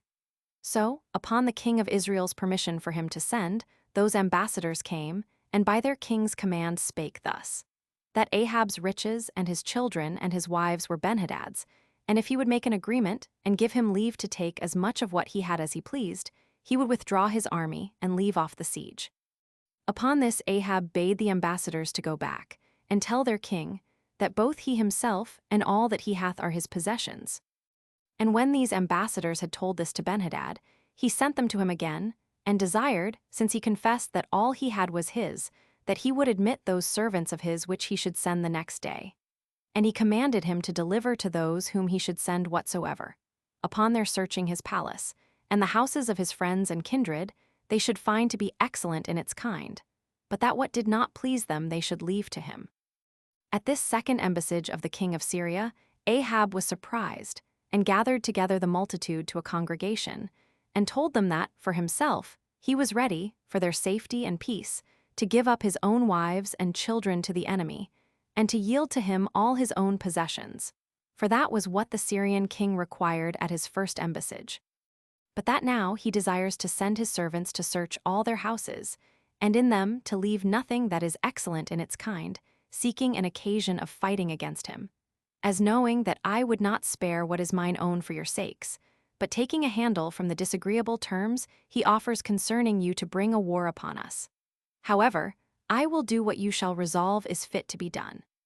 But the multitude advised him to hearken to none of his proposals, but to despise him and be in readiness to fight him. Accordingly, when he had given the ambassadors this answer to be reported, that he still continued in the mind to comply with what terms he at first desired, for the safety of the citizens. But as for his second desires, he cannot submit to them, he dismissed them. 2. Now when Benhadad heard this, he had indignation, and sent ambassadors to Ahab the third time, and threatened that his army would raise a bank higher than those walls, in confidence of whose strength he despised him, and that by only each man of his army taking a handful of earth, hereby making a show of the great number of his army, and aiming to affright him. Ahab answered, that he ought not to vaunt himself when he had only put on his armor, but when he should have conquered his enemies in the battle. So the ambassadors came back, and found the king at supper with his 32 kings, and informed him of Ahab's answer, who then immediately gave order for proceeding thus: to make lines round the city, and raise a bulwark, and to prosecute the siege all manner of ways. Now, as this was doing, Ahab was in a great agony, and all his people with him. But he took courage, and was freed from his fears, upon a certain prophet coming to him, and saying to him that God had promised to subdue so many 10,000s of his enemies under him. And when he inquired by whose means the victory was to be obtained, he said, by the sons of the princes, but under thy conduct as their leader, by reason of their unskillfulness. Upon which he called for the sons of the princes, and found them to be 232 persons. So when he was informed that the king of Syria had bade Aken himself to feasting and repose, he opened the gates, and sent out the princes' sons. Now when the sentinels told Benhadad of it, he sent some to meet them, and commanded them, that if these men were come out for fighting, they should bind them and bring them to him, and that if they came out peaceably, they should do the same. Now Ahab had another army ready within the walls, but the sons of the princes fell upon the outguard, and slew many of them, and pursued the rest of them to the camp. And when the king of Israel saw that these had the upper hand, he sent out all the rest of his army, which, falling suddenly upon the Syrians, beat them, for they did not think they would have come out.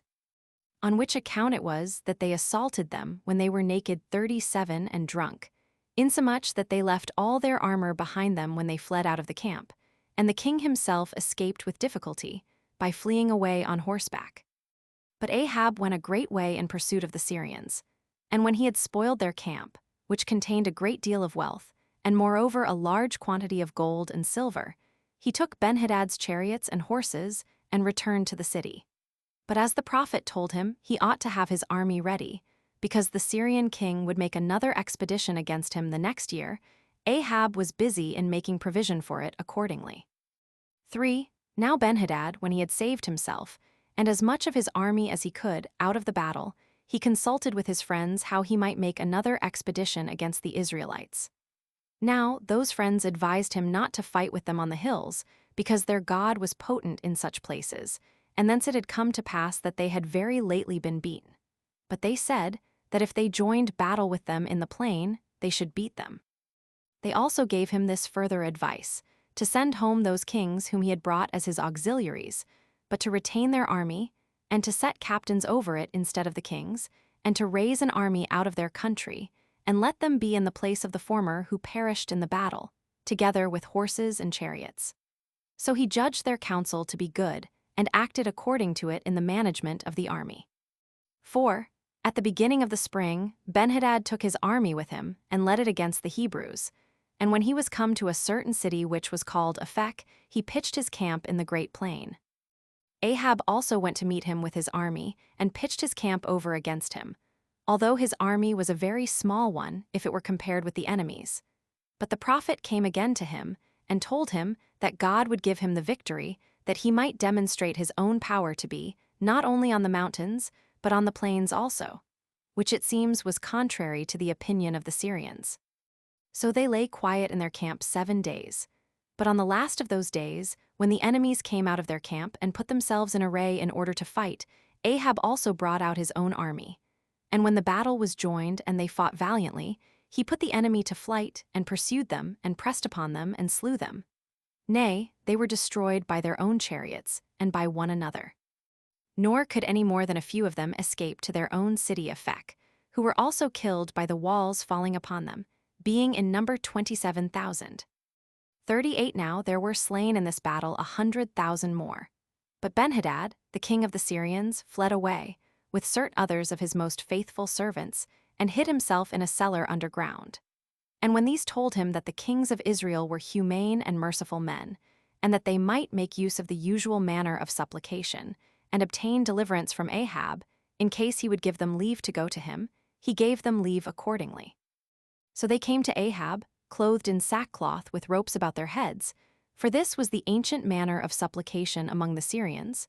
39 And said that Benhadad desired he would save him, and that he would ever be a servant to him for that favor. Ahab replied he was glad that he was alive, and not hurt in the battle, and he further promised him the same honor and kindness that a man would show to his brother. So they received assurances upon oath from him, that when he came to him he should receive no harm from him, and then went and brought him out of the cellar wherein he was hid, and brought him to Ahab as he sat in his chariot. So Benhadad worshipped him, and Ahab gave him his hand, and made him come up to him into his chariot, and kissed him, and bid him be of good cheer, and not to expect that any mischief should be done to him. So Benhadad returned him thanks, and professed that he also would remember his kindness to him all the days of his life, and promised he would restore those cities of the Israelites which the former kings had taken from them, and grant that he should have leave to come to Damascus, as his forefathers had to come to Samaria. So they confirmed their covenant by oaths, and Ahab made him many presents, and sent him back to his own kingdom. And this was the conclusion of the war that Benhadad made against Ahab and the Israelites. 5. But a certain prophet, whose name was Micaiah, 40 came to one of the Israelites, and bid him smite him on the head, for by so doing he would please God. But when he would not do so, he foretold to him that since he disobeyed the commands of God, he should meet with a lion and be destroyed by him. When that sad accident had befallen the man, the prophet came again to another, and gave him the same injunction. So he smote him and wounded his skull. Upon which he bound up his head, and came to the king, and told him that he had been a soldier of his, and had the custody of one of the prisoners committed to him by an officer, and that the prisoner being run away, he was in danger of losing his own life by the means of that officer, who had threatened him, that if the prisoner escaped he would kill him. And when Ahab had said that he would justly die, he took off the binding about his head, and was known by the king to be Micaiah the prophet, who made use of this artifice as a prelude to his following words. For he said that God would punish him who had suffered Benhadad, a blasphemer against him, to escape punishment, and that he would so bring it about that he should die by the other's means 41 and his people by the other's army. Upon which Ahab was very angry at the prophet, and gave commandment that he should be put in prison, and there kept. But for himself, he was in confusion at the words of Micaiah, and returned to his own house.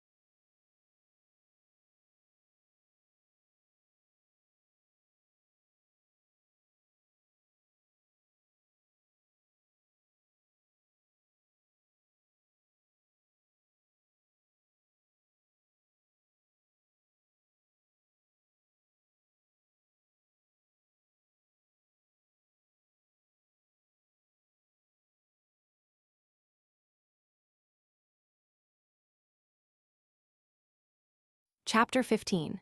Concerning Jehoshaphat the king of Jerusalem, and how Ahab made an expedition against the Syrians, and was assisted therein by Jehoshaphat, but was himself overcome in battle and perished therein. 1. And these were the circumstances in which Ahab was. But I now return to Jehoshaphat, the king of Jerusalem, who, when he had augmented his kingdom, had set garrisons in the cities of the countries belonging to his subjects, and had put such garrisons no less into those cities which were taken out of the tribe of Ephraim by his grandfather Abijah, when Jeroboam reigned over the 10 tribes. But then he had God favorable and assisting to him, as being both righteous and religious, and seeking to do somewhat every day that should be agreeable and acceptable to God. The kings also that were round about him honored him with the presents they made him, till the riches that he had acquired were immensely great, and the glory he had gained was of a most exalted nature. 2. Now, in the 3rd year of this reign, he called together the rulers of the country and the priests, and commanded them to go round the land, and teach all the people that were under him, city by city, the laws of Moses, and to keep them, and to be diligent in the worship of God. With this the whole multitude was so pleased, that they were not so eagerly set upon or affected with anything so much as the observation of the laws. The neighboring nations also continued to love Jehoshaphat, and to be at peace with him. The Philistines paid their appointed tribute, and the Arabians supplied him every year with 360 lambs, and as many kids of the goats. He also fortified the great cities, which were many in number, and of great consequence. He prepared also a mighty army of soldiers and weapons against their enemies. Now the army of men that wore their armor was 300,000 of the tribe of Judah, of whom Adnah was the chief, but John was chief of 200,000. The same man was chief of the tribe of Benjamin, and had 200,000 archers under him.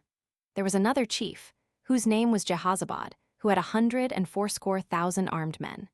This multitude was distributed to be ready for the king's service, besides those whom he sent to the best fortified cities. 3. Jehoshaphat took for his son Jehoram to wife the daughter of Ahab, the king of the 10 tribes, whose name was Athaliah.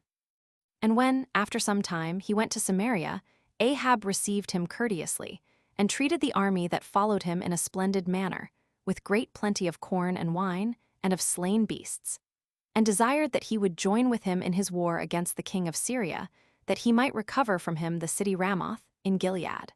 For though it had belonged to his father, yet had the king of Syria's father taken it away from him. And upon Jehoshaphat's promise to afford him his assistance, for indeed his army was not inferior to the other, and his sending for his army from Jerusalem to Samaria, the 2 kings went out of the city, and each of them sat on his own throne, and each gave their orders to their several armies. Now Jehoshaphat bid them call some of the prophets, if there were any there, and inquire of them concerning this expedition against the king of Syria, whether they would give them counsel to make that expedition at this time. For there was peace at that time between Ahab and the king of Syria, which had lasted 3 years, from the time he had taken him captive till that day. 4. So Ahab called his own prophets, being in number about 400, and bid them inquire of God whether he would grant him the victory, if he made an expedition against Benhadad, and enable him to overthrow that city, for whose sake it was that he was going to war. Now these prophets gave their counsel for making this expedition, and said that he would beat the king of Syria, and, as formerly, would reduce him under his power. But Jehoshaphat, understanding by their words that they were false prophets, asked Ahab whether there were not some other prophet, and he belonging to the true God, that we may have surer information concerning futurities. Hereupon Ahab said there was indeed such a one, but that he hated him, as having prophesied evil to him, and having foretold that he should be overcome and slain by the king of Syria, and that for this cause he had him now in prison, and that his name was Micaiah, the son of Imlah. But upon Jehoshaphat's desire that he might be produced, Ahab sent a eunuch, who brought Micaiah to him. Now the eunuch had informed him by the way that all the other prophets had foretold that the king should gain the victory, but he said that it was not lawful for him to lie against God, but that he must speak what he should say to him about the king, whatsoever it were. When he came to Ahab, and he had adjured him upon oath to speak the truth to him, he said that God had shown to him the Israelites running away, and pursued by the Syrians, and dispersed upon the mountains by them, as flocks of sheep are dispersed when their shepherd is slain. He said further that God signified to him that those Israelites should return in peace to their own home, and that he only should fall in the battle. When Micaiah had thus spoken, Ahab said to Jehoshaphat, I told thee a little while ago the disposition of the man with regard to me, and that he uses to prophesy evil to me. Upon which Micaiah replied that he ought to hear all, whatsoever it be, that God foretells, and that in particular they were false prophets that encouraged him to make this war in hope of victory, whereas he must fight and be killed. Whereupon the king was in suspense with himself. But Zedekiah, one of those false prophets, came near and exhorted him not to hearken to Micaiah, for he did not at all speak truth. As a demonstration of which he instanced in what Elijah had said, who is a better prophet in foretelling futurities than Micaiah 42, for he foretold that the dogs should lick his blood in the city of Jezreel, in the field of Naboth, as they licked the blood of Naboth, who by his means was there stoned to death by the multitude. That therefore it was plain that this Micaiah was a liar, as contradicting a greater prophet than himself, and saying that he should be slain at 3 days' journey distance. And you shall soon know whether he be a true prophet, and hath the power of the divine spirit. For I will smite him, and let him then hurt my hand, as Jadon caused the hand of Jeroboam the king to wither when he would have caught him. For I suppose thou hast certainly heard of that accident. So when, upon his smiting Micaiah, no harm happened to him, Ahab took courage, and readily led his army against the king of Syria. For, as I suppose, fate was too hard for him, and made him believe that the false prophet spake truer than the true one, that it might take an occasion of bringing him to his end. However, Zedekiah made horns of iron, and said to Ahab that God made those horns signals, that by them he should overthrow all Syria. But Micaiah replied that Zedekiah in a few days should go from one secret chamber to another to hide himself, that he might escape the punishment of his lying. Then did the king give orders that they should take Micaiah away, and guard him to Ammon, the governor of the city, and to give him nothing but bread and water. 5. Then did Ahab and Jehoshaphat the king of Jerusalem take their forces and march to Ramoth, a city of Gilead. And when the king of Syria heard of this expedition, he brought out his army to oppose them, and pitched his camp not far from Ramoth. Now Ahab and Jehoshaphat had agreed that Ahab should lay aside his royal robes, but that the king of Jerusalem should put on his proper habit, and stand before the army in order to disprove, by this artifice, what Micaiah had foretold. 43. But Ahab's fate found him out without his robes. For Benhadad, the king of Assyria, had charged his army, by the means of their commanders, to kill nobody else, but only the king of Israel. So when the Syrians, upon their joining battle with the Israelites, saw Jehoshaphat stand before the army, and conjectured that he was Ahab, they fell violently upon him and encompassed him round. But when they were near, and knew that it was not he, they all returned back. And while the fight lasted from the morning till late in the evening, and the Syrians were conquerors, they killed nobody, as their king had commanded them. And when they sought to kill Ahab alone, but could not find him, there was a young nobleman belonging to King Benhadad, whose name was Naaman. He drew his bow against the enemy, and wounded the king through his breastplate in his lungs. Upon this Ahab resolved not to make his mischance known to his army, lest they should run away. But he bid the driver of his chariot to turn it back, and carry him out of the battle, because he was sorely and mortally wounded. However, he sat in his chariot, and endured the pain till sunset, and then he fainted away and died. 6. And now the Syrian army, upon the coming on of the night, retired to their camp. And when the herald belonging to the camp gave notice that Ahab was dead, they returned home, and they took the dead body of Ahab to Samaria and buried it there. But when they had washed his chariot in the fountain of Jezreel, which was bloody with the dead body of the king, they acknowledged that the prophecy of Elijah was true, for the dogs licked his blood, and the harlots continued afterwards to wash themselves in that fountain. But still he died at Ramoth, as Micaiah had foretold. And as what things were foretold should happen to Ahab by the 2 prophets came to pass, we ought thence to have high notions of God, and everywhere to honor and worship him, and never to suppose that what is pleasant and agreeable is worthy of belief before what is true, and to esteem nothing more advantageous than the gift of prophecy 44, and that foreknowledge of future events which is derived from it, since God shows men thereby what we ought to avoid. We may also guess, from what happened to this king, and have reason to consider the power of fate, that there is no way of avoiding it, even when we know it. It creeps upon human souls and flatters them with pleasing hopes, till it leads them about to the place where it will be too hard for them. Accordingly, Ahab appears to have been deceived thereby, till he disbelieved those that foretold his defeat. But by giving credit to such as foretold what was grateful to him, was slain, and his son Ahaziah succeeded him. Footnotes 1. Return. This execution upon Joab as a murderer, by slaying him, even when he had taken sanctuary at God's altar, is perfectly agreeable to the law of Moses, which enjoins that, if a man come presumptuously upon his neighbor to slay him with guile, thou shalt take him from mine altar that he die. Exodus 21:14. 2. Return. This building of the walls of Jerusalem, soon after David's death, illustrates the conclusion of the 51st Psalm where David prays, "Build thou the walls of Jerusalem," they being, it seems, unfinished or imperfect at that time. CCH. 6. Sect. 1 and ch. 1 sect. 7. Also 1 Kings 9:15. 3. Return.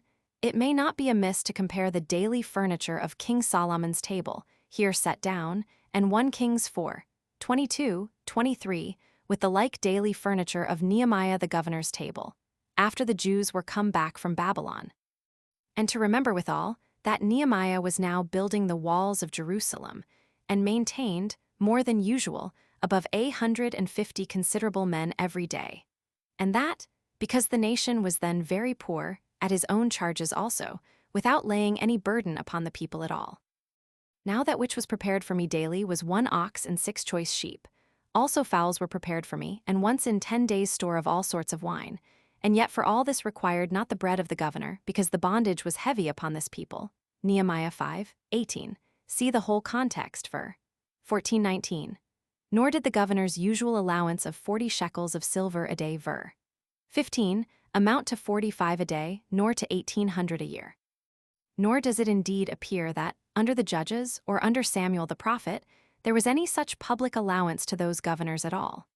Those great charges upon the public for maintaining courts came in with kings, as God foretold they would, 1 Samuel 8:11-18. 4. Return. Some pretended fragments of these books of conjuration of Solomon are still extant in Fabricius's Cod. Pseudepiger, Vet. Test. Page 1054, though I entirely differ from Josephus in this his supposal, that such books and arts of Solomon were parts of that wisdom which was imparted to him by God in his younger days. They must rather have belonged to such profane but curious arts as we find mentioned Acts 19:13-20, and had been derived from the idolatry and superstition of his heathen wives and concubines in his old age, when he had forsaken God, and God had forsaken him, and given him up to demoniacal delusions. Nor does Josephus's strange account of the root bara of the war, B. Roman 8, ch. 6, sect. 3, seem to be other than that of its magical use in such conjurations. As for the following history, it confirms what Christ says, Matthew 12:27, "If I by Beelzebub cast out demons, by whom do your sons cast them out?" 5. Return.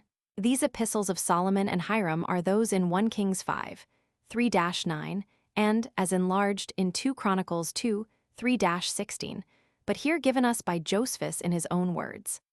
6. Return. What Josephus here puts into his copy of Hiram's epistle to Solomon, and repeats afterwards ch. 5. Sect.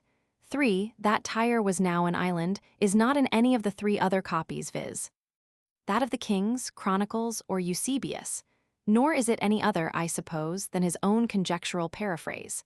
For when I, many years ago, inquired into this matter, I found the state of this famous city, and of the island whereupon it stood, to have been very different at different times.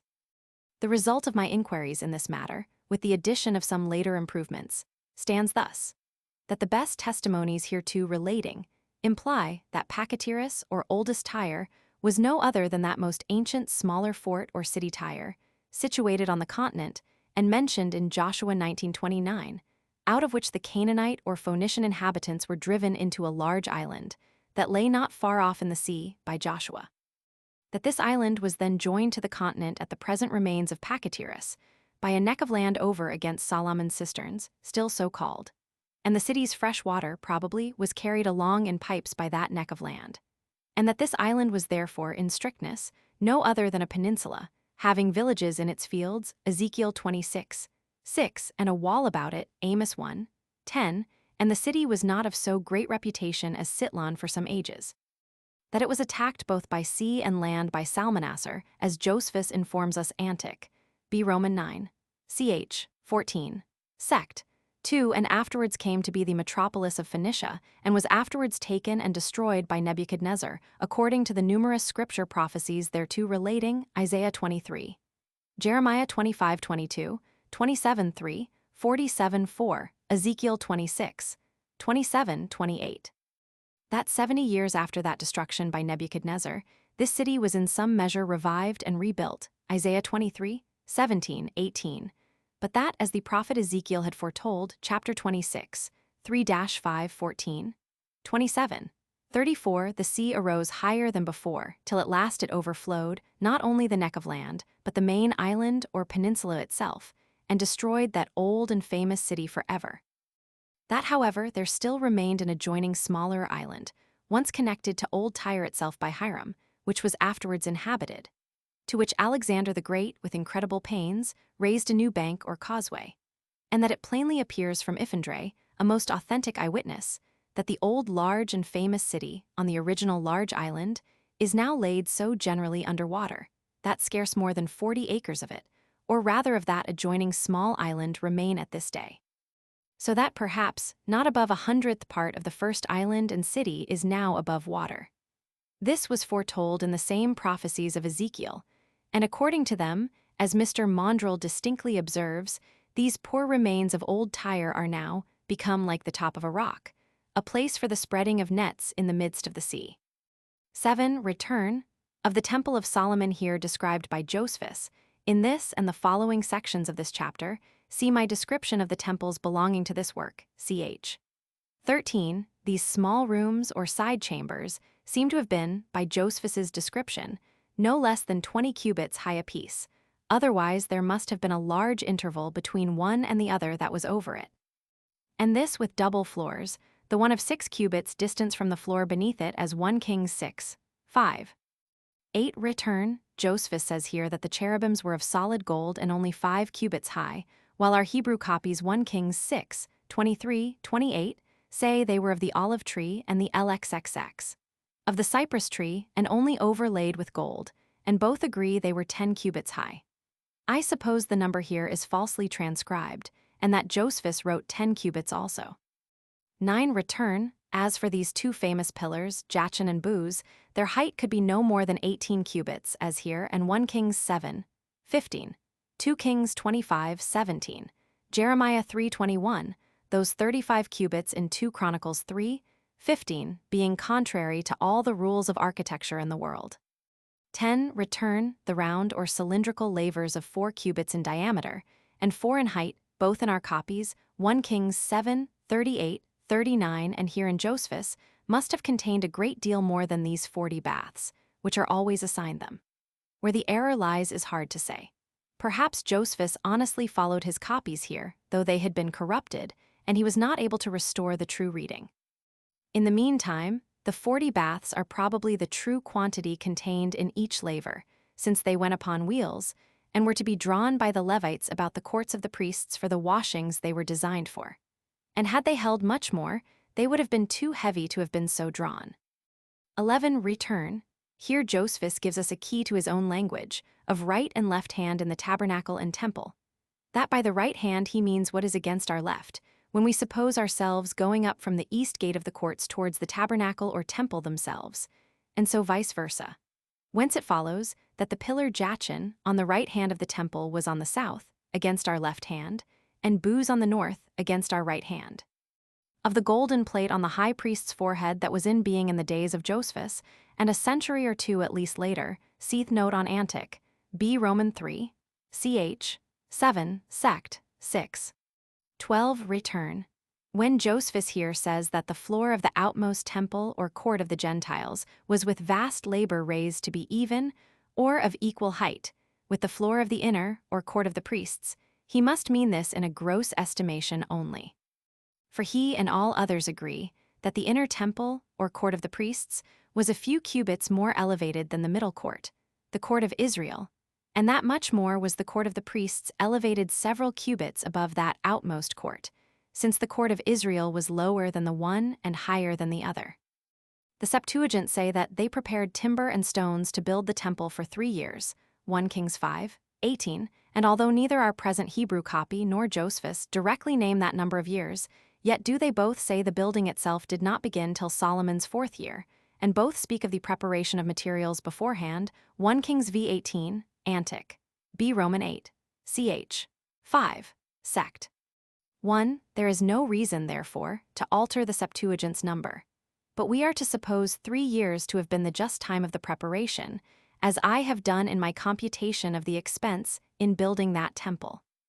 13. Return. This solemn removal of the ark from Mount Sion to Mount Moriah, at the distance of almost 3/4 of a mile, confutes that notion of the modern Jews, and followed by many Christians also, as if those two were after a sort one and the same mountain, for which there is, I think, very little foundation. 14. Return. This mention of the Corinthian ornaments of architecture in Solomon's palace by Josephus seems to be here set down by way of prophecy, although it appears to me that the Grecian and Roman most ancient orders of architecture were taken from Solomon's temple, as from their original patterns, yet it is not so clear that the last and most ornamental order of the Corinthian was so ancient, although what the same Josephus says, that one of the gates of Herod's temple was built according to the rules of this Corinthian order, is no way improbable, that order being, without dispute, much older than the reign of Herod.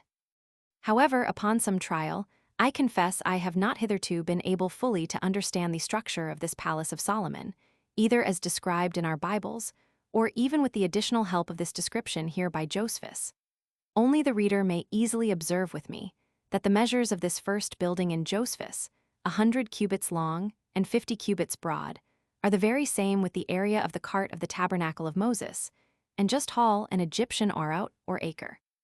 15. Return. This signification of the name Pharaoh appears to be true, but what Josephus adds presently, that no king of Egypt was called Pharaoh after Solomon's father-in-law, does hardly agree to our copies, which have long afterwards the names of Pharaoh Nehab and Pharaoh Hophra, 2 Kings 23:29, Jeremiah 44:30, besides the frequent mention of that name Pharaoh in the prophets. However, Josephus himself, in his own speech to the Jews of the war, BVCH 9, sect 4, speaks of Nehow, who was also called Pharaoh, as the name of that king of Egypt with whom Abraham was concerned, of which name Nehow yet we have elsewhere no mention till the days of Josiah, but only of Pharaoh. And indeed, it must be conceded that here and sect 5, we have more mistakes made by Josephus, and those relating to the kings of Egypt, and to that queen of Egypt and Ethiopia, whom he supposes to have come to see Solomon, than almost anywhere else in all his Antiquities. 16. Return. That this queen of Sheba was a queen of Sabia in South Arabia, and not of Egypt and Ethiopia, as Josephus here asserts, is, I suppose, now generally agreed. And since Sabia is well known to be a country near the sea in the south of Arabia Felix, which lay south from Judea also, and since our Savior calls this queen, the queen of the south, and says, she came from the utmost parts of the earth, Matthew 12:42, Luke 11:31, which descriptions agree better to this Arabia than to Egypt and Ethiopia, there is little occasion for doubting in this matter. 17. Return. Some blame Josephus for supposing that the balsam tree might be first brought out of Arabia, or Egypt, or Ethiopia, into Judea by this queen of Sheba, since several have said that of old no country bore this precious balsam but Judea. Yet it is not only false that this balsam was peculiar to Judea, but both Egypt and Arabia, and particularly Sabia, had it. Which last was that very country whence Josephus, if understood not of Ethiopia, but of Arabia, intimates this queen might bring it first into Judea. Nor are we to suppose that the queen of Sabia could well omit such a present as this balsam tree would be esteemed by Solomon, in case it were then almost peculiar to her own country. Nor is the mention of balm or balsam, as carried by merchants, and sent as a present out of Judea by Jacob to the governor of Egypt, Genesis 37:25. 43:11, to be alleged to the contrary, since what we there render balm or balsam denotes rather that turpentine which we now call turpentine of Shio or Cyprus, the juice of the turpentine tree, than this precious balm. This last is also the same word that we elsewhere render by the same mistake balm of Gilead. It should be rendered, the turpentine of Gilead, Jeremiah 8:22. 18. Return. Whether these fine gardens and rivulets of Etham, about 6 miles from Jerusalem, whither Solomon rode so often in state, be not those alluded to, Ecclesiastes 2:5-6, where he says, He made him gardens and orchards, and planted trees in them of all kinds of fruits. He made him pools of water, to water the wood that bringeth forth trees. And to the finest part whereof he seems to allude, when in the Canticles he compares his spouse to a garden enclosed, to a spring shut up, to a fountain sealed, ch. 4:12 part of which from rains are still extant, as Mr. Mattendrell informs us, page 87-88, cannot now be certainly determined, but may very probably be conjectured. But whether this Etham has any relation to those rivers of Etham, which Providence once dried up in a miraculous manner, Psalm 74:15, in the Septuagint, I cannot say. 19. Return. These 700 wives, or the daughters of great men, and the 300 concubines, the daughters of the ignoble, make 1,000 in all. And are, I suppose, those very 1,000 women intimated elsewhere by Solomon himself, when he speaks of his not having found one woman among that very number, Ecclesiastes 7:28. 20. Return.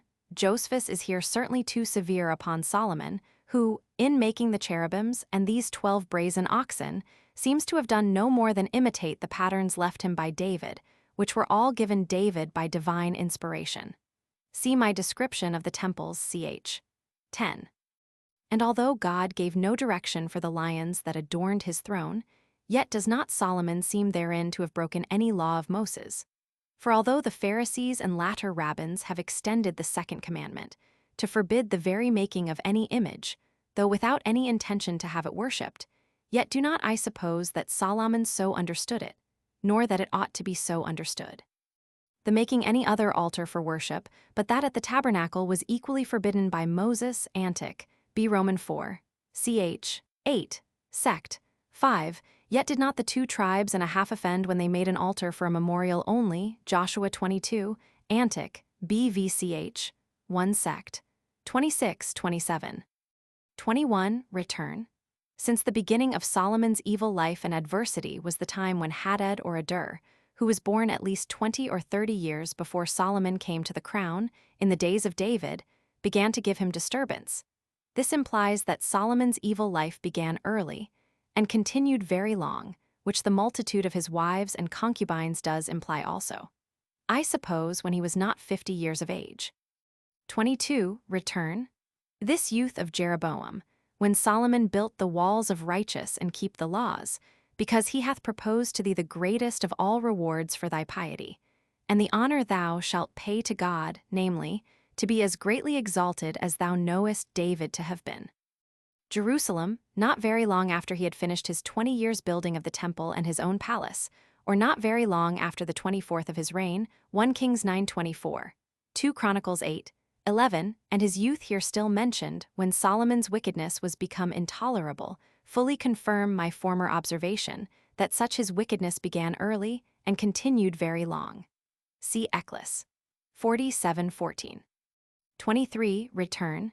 That by scorpions is not here meant that small animal so called, which was never used in corrections, but either a shrub, furze bush, or else some terrible sort of whip of the like nature. See Hudson's and Spanheim's notes here. 24. Return. Whether these fountains of the lesser Jordan were near a place called Dan, and the fountains of the greater near a place called Jor, before their conjunction, or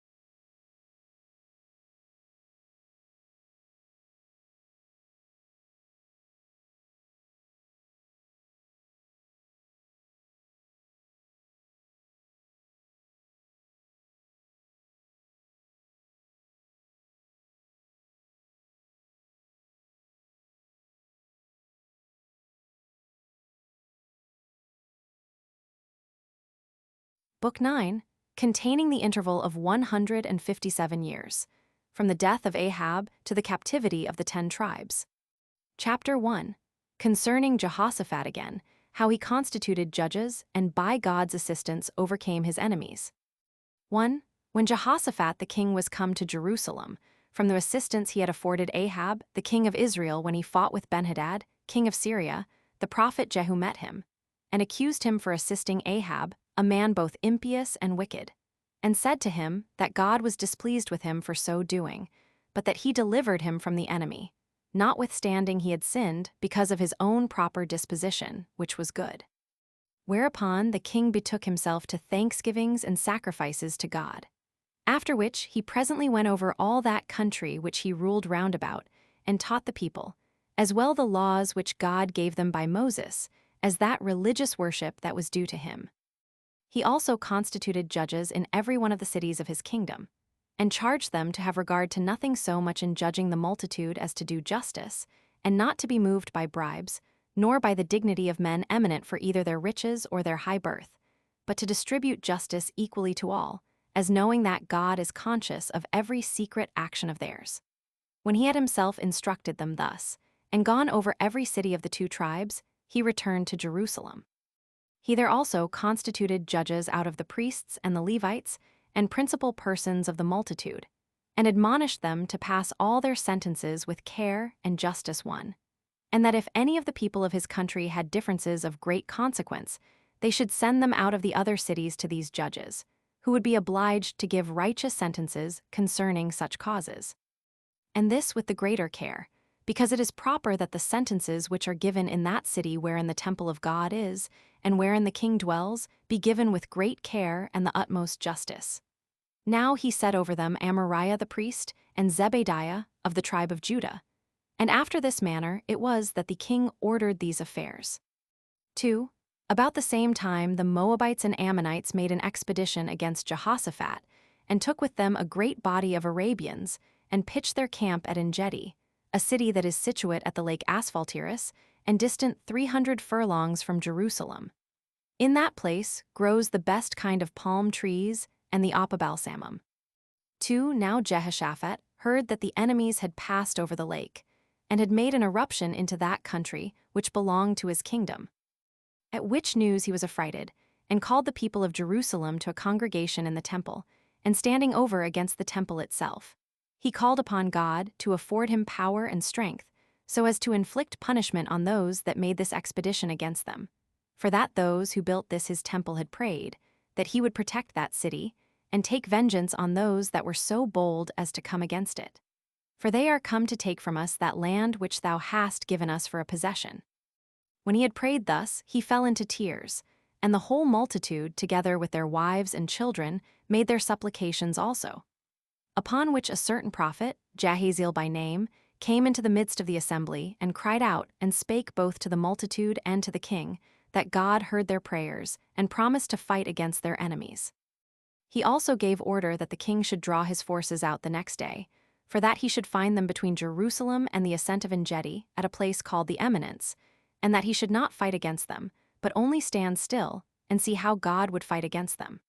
When the prophet had said this, both the king and the multitude fell upon their faces, and gave thanks to God, and worshipped him, and the Levites continued singing hymns to God with their instruments of music.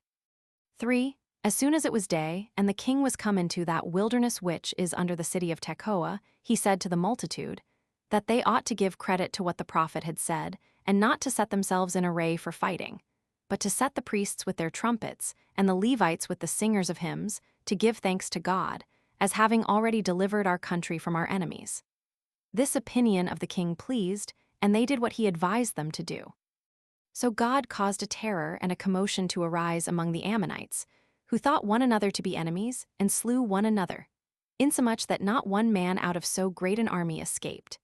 And when Jehoshaphat looked upon that valley wherein their enemies had been encamped, and saw it full of dead men, he rejoiced at so surprising an event, as was this assistance of God, while he himself by his own power, and without their labor, had given them the victory. He also gave his army leave to take the prey of the enemy's camp, and to spoil their dead bodies, And indeed so they did for 3 days together, till they were weary, so great was the number of the slain. And on the 4th day, all the people were gathered together unto a certain hollow place or valley, and blessed God for his power and assistance, from which the place had this name given it, the Valley of Blessing. 4. And when the king had brought his army back to Jerusalem, he betook himself to celebrate festivals and offer sacrifices, and this for many days. And indeed, after this destruction of their enemies, and when it came to the ears of the foreign nations, they were all greatly affrighted, as supposing that God would openly fight for him hereafter. So Jehoshaphat from that time lived in great glory and splendor, on account of his righteousness and his piety towards God. He was also in friendship with Ahab's son, who was king of Israel. And he joined with him in the building of ships that were to sail to Pontus, and the traffic cities of Thrace 3, but he failed of his gains, for the ships were destroyed by being so great, on which account he was no longer concerned about shipping. And this is the history of Jehoshaphat, the king of Jerusalem.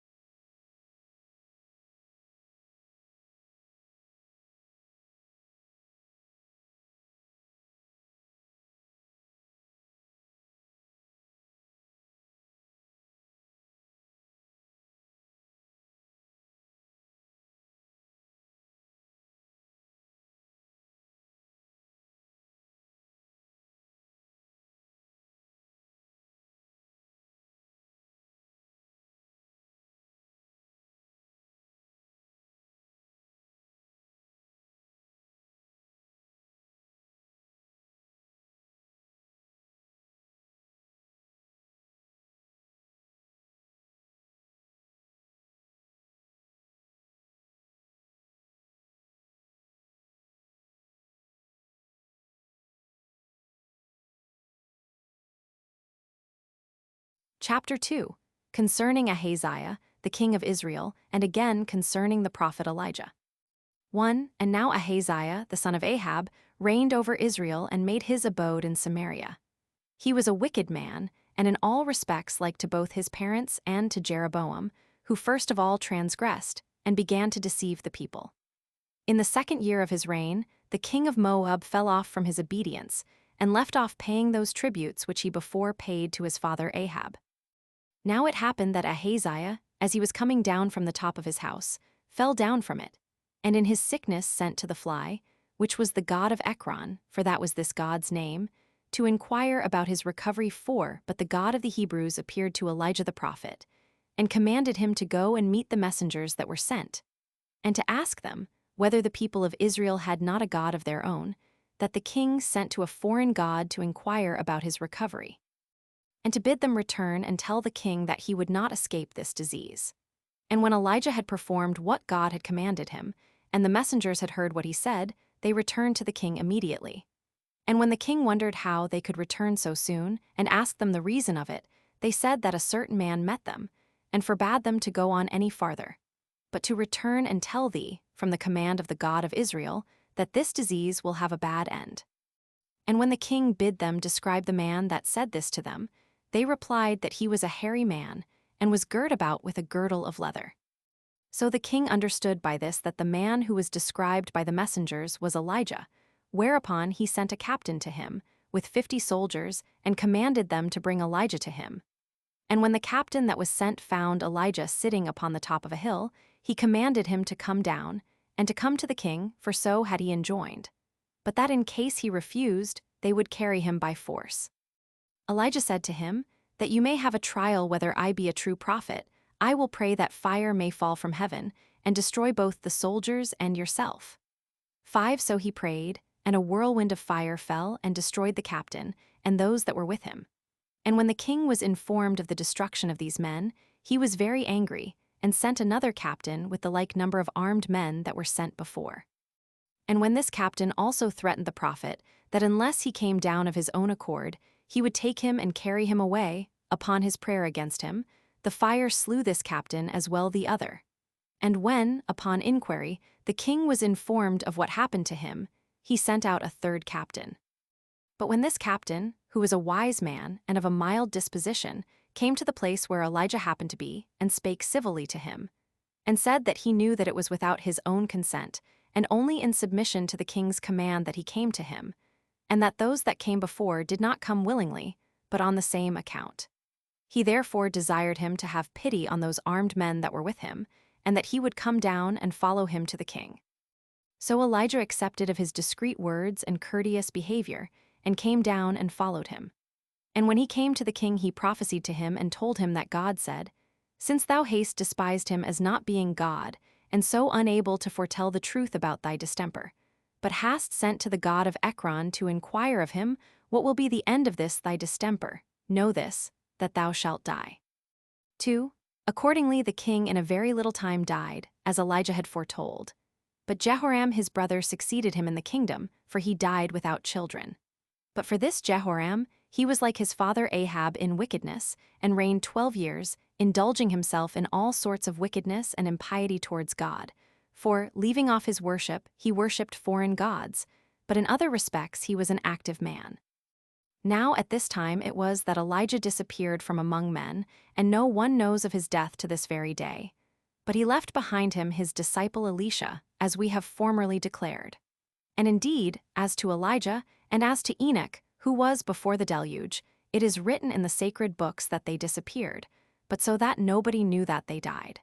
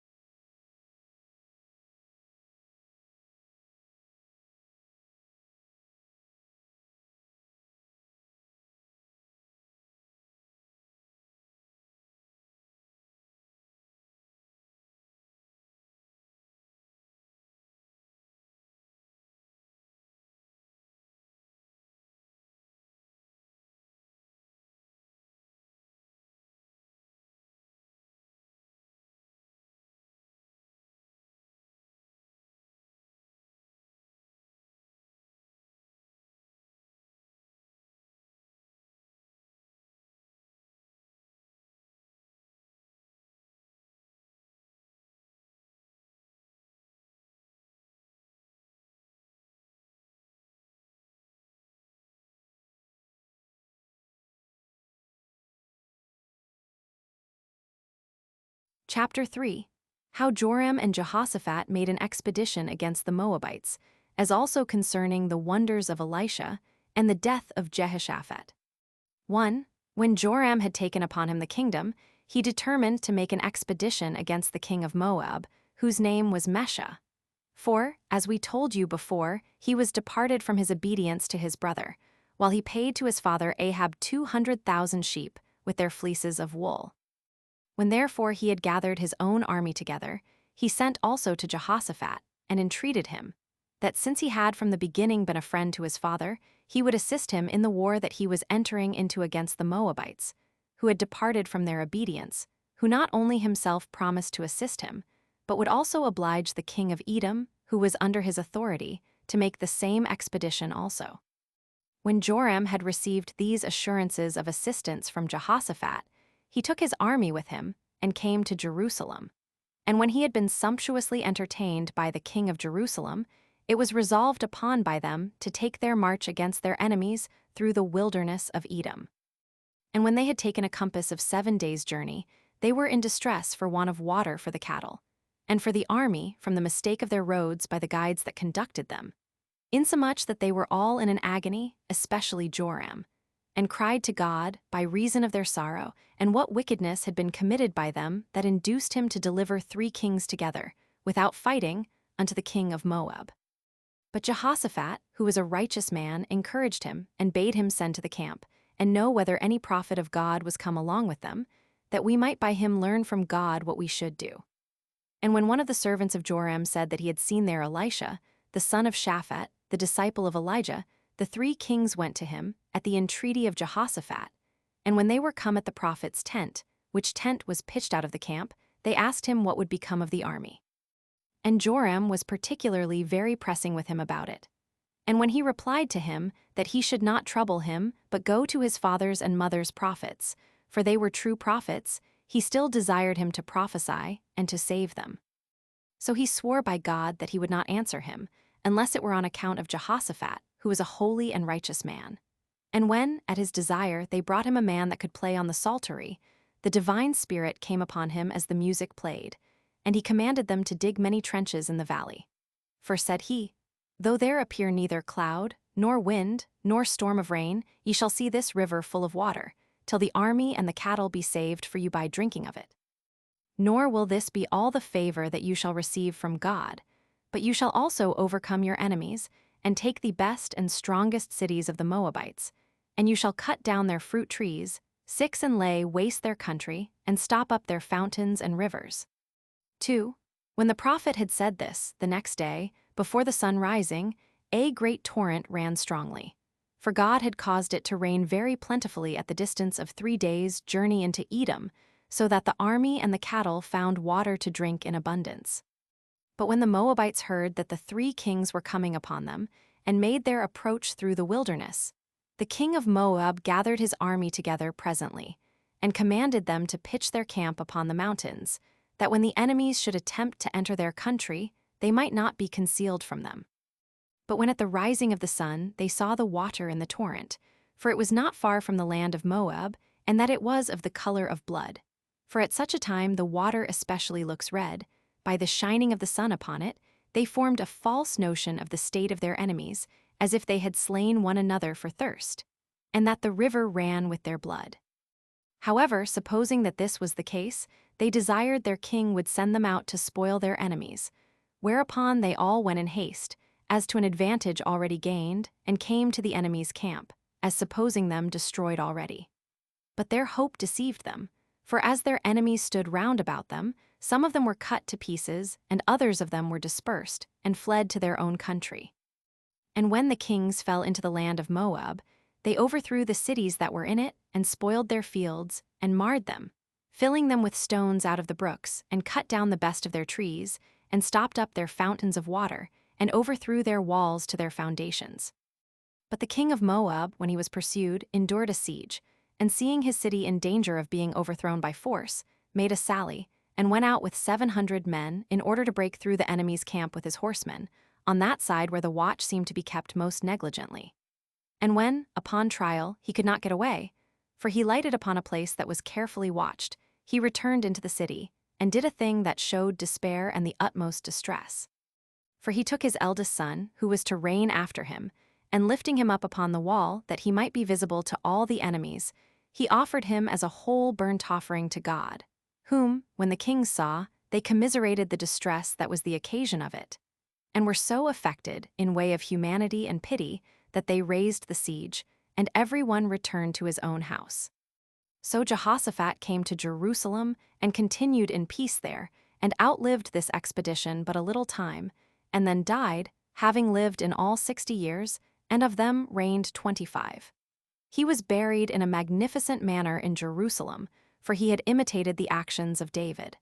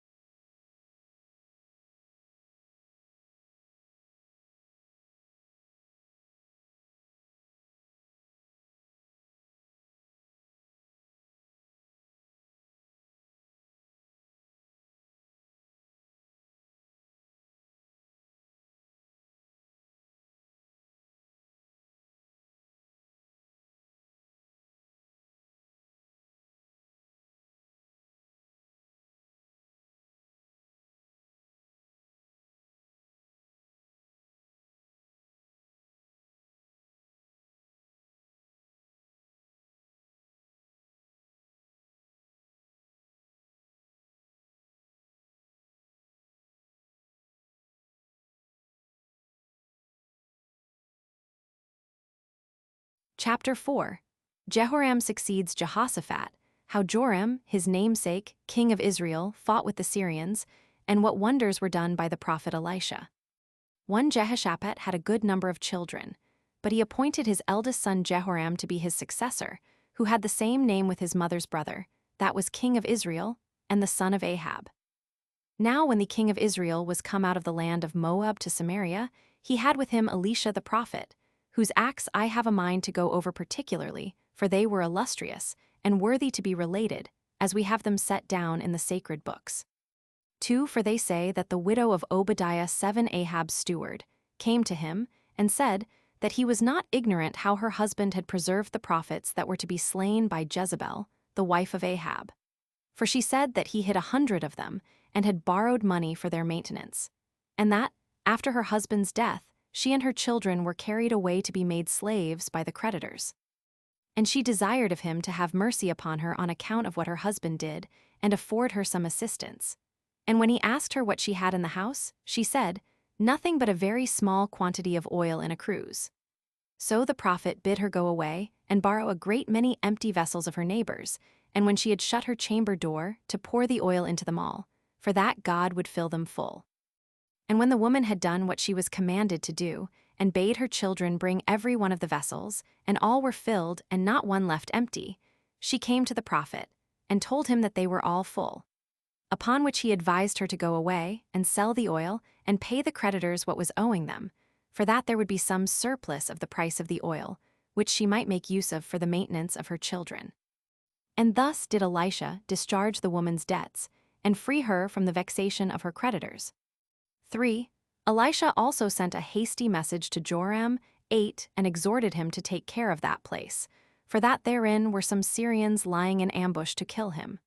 So the king did as the prophet exhorted him, and avoided his going a-hunting. And when Benhadad missed of the success of his lying in ambush, he was wroth with his own servants, as if they had betrayed his ambushment to Joram. And he sent for them, and said they were the betrayers of his secret counsels. And he threatened that he would put them to death, since such their practice was evident, because he had entrusted this secret to none but them, and yet it was made known to his enemy. And one that was present said that he should not mistake himself, nor suspect that they had discovered to his enemy his sending men to kill him, but that he ought to know that it was Elisha the prophet who discovered all to him, and laid open all his counsels. So he gave order that they should send some to learn in what city Elisha dwelt. Accordingly those that were sent brought word that he was in Dothan, wherefore Benhadad sent to that city a great army, with horses and chariots, to take Elisha. So they encompassed the city round about by night, and kept him therein confined. But when the prophet's servant in the morning perceived this, and that his enemies sought to take Elisha, he came running, and crying out after a disordered manner to him, and told him of it. But he encouraged him, and bid him not be afraid, and to despise the enemy, and trust in the assistance of God, and was himself without fear. And he besought God to make manifest to his servant his power and presence, so far as was possible, in order to the inspiring him with hope and courage. Accordingly God heard the prayer of the prophet, and made the servant see a multitude of chariots and horses encompassing Elisha, till he laid aside his fear, and his courage revived at the sight of what he supposed was come to their assistance. After this, Elisha did further entreat God that he would dim the eyes of their enemies, and cast a mist before them, whereby they might not discern him. When this was done, he went into the midst of his enemies, and asked them who it was that they came to seek. And when they replied, The prophet Elisha, he promised he would deliver him to them, if they would follow him to the city where he was. So these men were so darkened by God in their sight and in their mind, that they followed him very diligently. And when Elisha had brought them to Samaria, he ordered Joram the king to shut the gates, and to place his own army round about them, and prayed to God to clear the eyes of these their enemies, and take the mist from before them. Accordingly, when they were freed from the obscurity they had been in, they saw themselves in the midst of their enemies. And as the Syrians were strangely amazed and distressed, as was but reasonable, at an action so divine and surprising, and as King Joram asked the prophet if he would give him leave to shoot at them, Elisha forbade him so to do, and said that it is just to kill those that are taken in battle, but that these men had done the country no harm, but without knowing it, were come thither by the divine power, so that his counsel was to treat them in a hospitable manner at his table, and then send them away without hurting them. 9 Wherefore Joram obeyed the prophet, and when he had feasted the Syrians in a splendid and magnificent manner, he let them go to Benhadad their king. 4 Now when these men were come back, and had showed Benhadad how strange an accident had befallen them, and what an appearance and power they had experienced of the God of Israel, he wondered at it, as also at that prophet with whom God was so evidently present. So he determined to make no more secret attempts upon the king of Israel, out of fear of Elisha, but resolved to make open war with them, as supposing he could be too hard for his enemies by the multitude of his army and power.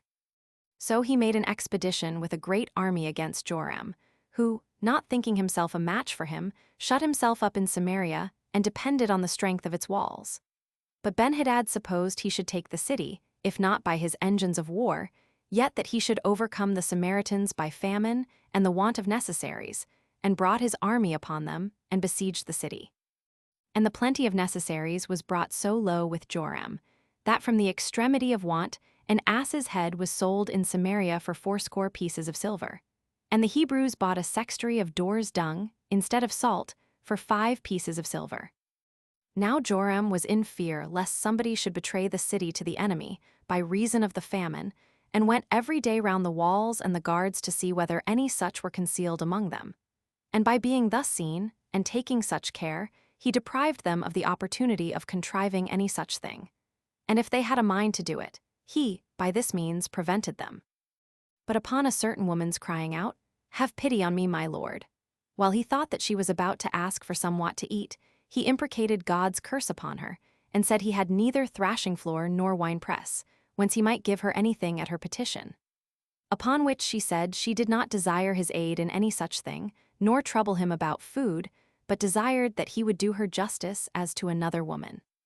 And when he bade her say on and let him know what she desired, she said she had made an agreement with the other woman who was her neighbor and her friend, that because the famine and want was intolerable, they should kill their children, each of them having a son of their own, and we will live upon them ourselves for 2 days, the one day upon one son and the other day upon the other. And, said she, I have killed my son the first day, and we lived upon my son yesterday. But this other woman will not do the same thing, but hath broken her agreement, and hath hid her son. This story mightily grieved Joram when he heard it.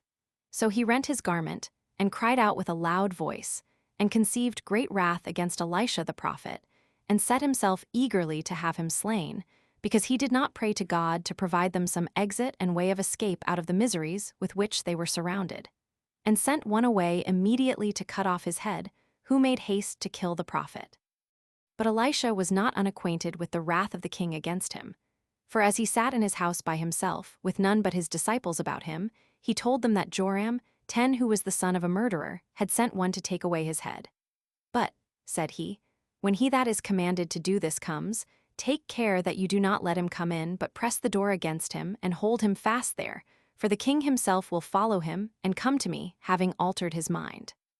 Accordingly, they did as they were bidden, when he that was sent by the king to kill Elisha came. But Joram repented of his wrath against the prophet, and for fear he that was commanded to kill him should have done it before he came, he made haste to hinder his slaughter, and to save the prophet. And when he came to him, he accused him that he did not pray to God for their deliverance from the miseries they now lay under, but saw them so sadly destroyed by them.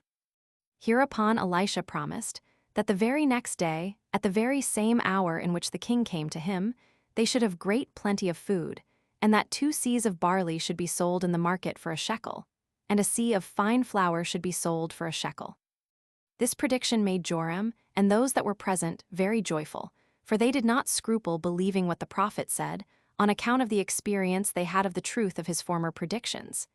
And the expectation of plenty made the want they were in that day, with the uneasiness that accompanied it, appear a light thing to them. But the captain of the 3rd band, who was a friend of the king, and on whose hand the king leaned, said, Thou talkest of incredible things, O prophet. For as it is impossible for God to pour down torrents of barley, or fine flour, out of heaven, so is it impossible that what thou sayest should come to pass. To which the prophet made this reply, Thou shalt see these things come to pass, but thou shalt not be in the least a partaker of them. 5. Now what Elisha had thus foretold came to pass in the manner following. There was a law at Samaria 11 that those that had the leprosy, and whose bodies were not cleansed from it, should abide without the city. And there were 4 men that on this account abode before the gates, while nobody gave them any food, by reason of the extremity of the famine. And as they were prohibited from entering into the city by the law, and they considered that if they were permitted to enter, they should miserably perish by the famine. As also that if they stayed where they were, they should suffer in the same manner, they resolved to deliver themselves up to the enemy, that in case they should spare them, they should live. But if they should be killed, that would be an easy death. So when they had confirmed this their resolution, they came by night to the enemy's camp. Now God had begun to affright and disturb the Syrians, and to bring the noise of chariots and armor to their ears, as though an army were coming upon them, and had made them suspect that it was coming nearer and nearer to them. In short, they were in such a dread of this army, that they left their tents, and ran together to Benhadad, and said that Joram the king of Israel had hired for auxiliaries both the king of Egypt and the king of the islands, and led them against them, for they heard the noise of them as they were coming. And Benhadad believed what they said, for there came the same noise to his ears as well as it did to theirs. So they fell into a mighty disorder and tumult, and left their horses and beasts in their camp, with immense riches also, and betook themselves to flight. And those lepers who had departed from Samaria, and were gone to the camp of the Syrians, of whom we made mention a little before, when they were in the camp, saw nothing but great quietness and silence. Accordingly they entered into it, and went hastily into one of their tents. And when they saw nobody there, they eat and drank, and carried garments, and a great quantity of gold, and hid it out of the camp. After which they went into another tent, and carried off what was in it, as they did at the former, and this did they for several times, without the least interruption from any body. So they gathered thereby that the enemies were departed, whereupon they reproached themselves that they did not inform Joram and the citizens of it. So they came to the walls of Samaria, and called aloud to the watchmen, and told them in what state the enemies were, as did these tell the king's guards, by whose means Joram came to know of it. Who then sent for his friends, and the captains of his host, and said to them, that he suspected that this departure of the king of Syria was by way of ambush and treachery, and that, out of despair of ruining you by famine, when you imagine them to be fled away, you may come out of the city to spoil their camp, and he may then fall upon you on a sudden, and may both kill you, and take the city without fighting. Whence it is that I exhort you to guard the city carefully, and by no means to go out of it, or proudly to despise your enemies, as though they were really gone away. And when a certain person said that he did very well and wisely to admit such a suspicion, but that he still advised him to send a couple of horsemen to search all the country as far as Jordan, that, if they were seized by an ambush of the enemy, they might be a security to your army, that they may not go out as if they suspected nothing, nor undergo the like misfortune. And, said he, those horsemen may be numbered among those that have died by the famine, supposing they be caught and destroyed by the enemy. So the king was pleased with this opinion, and sent such as might search out the truth, who performed their journey over a road that was without any enemies, but found it full of provisions, and of weapons that they had therefore thrown away and left behind them, in order to their being light and expeditious in their flight. When the king heard this, he sent out the multitude to take the spoils of the camp, which gains of theirs were not of things of small value, but they took a great quantity of gold, and a great quantity of silver, and flocks of all kinds of cattle. They also possessed themselves of 10,000 measures of wheat and barley, as they never in the least dreamed of, and were not only freed from their former miseries, but had such plenty, that 2 seahs of barley were bought for a shekel, and a seah of fine flour for a shekel, according to the prophecy of Elisha. Now a seah is equal to an Italian modius and a half. The captain of the 3rd band was the only man that received no benefit by this plenty. For as he was appointed by the king to oversee the gate, that he might prevent the too great crowd of the multitude, and they might not endanger one another to perish, by treading on one another in the press, he suffered himself in that very way, and died in that very manner, as Elisha had foretold such his death, when he alone of them all disbelieved what he said concerning that plenty of provisions which they should soon have. 6. Hereupon, When Benhadad, the king of Syria, had escaped to Damascus, and understood that it was God himself that cast all his army into this fear and disorder, and that it did not arise from the invasion of enemies, he was mightily cast down at his having God so greatly for his enemy, and fell into a distemper. Now it happened that Elisha the prophet at that time was gone out of his own country to Damascus, of which Benhadad was informed. He sent Hazael, the most faithful of all his servants, to meet him, and to carry him presents, and bade him inquire of him about his distemper, and whether he should escape the danger that it threatened. So Hazael came to Elisha with 40 camels that carried the best and most precious fruits that the country of Damascus afforded, as well as those which the king's palace supplied. He saluted him kindly, and said that he was sent to him by King Benhadad, and brought presents with him, in order to inquire concerning his distemper, whether he should recover from it or not. Whereupon the prophet bid him tell the king no melancholy news, but still he said he would die. So the king's servant was troubled to hear it, and Elisha wept also, and his tears ran down plenteously at his foresight of what miseries his people would undergo after the death of Benhadad. And when Hazael asked him what was the occasion of this confusion he was in, he said that he wept out of his commiseration for the multitude of the Israelites, and what terrible miseries they will suffer by thee. For thou wilt slay the strongest of them, and wilt burn their strongest cities, and wilt destroy their children, and dash them against the stones, and wilt rip up their women with child. And when Hazael said, How can it be that I should have power enough to do such things?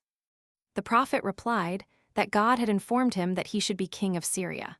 So when Hazael was come to Benhadad, he told him good news concerning his distemper 12, but on the next day he spread a wet cloth in the nature of a net over him, and strangled him, and took his dominion. He was an active man, and had the goodwill of the Syrians, and of the people of Damascus to a great degree, by whom both Benhadad himself and Hazael, who ruled after him, are honored to this day as gods, by reason of their benefactions, and their building them temples by which they adorned the city of the Damascenes. They also every day do with great pomp pay their worship to these kings, 13, and value themselves upon their antiquity. Nor do they know that these kings are much later than they imagine, and that they are not yet 1100 years old. Now when Joram, the king of Israel, heard that Benhadad was dead, he recovered out of the terror and dread he had been in on his account, and was very glad to live in peace.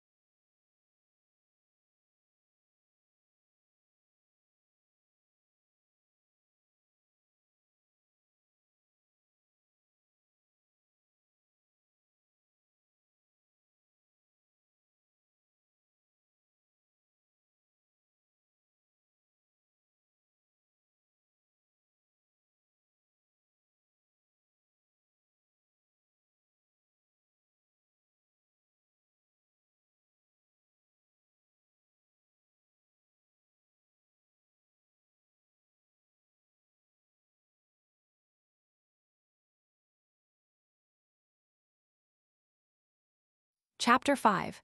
Concerning the wickedness of Jehoram king of Jerusalem, his defeat and death. 1. Now Jehoram the king of Jerusalem, for we have said before that he had the same name with the king of Israel, as soon as he had taken the government upon him, betook himself to the slaughter of his brethren and his father's friends, who were governors under him, and thence made a beginning and a demonstration of his wickedness. Nor was he at all better than those kings of Israel who at first transgressed against the laws of their country and of the Hebrews, and against God's worship. And it was Athaliah, the daughter of Ahab, whom he had married, who taught him to be a bad man in other respects, and also to worship foreign gods. Now God would not quite root out this family, because of the promise he had made to David.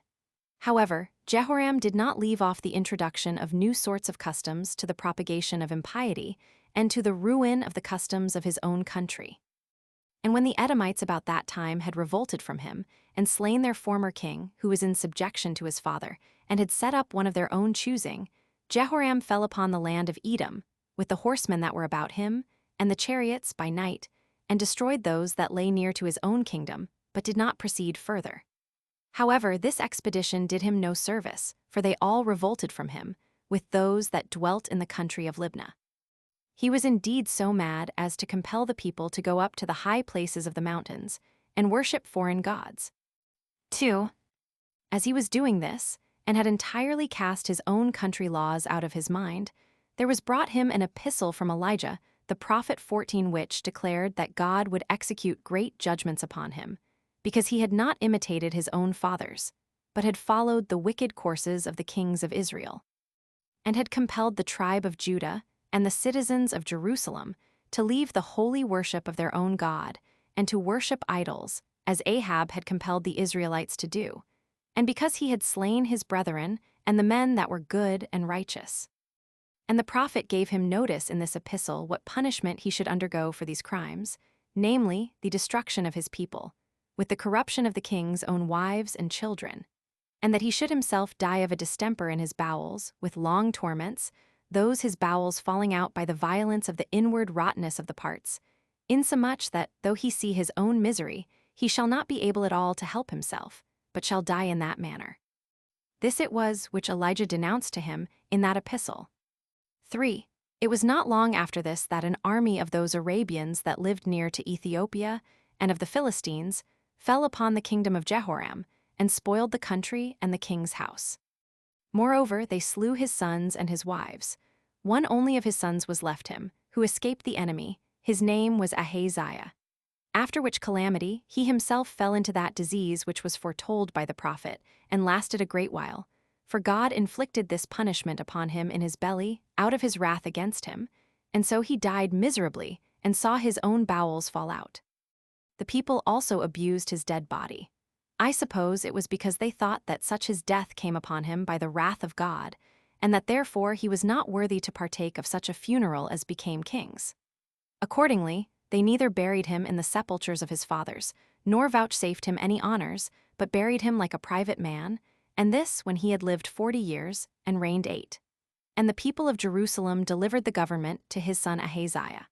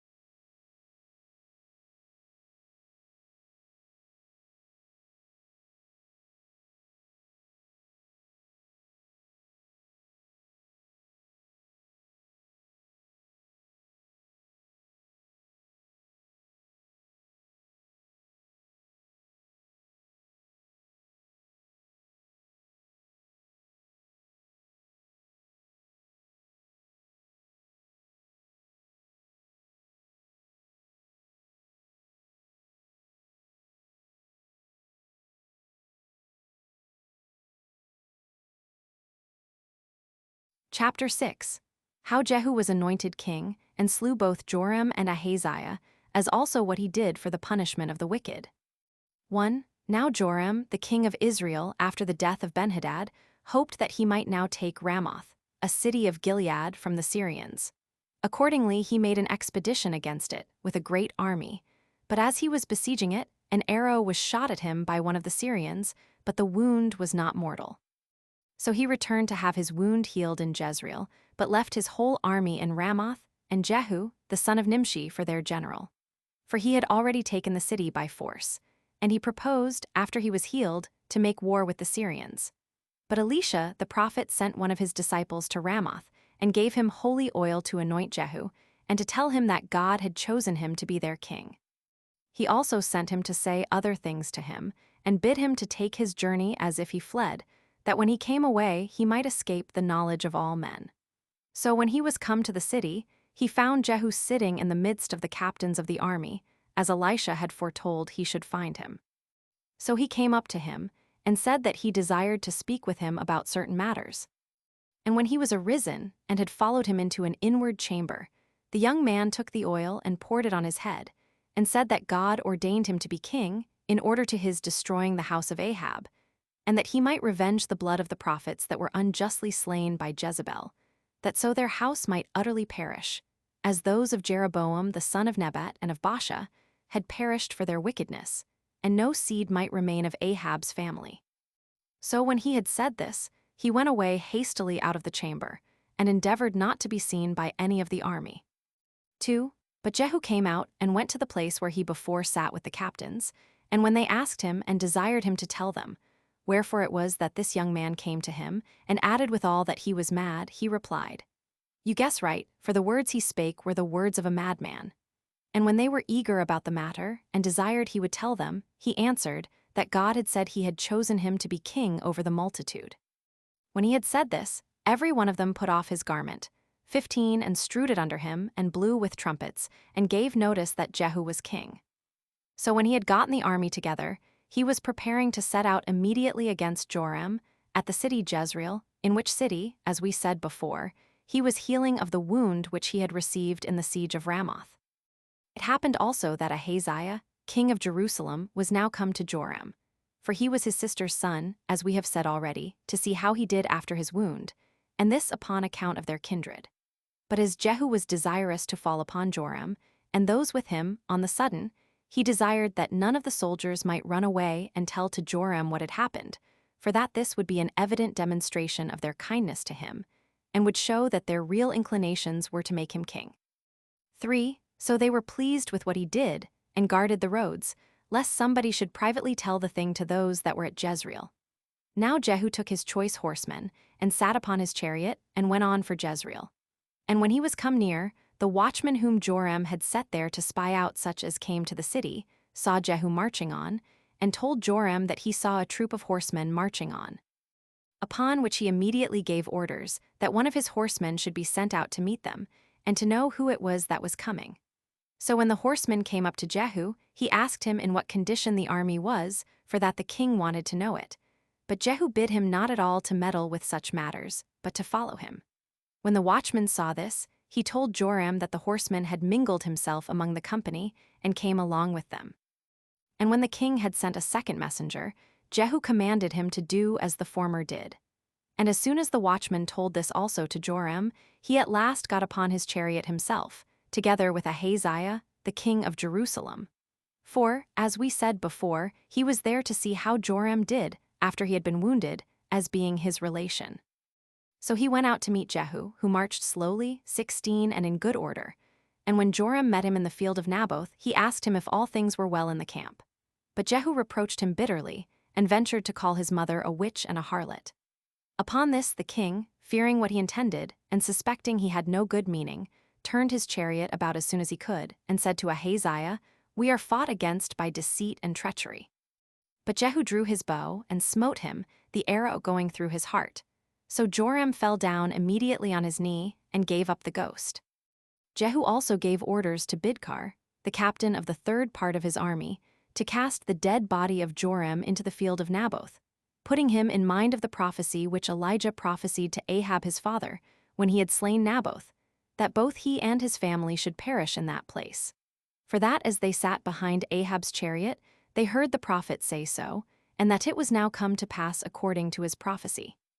Upon the fall of Joram, Ahaziah was afraid of his own life, and turned his chariot into another road, supposing he should not be seen by Jehu. But he followed after him, and overtook him at a certain acclivity, and drew his bow, and wounded him.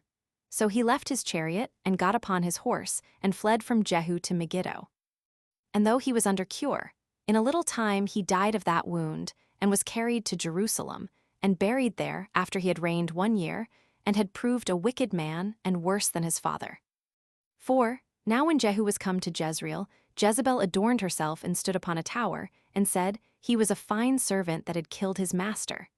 And when he looked up to her, he asked who she was and commanded her to come down to him. At last he ordered the eunuchs to throw her down from the tower, and being thrown down, she besprinkled the wall with her blood and was trodden upon by the horses, and so died. When this was done, Jehu came to the palace with his friends, and took some refreshment after his journey, both with other things and by eating a meal. He also bid his servants to take up Jezebel and bury her, because of the nobility of her blood, for she was descended from kings. But those that were appointed to bury her found nothing else remaining but the extreme parts of her body, for all the rest were eaten by dogs. When Jehu heard this, he admired the prophecy of Elijah, for he foretold that she should perish in this manner at Jezreel. 5. Now Ahab had 70 sons brought up in Samaria. So Jehu sent 2 epistles, the one to them that brought up the children, the other to the rulers of Samaria, which said that they should set up the most valiant of Ahab's sons for king, for that they had abundance of chariots, and horses, and armor, and a great army, and fenced cities, and that by so doing they might avenge the murder of Ahab. This he wrote to try the intentions of those of Samaria. Now when the rulers and those that had brought up the children had read the letter, they were afraid, and considering that they were not at all able to oppose him, who had already subdued 2 very great kings, they returned him this answer, that they owned him for their lord, and would do whatsoever he bade them. So he wrote back to them such a reply as enjoined them to obey what he gave order for, and to cut off the heads of Ahab's sons, and send them to him. Accordingly the rulers sent for those that brought up the sons of Ahab, and commanded them to slay them, to cut off their heads, and send them to Jehu. So they did whatsoever they were commanded, without omitting anything at all, and put them up in wicker baskets, and sent them to Jezreel. And when Jehu, as he was at supper with his friends, was informed that the heads of Ahab's sons were brought, he ordered them to make 2 heaps of them, one before each of the gates. And in the morning he went out to take a view of them, and when he saw them, he began to say to the people that were present that he did himself make an expedition against his master, and slew him, but that it was not he that slew all these. And he desired them to take notice, that as to Ahab's family, all things had come to pass according to God's prophecy, and his house was perished, according as Elijah had foretold. And when he had further destroyed all the kindred of Ahab that were found in Jezreel, he went to Samaria. And as he was upon the road, he met the relations of Ahaziah king of Jerusalem, and asked them whither they were going. They replied that they came to salute Joram and their own king Ahaziah, for they knew not that he had slain them both. So Jehu gave orders that they should catch these and kill them, being in number 42 persons. 6. After these there met him a good and a righteous man, whose name was Jehonadab, and who had been his friend of old. He saluted Jehu, and began to commend him, because he had done everything according to the will of God, in extirpating the house of Ahab. So Jehu desired him to come up into his chariot, and make his entry with him into Samaria, and told him that he would not spare one wicked man, but would punish the false prophets, and false priests, and those that deceived the multitude, and persuaded them to leave the worship of God Almighty, and to worship foreign gods, and that it was a most excellent and most pleasing sight to a good and a righteous man to see the wicked punished. So Jehonadab was persuaded by these arguments, and came up into Jehu's chariot, and came to Samaria. And Jehu sought out for all Ahab's kindred, and slew them. And being desirous that none of the false prophets, nor the priests of Ahab's god, might escape punishment, he caught them deceitfully by this while. For he gathered all the people together, and said that he would worship twice as many gods as Ahab worshipped, and desired that his priests and prophets and servants might be present, because he would offer costly and great sacrifices to Ahab's god, and that if any of his priests were wanting, they should be punished with death. Now Ahab's god was called Baal, and when he had appointed a day on which he would offer those sacrifices, he sent messengers through all the country of the Israelites, that they might bring the priests of Baal to him. So Jehu commanded to give all the priests vestments. And when they had received them, he went into the house, with his friend Jehonadab, and gave orders to make search whether there were not any foreigner or stranger among them, for he would have no one of a different religion to mix among their sacred offices. And when they said that there was no stranger there, and they were beginning their sacrifices, he set 80 men without, they being such of his soldiers as he knew to be most faithful to him, and bid them slay the prophets, and now vindicate the laws of their country, which had been a long time in disesteem. He also threatened that if any one of them escaped, their own lives should go for them. So they slew them all with the sword, and burnt the house of Baal, and by that means purged Samaria of foreign customs. Now this Baal was the god of the Tyrians, and Ahab, in order to gratify his father-in-law, Ethbaal, who was the king of Tyre and Sidon, built a temple for him in Samaria and appointed him prophets, and worshipped him with all sorts of worship. Although, when this god was demolished, Jehu permitted the Israelites to worship the golden heifers. However, because he had done thus, and taken care to punish the wicked, God foretold by his prophet that his sons should reign over Israel for 4 generations. And in this condition was Jehu at this time. Chapter 7. How Athaliah reigned over Jerusalem for 5.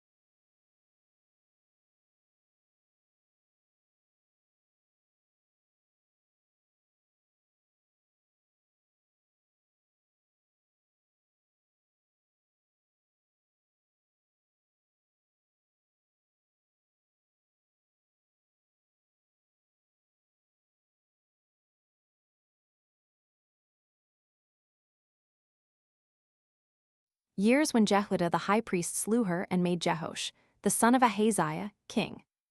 1. Now when Athaliah, the daughter of Ahab, heard of the death of her brother Joram, and of her son Ahaziah, and of the royal family, she endeavored that none of the house of David might be left alive, but that the whole family might be exterminated, that no king might arise out of it afterward. And, as she thought, she had actually done it. But one of Ahaziah's sons was preserved, who escaped death after the manner following. Ahaziah had a sister by the same father, whose name was Jehosheba, and she was married to the high priest Jehoiada. She went into the king's palace and found Jehosh, for that was the little child's name, who was not above a year old, among those that were slain, but concealed with his nurse. So she took him with her into a secret bedchamber and shut him up there, and she and her husband Jehoiada brought him up privately in the temple 6 years, during which time Athaliah reigned over Jerusalem and the 2 tribes. 2. Now, on the 7th year, Jehoiada communicated the matter to certain of the captains of hundreds, 5 in number, and persuaded them to be assisting to what attempts he was making against Athaliah, and to join with him in asserting the kingdom to the child. He also received such oaths from them as are proper to secure those that assist one another from the fear of discovery, and he was then of good hope that they should depose Athaliah. Now those men whom Jehoiada the priest had taken to be his partners went into all the country, and gathered together the priests and the Levites, and the heads of the tribes out of it, and came and brought them to Jerusalem to the high priest. So he demanded the security of an oath of them, to keep private whatsoever he should discover to them, which required both their silence and their assistance. So when they had taken the oath, and had thereby made it safe for him to speak, he produced the child that he had brought up of the family of David, and said to them, "This is your king, of that house which you know God hath foretold should reign over you for all time to come. I exhort you therefore that 1/3 part of you guard him in the temple, and that a 4th part keep watch at all the gates of the temple, and that the next part of you keep guard at the gate which opens and leads to the king's palace, and let the rest of the multitude be unarmed in the temple, and let no armed person go into the temple, but the priest only." He also gave them this order besides, that a part of the priests and the Levites should be about the king himself, and be a guard to him, with their drawn swords, and to kill that man immediately, whoever he be, that should be so bold as to enter armed into the temple, and bid them be afraid of nobody, but persevere in guarding the king. So these men obeyed what the high priest advised them to, and declared the reality of their resolution by their actions. Jehoiada also opened that armory which David had made in the temple, and distributed to the captains of hundreds, as also to the priests and Levites, all the spears and quivers, and what kind of weapons soever it contained, and set them armed in a circle round about the temple, so as to touch one another's hands, and by that means excluding those from entering that ought not to enter. So they brought the child into the midst of them, and put on him the royal crown, and Jehoiada anointed him with the oil, and made him king. And the multitude rejoiced, and made a noise, and cried, God save the king. 3. When Athaliah unexpectedly heard the tumult and the acclamations, she was greatly disturbed in her mind, and suddenly issued out of the royal palace with her own army. And when she was come to the temple, the priests received her. But as for those that stood round about the temple, as they were ordered by the high priest to do, they hindered the armed inert that followed her from going in. But when Athaliah saw the child standing upon a pillar, with the royal crown upon his head, she rent her clothes, and cried out vehemently, and commanded to kill him that had laid snares for her, and endeavored to deprive her of the government. But Jehoiada called for the captains of hundreds, and commanded them to bring Athaliah to the valley of Cedron, and slay her there, for he would not have the temple defiled with the punishments of this pernicious woman. And he gave order that if anyone came near to help her, he should be slain also. Wherefore those that had the charge of her slaughter took hold of her, and led her to the gate of the king's mules, and slew her there. 4. Now as soon as what concerned Athaliah was by this stratagem, after this manner, dispatched, Jehoiada called together the people and the armed men into the temple, and made them take an oath that they would be obedient to the king, and take care of his safety, and of the safety of his government. After which he obliged the king to give security upon oath that he would worship God and not transgress the laws of Moses. They then ran to the house of Baal, which Athaliah and her husband Jehoram had built, to the dishonor of the God of their fathers, and to the honor of Ahab, and demolished it, and slew Mattan, that had his priesthood. But Jehoiada entrusted the care and custody of the temple to the priests and Levites, according to the appointment of King David, and enjoined them to bring their regular burnt offerings twice a day, and to offer incense according to the law. He also ordained some of the Levites, with the porters, to be a guard to the temple, that no one that was defiled might come there. 5. And when Jehoiada had set these things in order, he, with the captains of hundreds and the rulers and all the people, took Jehoash out of the temple into the king's palace. And when he had set him upon the king's throne, the people shouted for joy and betook themselves to feasting, and kept a festival for many days. But the city was quiet upon the death of Athaliah. Now Jehoash was 7 years old when he took the kingdom. His mother's name was Zebiah of the city Beersheba. And all the time that Jehoiada lived, Jehoash was careful that the laws should be kept, and very zealous in the worship of God. And when he was of age, he married 2 wives, who were given to him by the high priest, by whom were born to him both sons and daughters. And thus much shall suffice to have related concerning King Jehoash, how he escaped the treachery of Athaliah, and how he received the kingdom.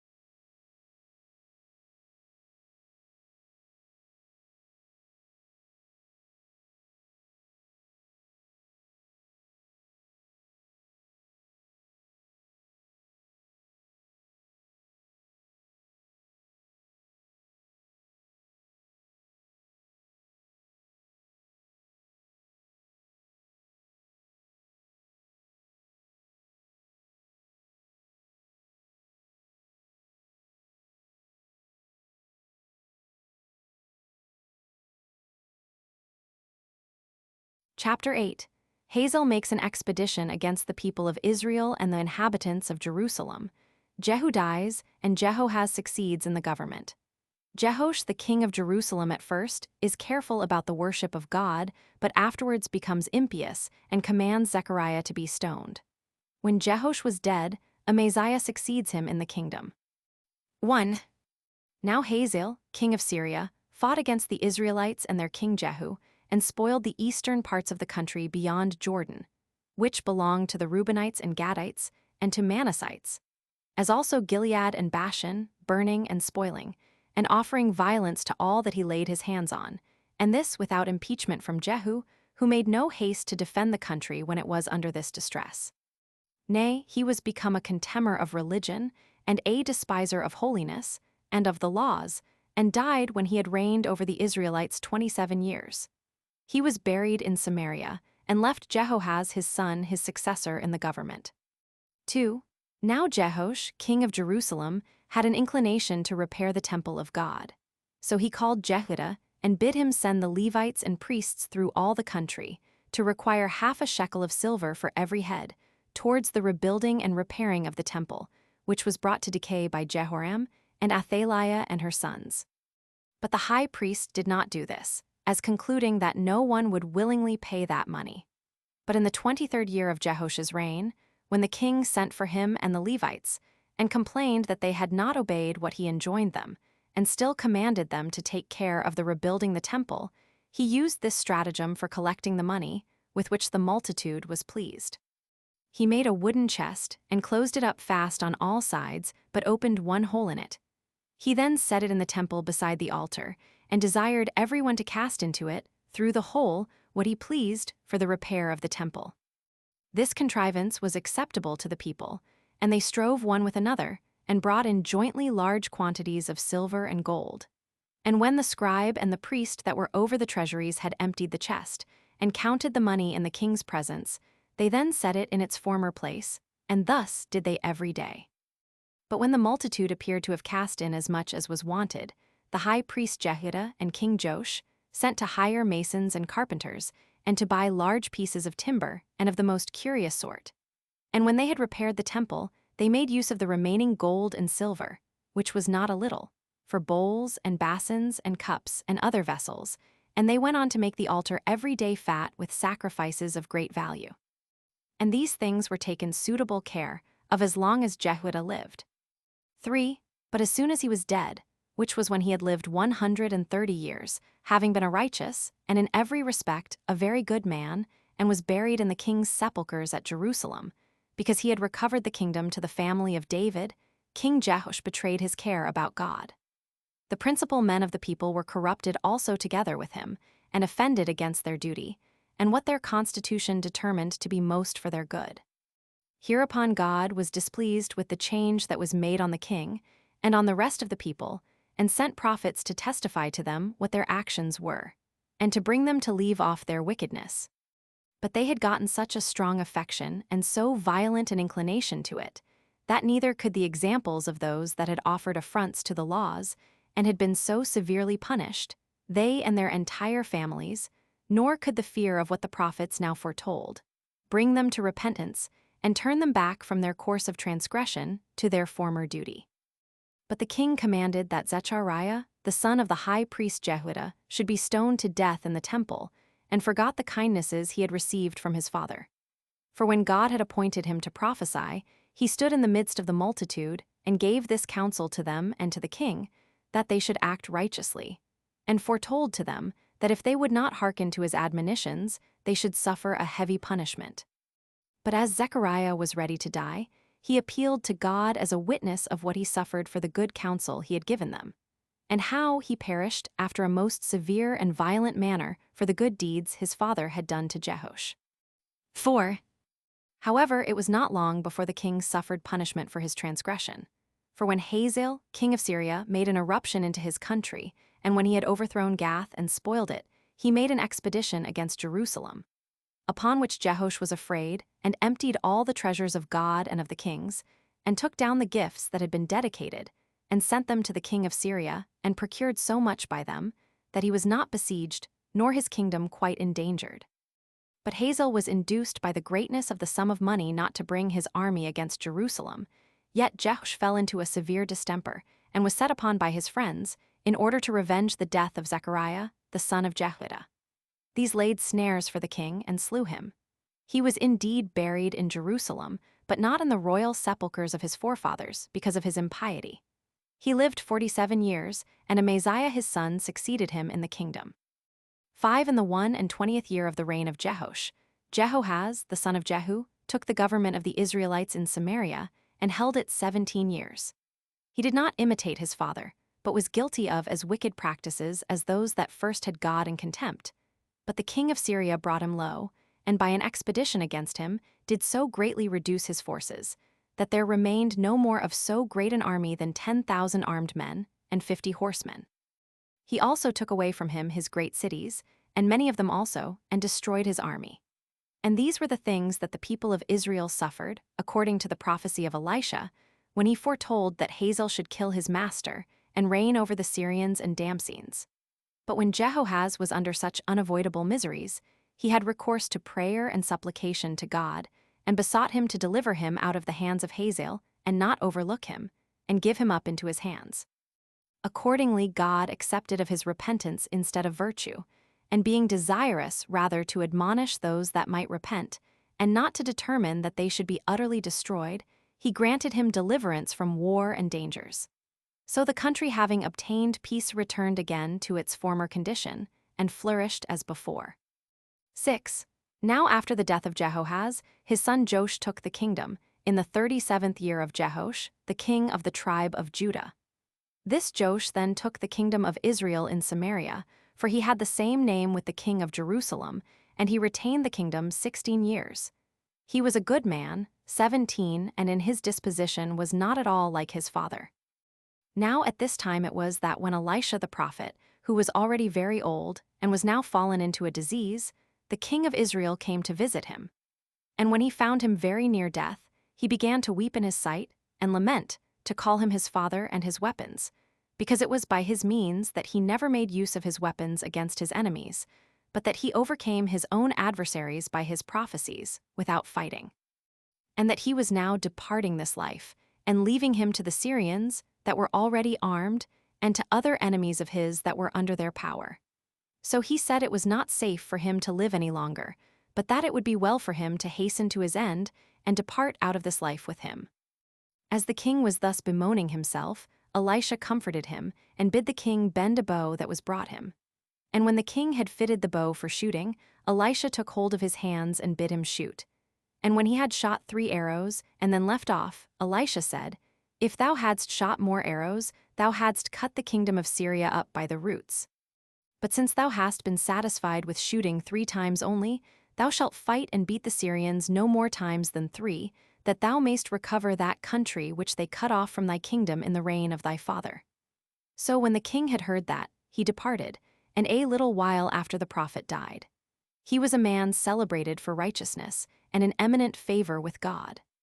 He also performed wonderful and surprising works by prophecy, and such as were gloriously preserved in memory by the Hebrews. He also obtained a magnificent funeral, such a one indeed as it was fit a person so beloved of God should have. It also happened that at that time certain robbers cast a man whom they had slain into Elisha's grave, and upon his dead body coming close to Elisha's body, it revived again.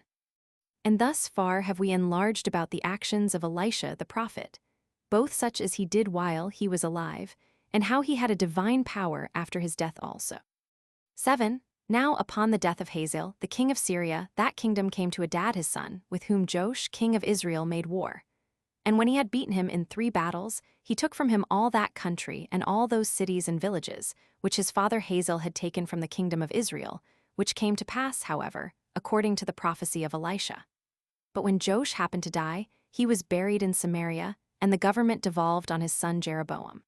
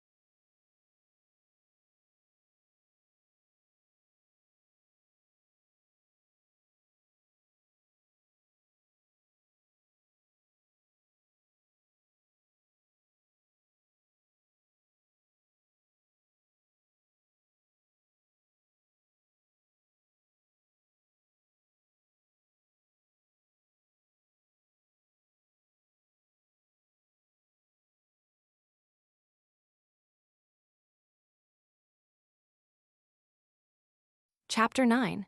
How Amaziah made an expedition against the Edomites and Amalekites and conquered them. But when he afterwards made war against Joash, he was beaten and not long after was slain, and Uzziah succeeded in the government. 1. Now, in the 2nd year of the reign of Joash over Israel, Amaziah reigned over the tribe of Judah in Jerusalem. His mother's name was Jehoaddin, who was born at Jerusalem. He was exceeding careful of doing what was right, and this when he was very young. But when he came to the management of affairs and to the government, he resolved that he ought first of all to avenge his father Jehoash, and to punish those his friends that had laid violent hands upon him. So he seized upon them all and put them to death. Yet did he execute no severity on their children, but acted therein according to the laws of Moses, who did not think it just to punish children for the sins of their fathers. After this, he chose him an army out of the tribe of Judah and Benjamin, of such as were in the flower of their age, and about 20 years old, and when he had collected about 300,000 of them together, he set captains of hundreds over them. He also sent to the king of Israel, and hired 100,000 of his soldiers for 100 talents of silver, for he had resolved to make an expedition against the nations of the Amalekites, and Edomites and Jebuelites. But as he was preparing for his expedition, and ready to go out to the war, a prophet gave him counsel to dismiss the army of the Israelites, because they were bad men, and because God foretold that he should be beaten if he made use of them as auxiliaries. But that he should overcome his enemies, though he had but a few soldiers, when it so pleased God. And when the king grudged at his having already paid the hire of the Israelites, the prophet exhorted him to do what God would have him, because he should thereby obtain much wealth from God. So he dismissed them, and said that he still freely gave them their pay, and went himself with his own army, and made war with the nations before mentioned. And when he had beaten them in battle, he slew of them 10,000, and took as many prisoners alive, whom he brought to the great rock which is in Arabia, and threw them down from it headlong. He also brought away a great deal of prey and vast riches from those nations.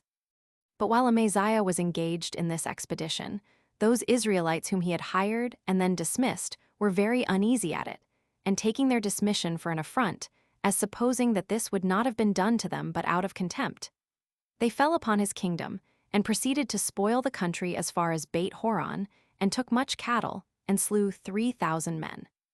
2. Now upon the victory which Amaziah had gotten, and the great acts he had done, he was puffed up, and began to overlook God, who had given him the victory, and proceeded to worship the gods he had brought out of the country of the Amalekites.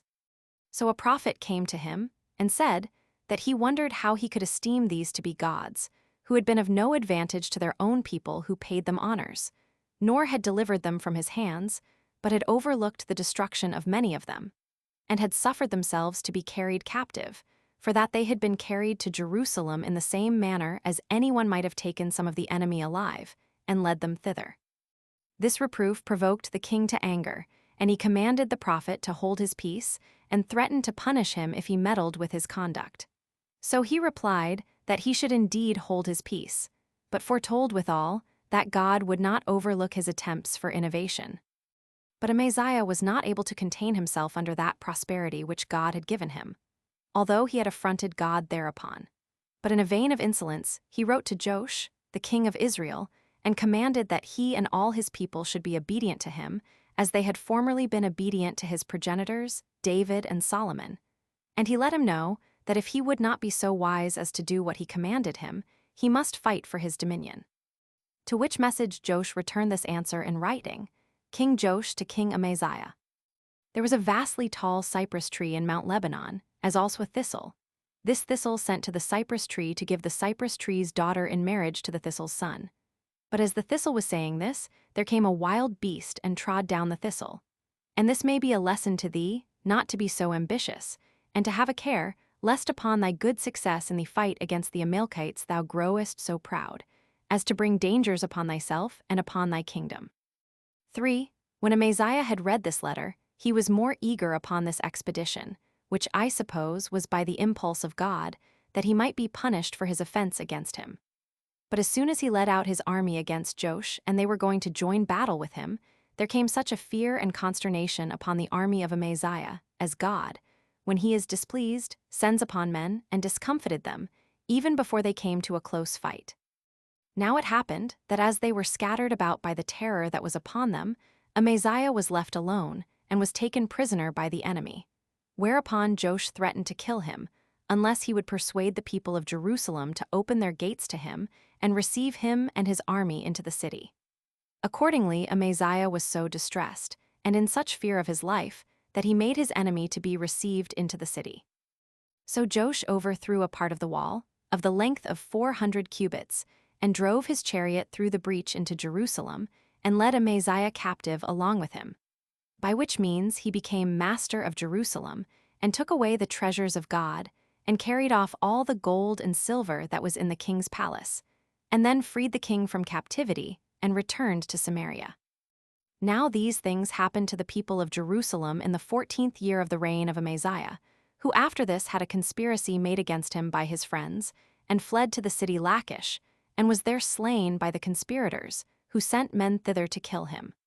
So they took up his dead body, and carried it to Jerusalem, and made a royal funeral for him.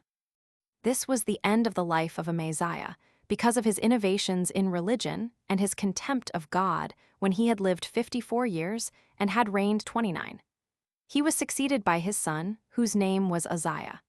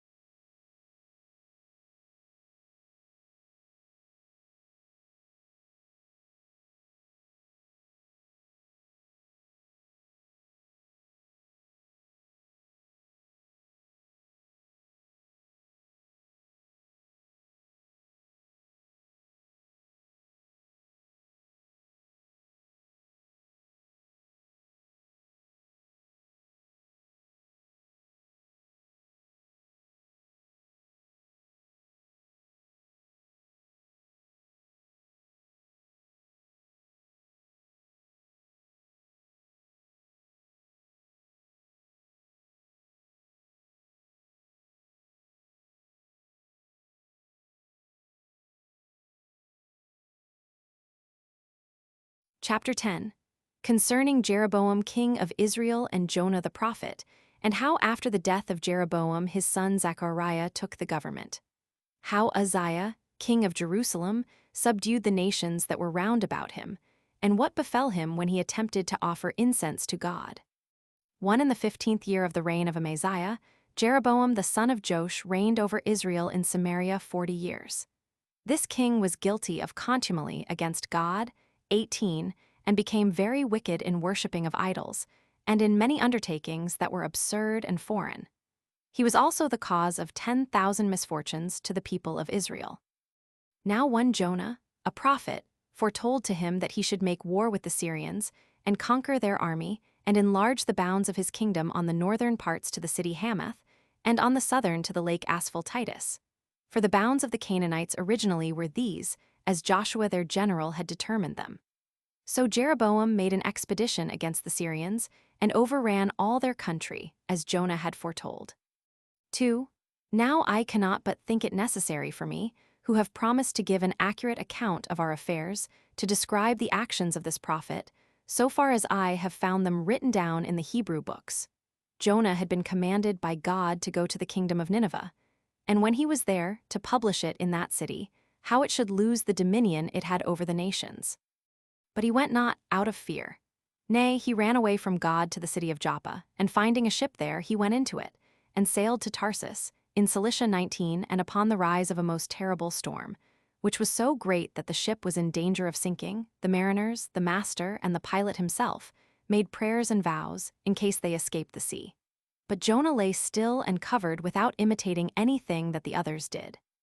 But as the waves grew greater, and the sea became more violent by the winds, they suspected, as is usual in such cases, that some one of the persons that sailed with them was the occasion of this storm, and agreed to discover by lot 20 which of them it was.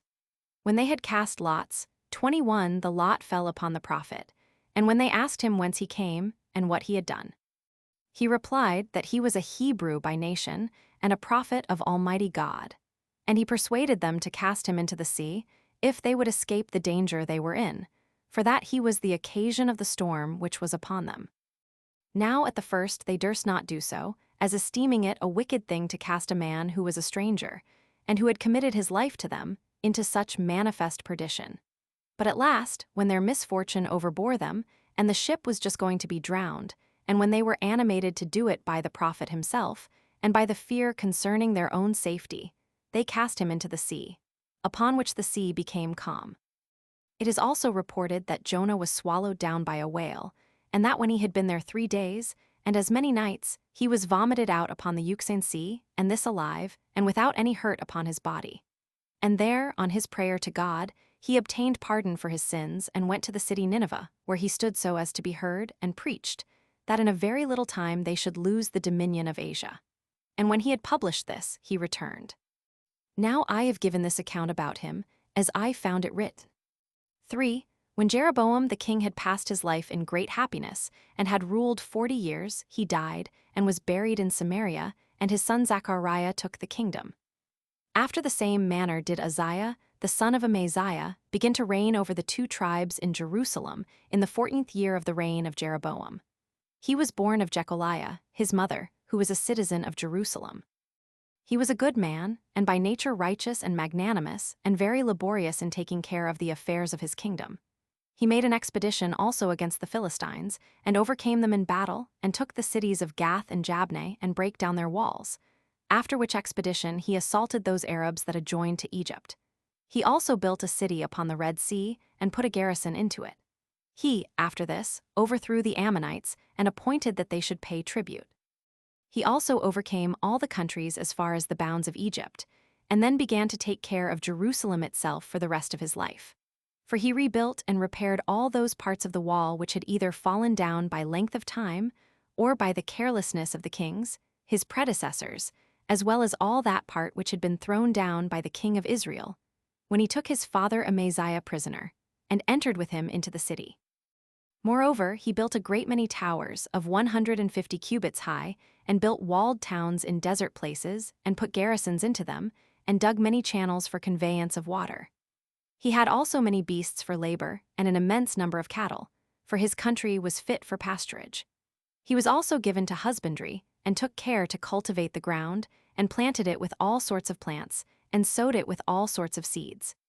He had also about him an army composed of chosen men, in number 370,000, who were governed by general officers and captains of thousands, who were men of valor and of unconquerable strength, in number 2,000. He also divided his whole army into bands, and armed them, giving every one a sword, with brazen bucklers and breastplates, with bows and slings. And besides these, he made for them many engines of war for besieging of cities, such as cast stones and darts, with grapplers and other instruments of that sort. 4. While Uzziah was in this state, and making preparation for futurity, he was corrupted in his mind by pride, and became insolent.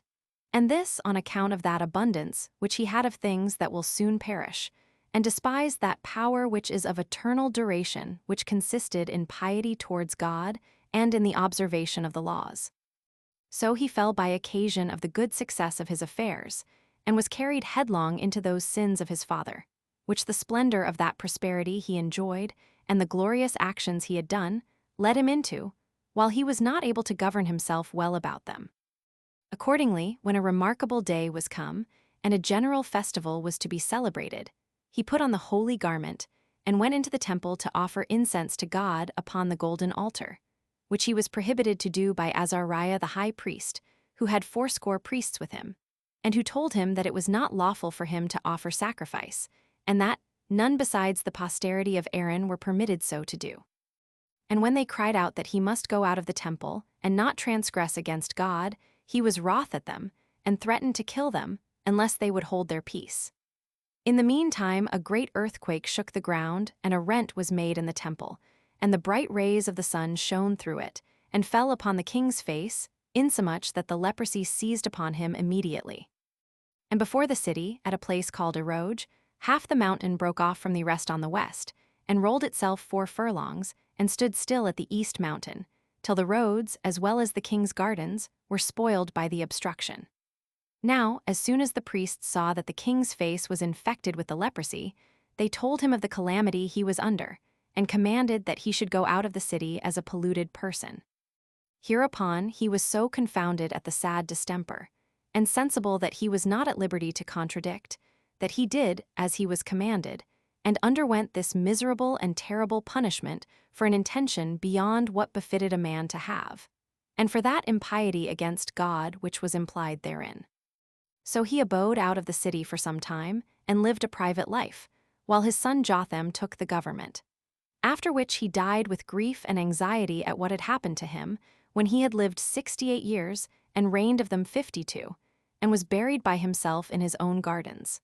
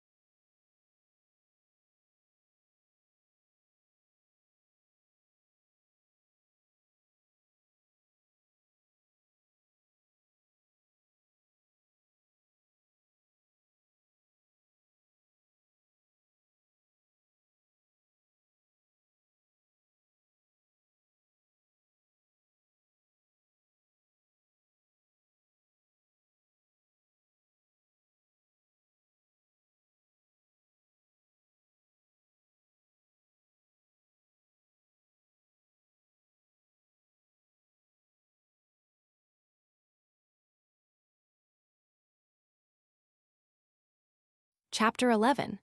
How Zechariah, Shallum, Menahem, Pekahiah, and Pekah took the government over the Israelites, and how Pul and Tiglath-Pileser made an expedition against the Israelites. How Jotham, the son of Uzziah, reigned over the tribe of Judah, and what things Nahum prophesied against the Assyrians. 1.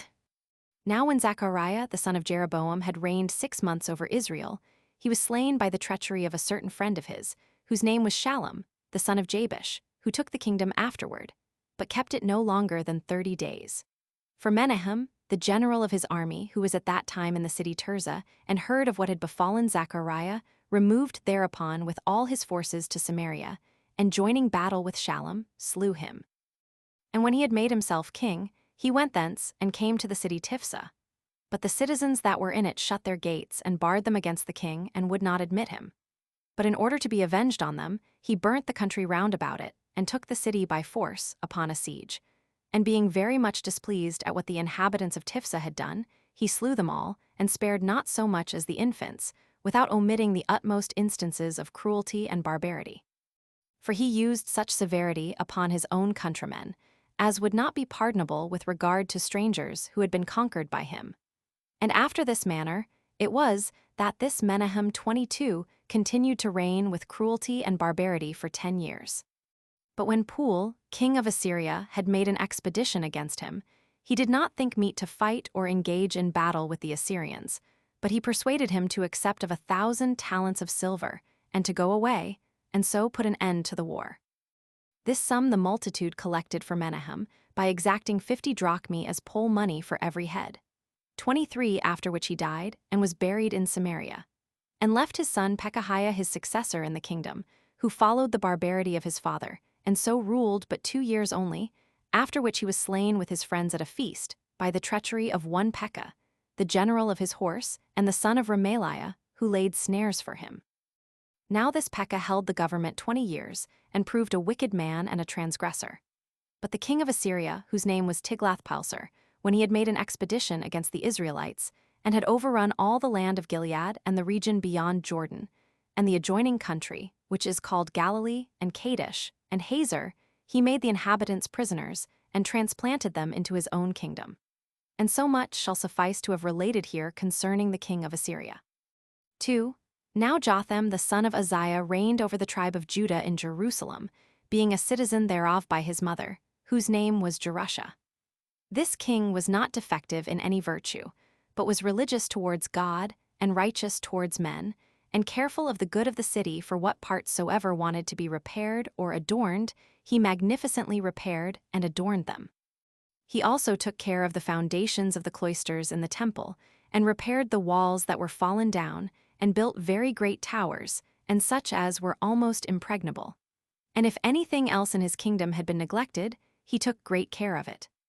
He also made an expedition against the Ammonites, and overcame them in battle, and ordered them to pay tribute, 100 talents and 10,000 cori of wheat, and as many of barley every year, and so augmented his kingdom, that his enemies could not despise it, and his own people lived happily.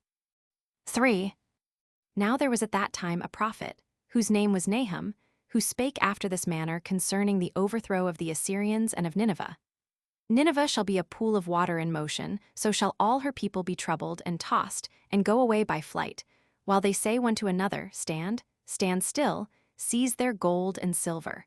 For there shall be no one to wish them well, for they will rather save their lives than their money. For a terrible contention shall possess them one with another, and lamentation, and loosing of the members, and their countenances shall be perfectly black with fear. And there will be the den of the lions, and the mother of the young lions. God says to thee, Nineveh, that they shall deface thee, and the lion shall no longer go out from thee to give laws to the world.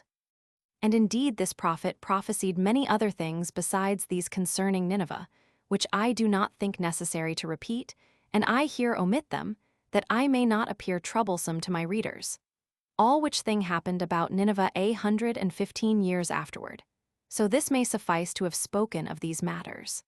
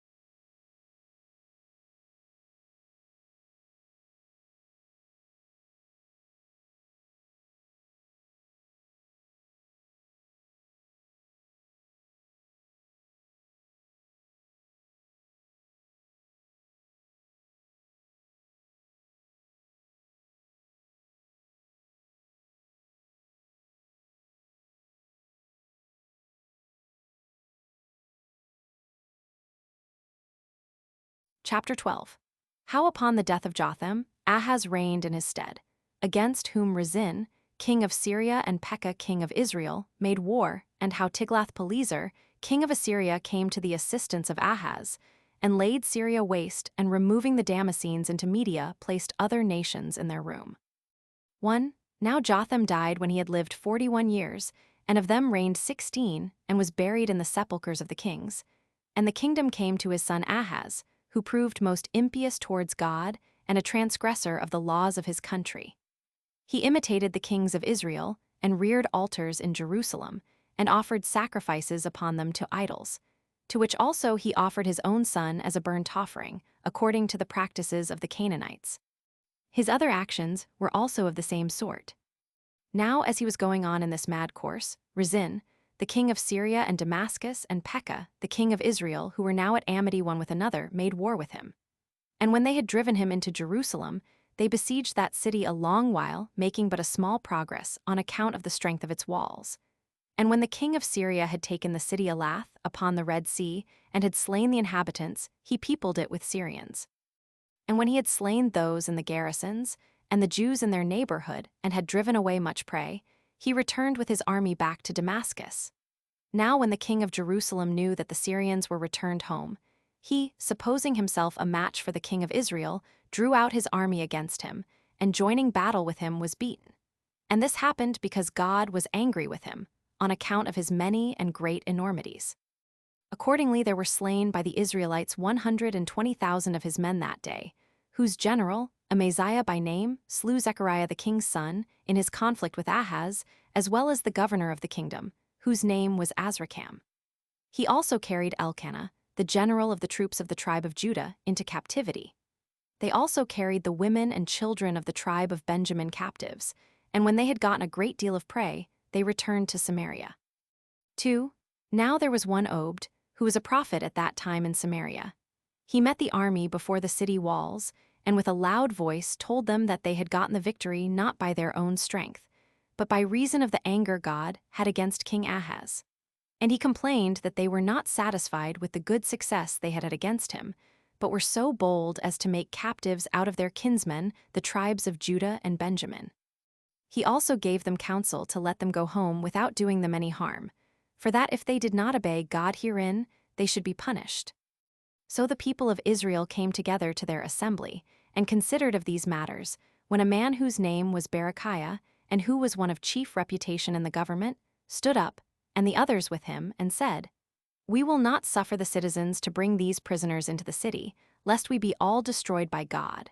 We have sins enough of our own that we have committed against him, as the prophets assure us.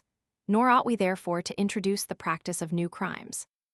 When the soldiers heard that, they permitted them to do what they thought best. So the forenamed men took the captives, and let them go, and took care of them, and gave them provisions, and sent them to their own country, without doing them any harm. However, these 4 went along with them, and conducted them as far as Jericho, which is not far from Jerusalem, and returned to Samaria. 3. Hereupon King Ahaz, having been so thoroughly beaten by the Israelites, sent to Tiglath-Pileser, king of the Assyrians, and sued for assistance from him in his war against the Israelites, and Syrians and Damascenes, with a promise to send him much money. He sent him also great presents at the same time. Now this king, upon the reception of those ambassadors, came to assist Ahaz, and made war upon the Syrians, and laid their country waste, and took Damascus by force, and slew Rezin their king, and transplanted the people of Damascus into the upper Media, and brought a colony of Assyrians, and planted them in Damascus. He also afflicted the land of Israel, and took many captives out of it. While he was doing thus with the Syrians, King Ahaz took all the gold that was in the king's treasures, and the silver, and what was in the temple of God, and what precious gifts were there. And he carried them with him, and came to Damascus, and gave it to the king of Assyria, according to his agreement. So he confessed that he owed him thanks for all he had done for him, and returned to Jerusalem.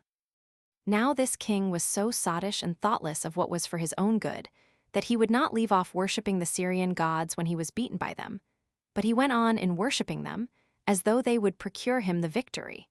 And when he was beaten again, he began to honor the gods of the Assyrians, and he seemed more desirous to honor any other gods than his own paternal and true God, whose anger was the cause of his defeat. Nay, he proceeded to such a degree of despite and contempt of God's worship, that he shut up the temple entirely, and forbade them to bring in the appointed sacrifices, and took away the gifts that had been given to it. And when he had offered these indignities to God, he died, having lived 36 years, and of them reigned 16, and he left his son Hezekiah for his successor.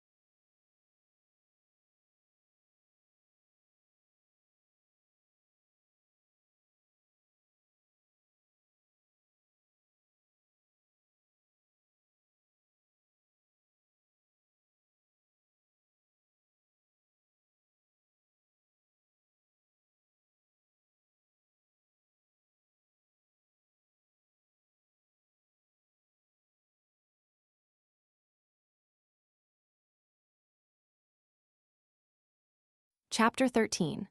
How Pekah died by the treachery of Hoshea, who was a little after subdued by Shalmaneser, and how Hezekiah reigned instead of Ahaz, and what actions of piety and justice he did. 1. About the same time Pekah, the king of Israel, died by the treachery of a friend of his, whose name was Hoshea, who retained the kingdom 9 years' time but was a wicked man and a despiser of the divine worship. And Shalmaneser, the king of Assyria, made an expedition against him, and overcame him, which must have been because he had not God favorable nor assistant to him, and brought him to submission, and ordered him to pay an appointed tribute. Now in the 4th year of the reign of Hoshea, Hezekiah, the son of Ahaz, began to reign in Jerusalem, and his mother's name was Abijah, a citizen of Jerusalem.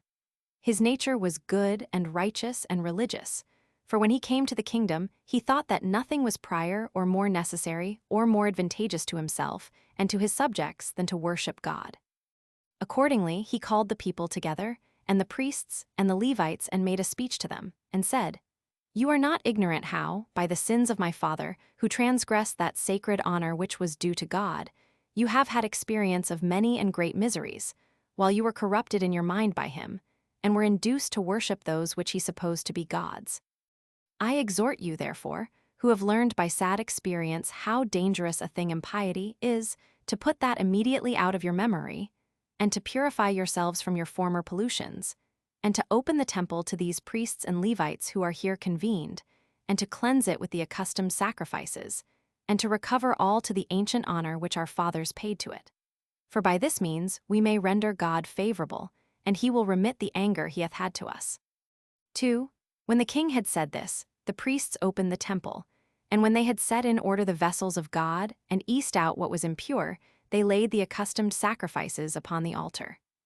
The king also sent to the country that was under him, and called the people to Jerusalem to celebrate the feast of unleavened bread, for it had been intermitted a long time, on account of the wickedness of the forementioned kings. He also sent to the Israelites, and exhorted them to leave off their present way of living, and return to their ancient practices, and to worship God. For that he gave them leave to come to Jerusalem, and to celebrate, all in one body, the feast of unleavened bread. And this, he said, was by way of invitation only, and to be done of their own good will, and for their own advantage, and not out of obedience to him, because it would make them happy. But the Israelites, upon the coming of the ambassadors, and upon their laying before them what they had in charge from their own king, were so far from complying therewith, that they laughed the ambassadors to scorn and mocked them as fools. As also they affronted the prophets, which gave them the same exhortations, and foretold what they would suffer if they did not return to the worship of God, insomuch that at length they caught them and slew them. Nor did this degree of transgressing suffice them, but they had more wicked contrivances than what have been described. Nor did they leave off, before God, as a punishment for their impiety, brought them under their enemies, but of that more hereafter. However, many there were of the tribe of Manasseh, and of Zebulun, and of Issachar, who were obedient to what the prophets exhorted them to do, and returned to the worship of God. Now all these came running to Jerusalem, to Hezekiah, that they might worship God. 3. When these men were come, King Hezekiah went up into the temple, with the rulers and all the people, and offered for himself 7 bulls, and as many rams, with 7 lambs, and as many kids of the goats. The king also himself and the rulers laid their hands on the heads of the sacrifices, and permitted the priests to complete the sacred offices about them. So they both slew the sacrifices and burnt the burnt offerings, while the Levites stood round about them, with their musical instruments, and sang hymns to God, and played on their psalteries as they were instructed by David to do. And this while the rest of the priests returned the music, and sounded the trumpets which they had in their hands. And when this was done, the king and the multitude threw themselves down upon their face, and worshipped God.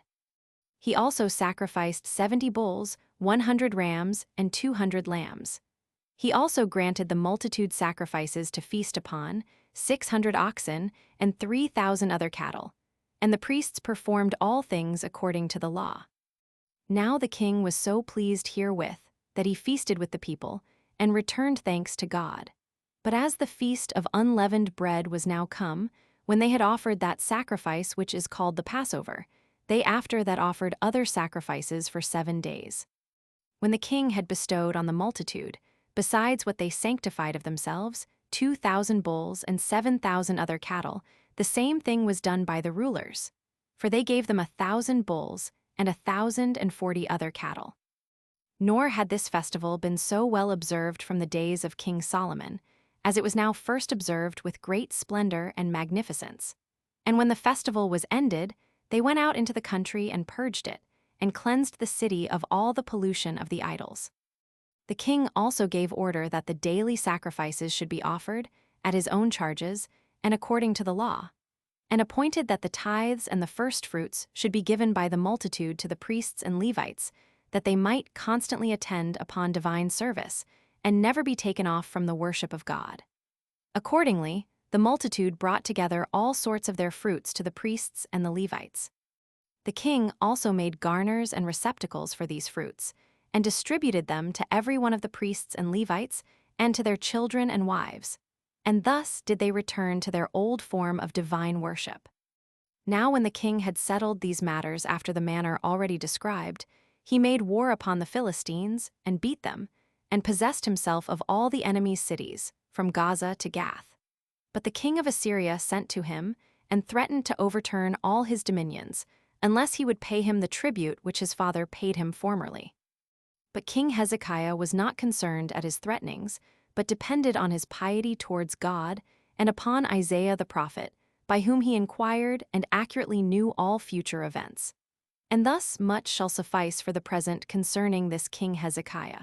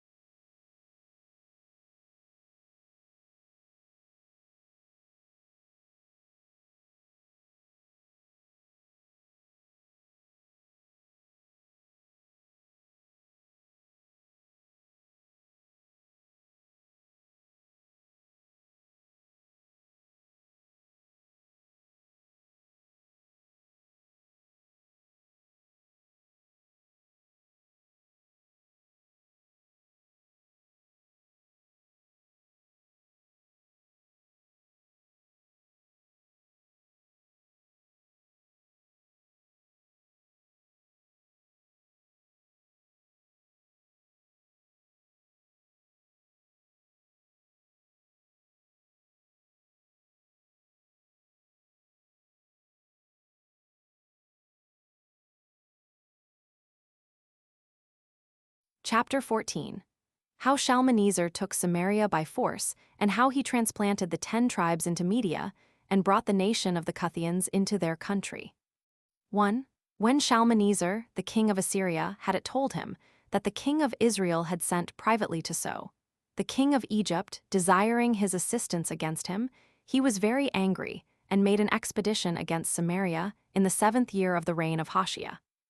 But when he was not admitted by the king, 24, he besieged Samaria 3 years, and took it by force in the 9th year of the reign of Hoshea, and in the 7th year of Hezekiah, king of Jerusalem, and quite demolished the government of the Israelites, and transplanted all the people into Media and Persia, among whom he took King Hoshea alive. And when he had removed these people out of this their land, he transplanted other nations out of Cutha, a place so called, for there is a river of that name in Persia, into Samaria, and into the country of the Israelites. So the 10 tribes of the Israelites were removed out of Judea 947 years after their forefathers were come out of the land of Egypt, and possessed themselves of the country, but 800 years after Joshua had been their leader. And, as I have already observed, 240 years, 7 months, and 7 days after they had revolted from Rehoboam, the grandson of David, and had given the kingdom to Jeroboam. And such a conclusion overtook the Israelites, when they had transgressed the laws, and would not hearken to the prophets, who foretold that this calamity would come upon them, if they would not leave off their evil doings. What gave birth to these evil doings was that sedition which they raised against Rehoboam, the grandson of David, when they set up Jeroboam his servant to be their king. When, by sinning against God and bringing them to imitate his bad example, made God to be their enemy, while Jeroboam underwent that punishment which he justly deserved. 2. And now the king of Assyria invaded all Syria and Phoenicia in a hostile manner. The name of this king is also set down in the archives of Tyre, for he made an expedition against Tyre in the reign of Alulius, and Menander attests to it, who, when he wrote his chronology and translated the archives of Tyre into the Greek language, gives us the following history. One whose name was Alulius reigned 36 years. This king, upon the revolt of the Scythians, sailed to them and reduced them again to a submission. Against these did the king of Assyria send an army, and in a hostile manner overrun all Phoenicia, but soon made peace with them all and returned back. But Sidon and Ace and Palsatyrus revolted, and many other cities there were which delivered themselves up to the king of Assyria. Accordingly, when the Tyrians would not submit to him, the king returned and fell upon them again, while the Phoenicians had furnished him with 80 ships and 800 men to row them. And when the Tyrians had come upon them in 12 ships, and the enemy's ships were dispersed, they took 500 men prisoners, and the reputation of all the citizens of Tyre was thereby increased. But the king of Assyria returned, and placed guards at their rivers and aqueducts, who should hinder the Tyrians from drawing water. This continued for 5 years, and still the Tyrians bore the siege, and drank of the water they had out of the wells they dug. And this is what is written in the Tyrian archives concerning Shalmaneser, the king of Assyria. 3. But now the Cuthians, who removed into Samaria, for that is the name they have been called by to this time, because they were brought out of the country called Cutha, which is a country of Persia, and there is a river of the same name in it. Each of them, according to their nations, which were in number 5, brought their own gods into Samaria, and by worshipping them, as was the custom of their own countries, they provoked Almighty God to be angry and displeased at them, for a plague seized upon them, by which they were destroyed. And when they found no cure for their miseries, they learned by the oracle that they ought to worship Almighty God as the method for their deliverance. So they sent ambassadors to the king of Assyria, and desired him to send them some of those priests of the Israelites whom he had taken captive. And when he thereupon sent them, and the people were by them taught the laws and the holy worship of God, they worshipped him in a respectful manner, and the plague ceased immediately. And indeed they continue to make use of the very same customs to this very time, and are called in the Hebrew tongue Cutlans, but in the Greek tongue Samaritans. And when they see the Jews in prosperity, they pretend that they are changed and allied to them, and call them kinsmen, as though they were derived from Joseph, and had by that means an original alliance with them. But when they see them falling into a low condition, they say they are no way related to them, and that the Jews have no right to expect any kindness or marks of kindred from them, but they declare that they are sojourners that come from other countries. But of these we shall have a more seasonable opportunity to discourse hereafter.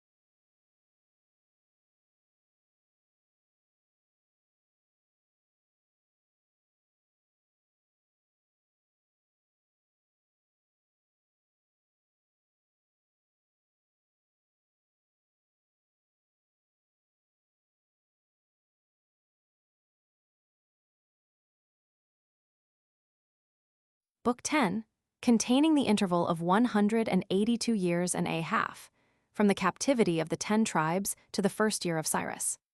Chapter 1, how Sennacherib made an expedition against Hezekiah, what threatenings Rabshakeh made to Hezekiah when Sennacherib was gone against the Egyptians, how Isaiah the prophet encouraged him, how Sennacherib, having failed of success in Egypt, returned thence to Jerusalem, and how upon his finding his army destroyed, he returned home, and what befell him a little afterward. 1. It was now the 14th year of the government of Hezekiah, king of the 2 tribes, when the king of Assyria, whose name was Sennacherib, made an expedition against him with a great army, and took all the cities of the tribes of Judah and Benjamin by force. And when he was ready to bring his army against Jerusalem, Hezekiah sent ambassadors to him beforehand and promised to submit, and pay what tribute he should appoint. Hereupon Sennacherib, when he heard of what offers the ambassadors made, resolved not to proceed in the war, but to accept of the proposals that were made him. And if he might receive 300 talents of silver and 30 talents of gold, he promised that he would depart in a friendly manner. And he gave security upon oath to the ambassadors that he would then do him no harm, but go away as he came. So Hezekiah submitted and emptied his treasures and sent the money, as supposing he should be freed from his enemy and from any further distress about his kingdom. Accordingly, the Assyrian king took it, and yet had no regard to what he had promised. But while he himself went to the war against the Egyptians and Ethiopians, he left his general Rabshakeh and 2 other of his principal commanders, with great forces, to destroy Jerusalem. The names of the 2 other commanders were Tartan and Rabsaris. 2. Now as soon as they were come before the walls, they pitched their camp and sent messengers to Hezekiah and desired that they might speak with him. But he did not himself come out to them for fear, but he sent 3 of his most intimate friends. The name of one was Eliakim, who was over the kingdom, and Shebna and Joe the recorder. So these men came out and stood over against the commanders of the Assyrian army. And when Rabshakeh saw them, he bid them go and speak to Hezekiah in the manner following: that Sennacherib, the great king, one desires to know of him, on whom it is that he relies and depends, in flying from his lord, and will not hear him, nor admit his army into the city.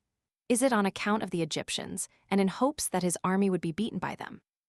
Whereupon he lets him know that if this be what he expects, he is a foolish man, and like one who leans on a broken reed. While such a one will not only fall down, but will have his hand pierced and hurt by it.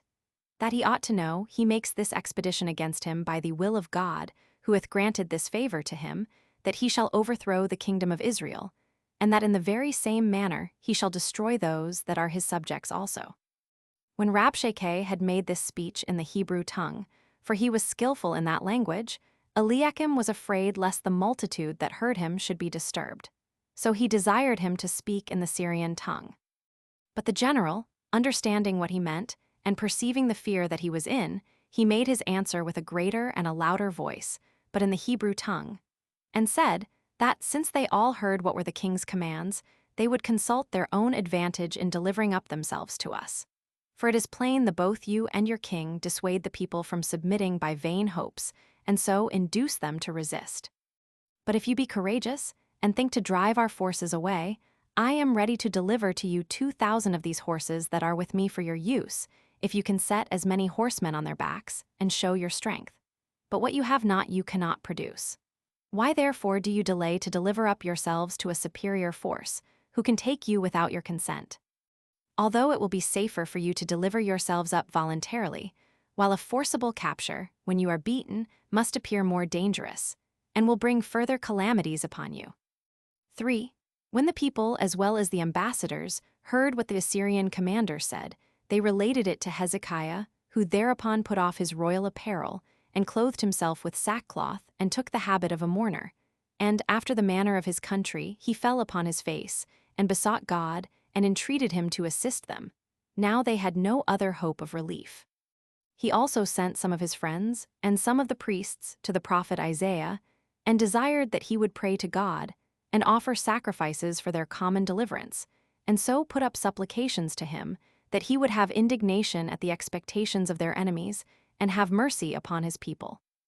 And when the prophet had done accordingly, an oracle came from God to him, and encouraged the king and his friends that were about him, and foretold that their enemies should be beaten without fighting, and should go away in an ignominious manner, and not with that insolence which they now show, for that God would take care that they should be destroyed. He also foretold that Sennacherib, the king of Assyria, should fail of his purpose against Egypt, and that when he came home he should perish by the sword. 4. About the same time also the king of Assyria wrote an epistle to Hezekiah, in which he said he was a foolish man, in supposing that he should escape from being his servant, since he had already brought under many and great nations. And he threatened that when he took him, he would utterly destroy him, unless he now opened the gates, and willingly received his army into Jerusalem. When he read this epistle, he despised it, on account of the trust that he had in God, but he rolled up the epistle and laid it up within the temple. And as he made his further prayers to God for the city, and for the preservation of all the people, the prophet Isaiah said that God had heard his prayer, and that he should not be besieged at this time by the king of Assyria too, that for the future he might be secure of not being at all disturbed by him, and that the people might go on peaceably, and without fear, with their husbandry and other affairs. But after a little while the king of Assyria, when he had failed of his treacherous designs against the Egyptians, returned home without success, on the following occasion. He spent a long time in the siege of Pelusium. And when the banks that he had raised over against the walls were of a great height, and when he was ready to make an immediate assault upon them, but heard that Tirhakah, king of the Ethiopians, was coming and bringing great forces to aid the Egyptians, and was resolved to march through the desert, and so to fall directly upon the Assyrians, this king Sennacherib was disturbed at the news, and, as I said before, left Pelusium, and returned back without success. Now concerning this Sennacherib, Herodotus also says, in the second book of his histories, how this king came against the Egyptian king, who was the priest of Vulcan, and that as he was besieging Pelusium, he broke up the siege on the following occasion. This Egyptian priest prayed to God, and God heard his prayer and sent a judgment upon the Arabian king. But in this Herodotus was mistaken, when he called this king not king of the Assyrians, but of the Arabians, for he saith that a multitude of mice gnawed to pieces in one night both the bows and the rest of the armor of the Assyrians, and that it was on that account that the king, when he had no bows left, drew off his army from Pelusium. And Herodotus does indeed give us this history. Nay, and Berossus, who wrote of the affairs of Chaldea, makes mention of this king Sennacherib, and that he ruled over the Assyrians, and that he made an expedition against all Asia and Egypt, and says thus. 5. Now when Sennacherib was returning from his Egyptian war to Jerusalem, he found his army under Rabshakeh his general in danger by a plague. For God had sent a pestilential distemper upon his army. And on the very first night of the siege, 180,500, with their captains and generals, were destroyed. So the king was in a great dread and in a terrible agony at this calamity, and being in great fear for his whole army, he fled with the rest of his forces to his own kingdom, and to his city Nineveh. And when he had abode there a little while, he was treacherously assaulted, and died by the hands of his elder sons, 3 Adramelech and Sarecer, and was slain in his own temple, which was called Erask. Now these sons of his were driven away on account of the murder of their father by the citizens, and went into Armenia, while Assarachodas took the kingdom of Sennacherib. And this proved to be the conclusion of this Assyrian expedition against the people of Jerusalem.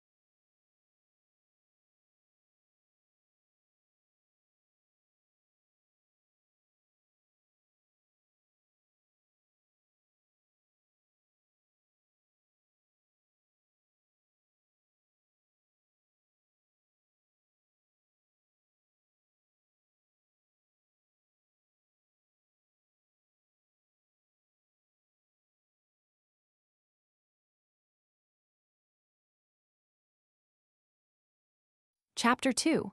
How Hezekiah was sick and ready to die, and how God bestowed upon him 15 years longer life, by the going back of the shadow 10 degrees. 1.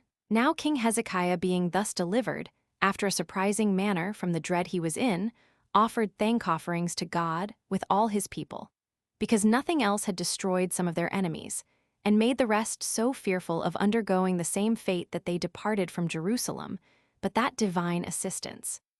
Yet, while he was very zealous and diligent about the worship of God, did he soon afterwards fall into a severe distemper, insomuch that the physicians despaired of him, and expected no good issue of his sickness, as neither did his friends.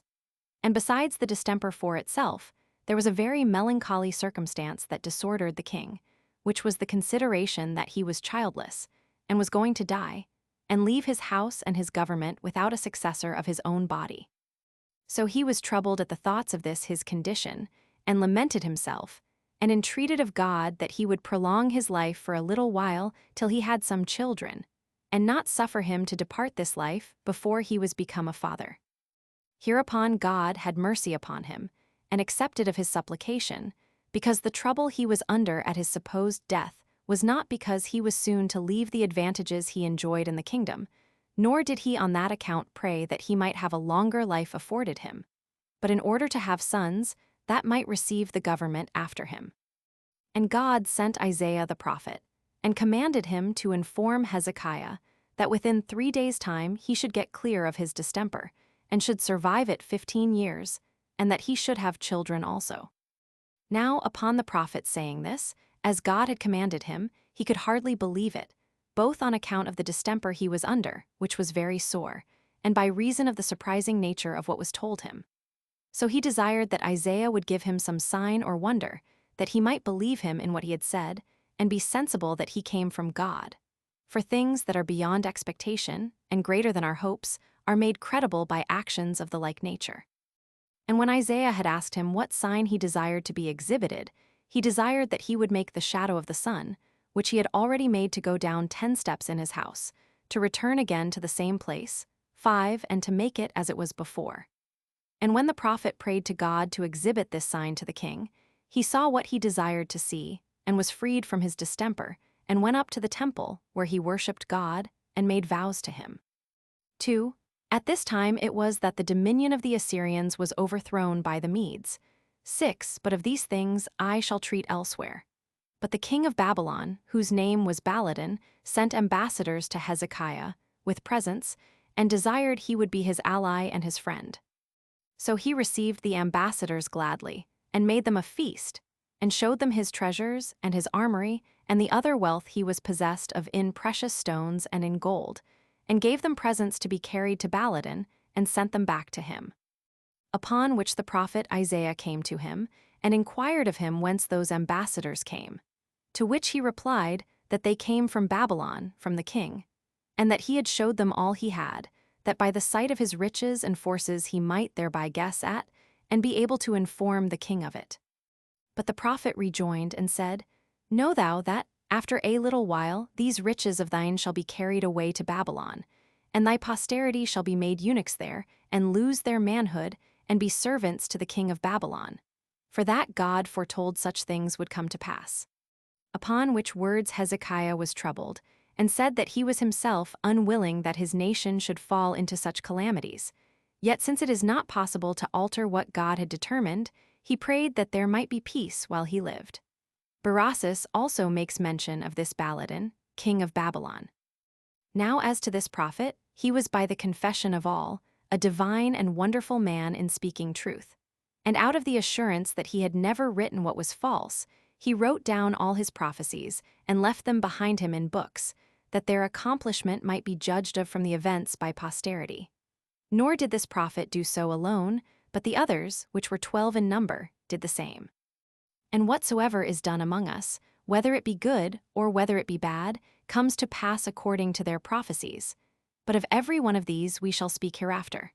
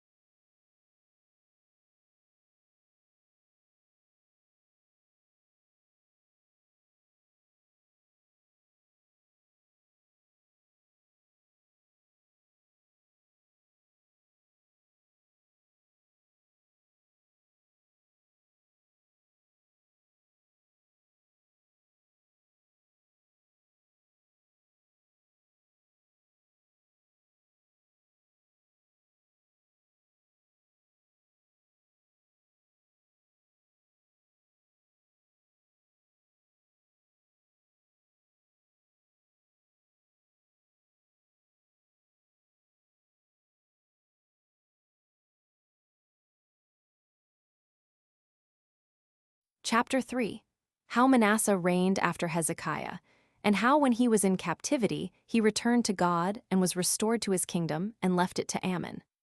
1. When King Hezekiah had survived the interval of time already mentioned, and had dwelt all that time in peace, he died, having completed 54 years of his life, and reigned 29.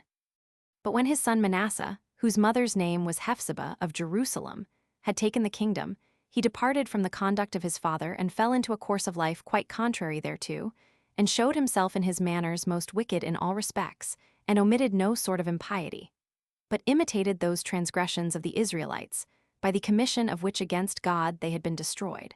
For he was so hardy as to defile the temple of God, and the city, and the whole country. For by setting out from a contempt of God, he barbarously slew all the righteous men that were among the Hebrews, nor would he spare the prophets, for he every day slew some of them, till Jerusalem was overflown with blood. So God was angry at these proceedings, and sent prophets to the king, and to the multitude, by whom he threatened the very same calamities to them which their brethren the Israelites, upon the like affronts offered to God, were now under. But these men would not believe their words, by which belief they might have reaped the advantage of escaping all those miseries. Yet did they in earnest learn that what the prophets had told them was true. 2. And when they persevered in the same course of life, God raised up war against them from the king of Babylon and Chaldea, who sent an army against Judea, and laid waste the country, and caught King Manasseh by treachery, and ordered him to be brought to him, and had him under his power to inflict what punishment he pleased upon him. But then it was that Manasseh perceived what a miserable condition he was in, and esteeming himself the cause of all, he besought God to render his enemy humane and merciful to him.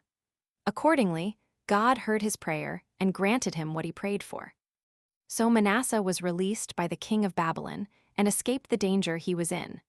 And when he was come to Jerusalem, he endeavored, if it were possible, to cast out of his memory those his former sins against God, of which he now repented, and to apply himself to a very religious life.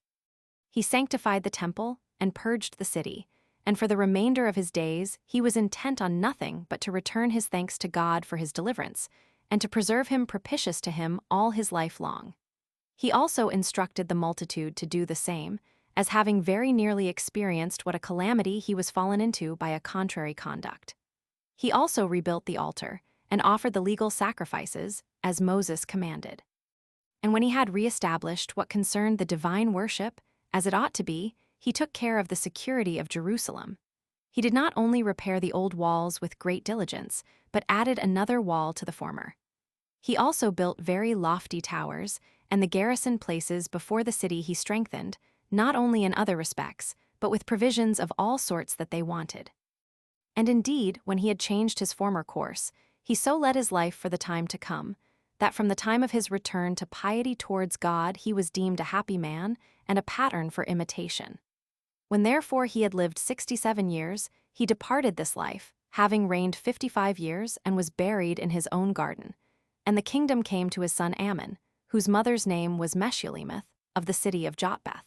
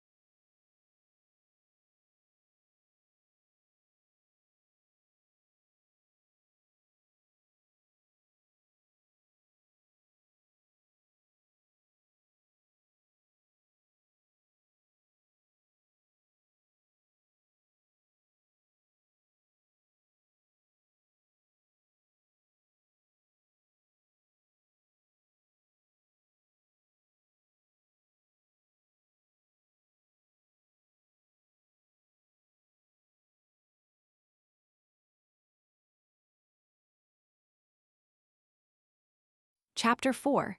How Ammon reigned instead of Manasseh, and after Ammon reigned Josiah, he was both righteous and religious, as also concerning Huldah the prophetess. 1. This Ammon imitated those works of his father which he insolently did when he was young. So he had a conspiracy made against him by his own servants, and was slain in his own house, when he had lived 24 years, and of them had reigned 2. But the multitude punished those that slew Ammon, and buried him with his father, and gave the kingdom to his son Josiah, who was 8 years old. His mother was of the city of Boskath, and her name was Jedidah. He was of a most excellent disposition, and naturally virtuous, and followed the actions of King David, as a pattern and a rule to him in the whole conduct of his life. And when he was 12 years old, he gave demonstrations of his religious and righteous behavior. For he brought the people to a sober way of living, and exhorted them to leave off the opinion they had of their idols, because they were not gods, but to worship their own God. And by repeating on the actions of his progenitors, he prudently corrected what they did wrong, like a very elderly man, and like one abundantly able to understand what was fit to be done. And what he found they had well done, he observed all the country over, and imitated the same. And thus he acted in following the wisdom and sagacity of his own nature, and in compliance with the advice and instruction of the elders. For by following the laws it was that he succeeded so well in the order of his government, and in piety with regard to the divine worship. And this happened because the transgressions of the former kings were seen no more, but quite vanished away. For the king went about the city, and the whole country, and cut down the groves which were devoted to strange gods, and overthrew their altars. And if there were any gifts dedicated to them by his forefathers, he made them ignominious, and plucked them down. And by this means he brought the people back from their opinion about them to the worship of God. He also offered his accustomed sacrifices and burnt offerings upon the altar. Moreover, he ordained certain judges and overseers, that they might order the matters to them severally belonging, and have regard to justice above all things, and distribute it with the same concern they would have about their own soul. He also sent over all the country, and desired such as pleased to bring gold and silver for the repairs of the temple, according to every one's inclinations and abilities. And when the money was brought in, he made one Masiah the governor of the city, and Shaphan the scribe, and Joab the recorder, and Eliakim the high priest, curators of the temple, and of the charges contributed thereto, who made no delay, nor put the work off at all, but prepared architects, and whatsoever was proper for those repairs, and set closely about the work.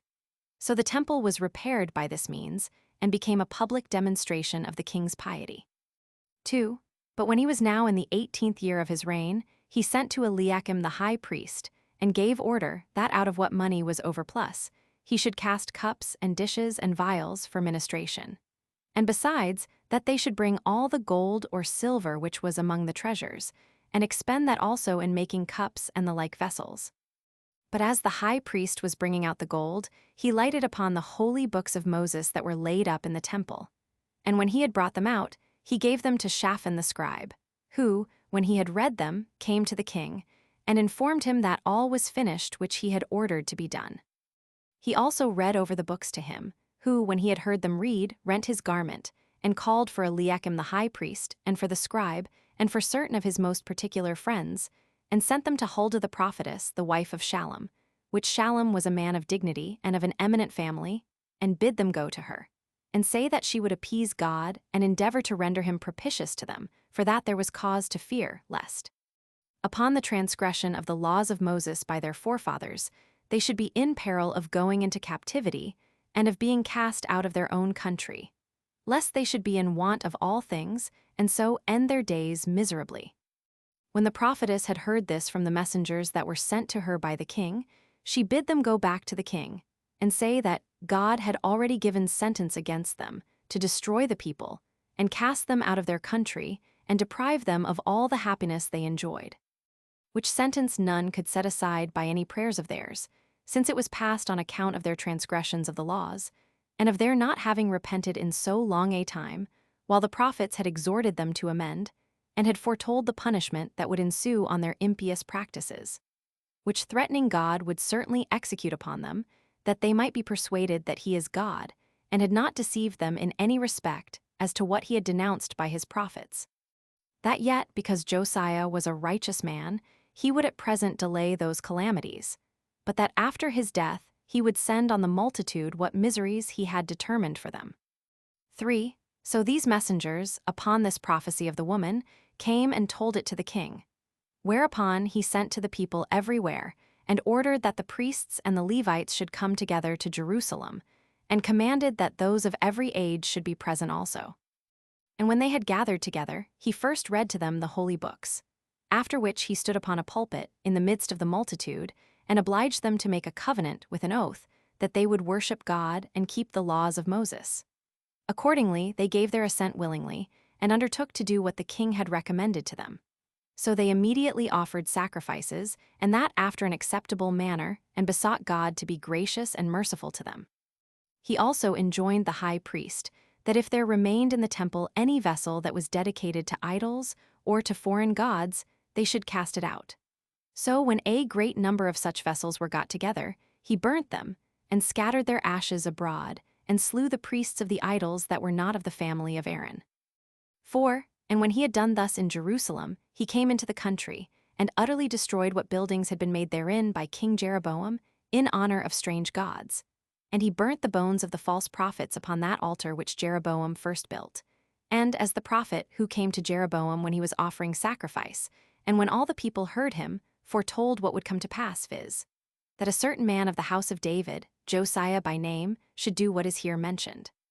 And it happened that those predictions took effect after 361 years. 5. After these things, Josiah went also to such other Israelites as had escaped captivity and slavery under the Assyrians, and persuaded them to desist from their impious practices, and to leave off the honors they paid to strange gods, but to worship rightly their own Almighty God and adhere to him.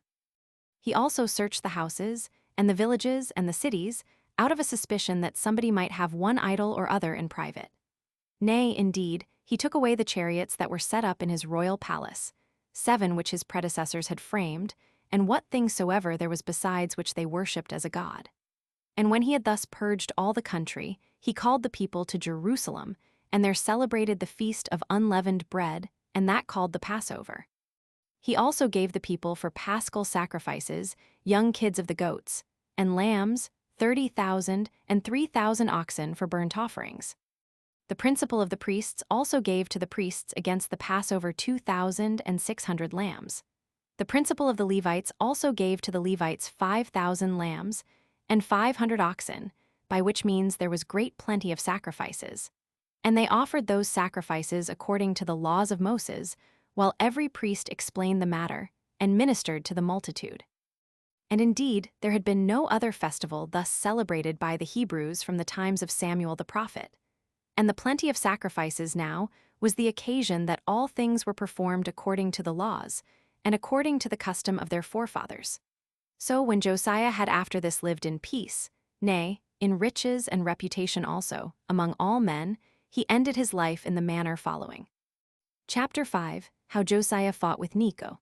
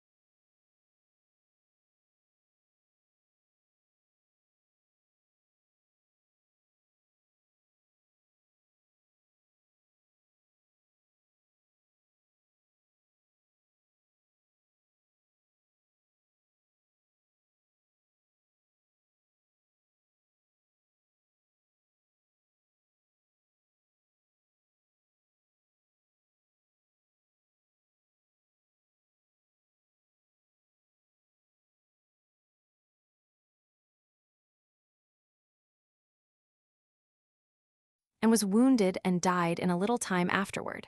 as also how Necho carried Jehoahaz, who had been made king, into Egypt and delivered the kingdom to Jehoiakim, and concerning Jeremiah and Ezekiel.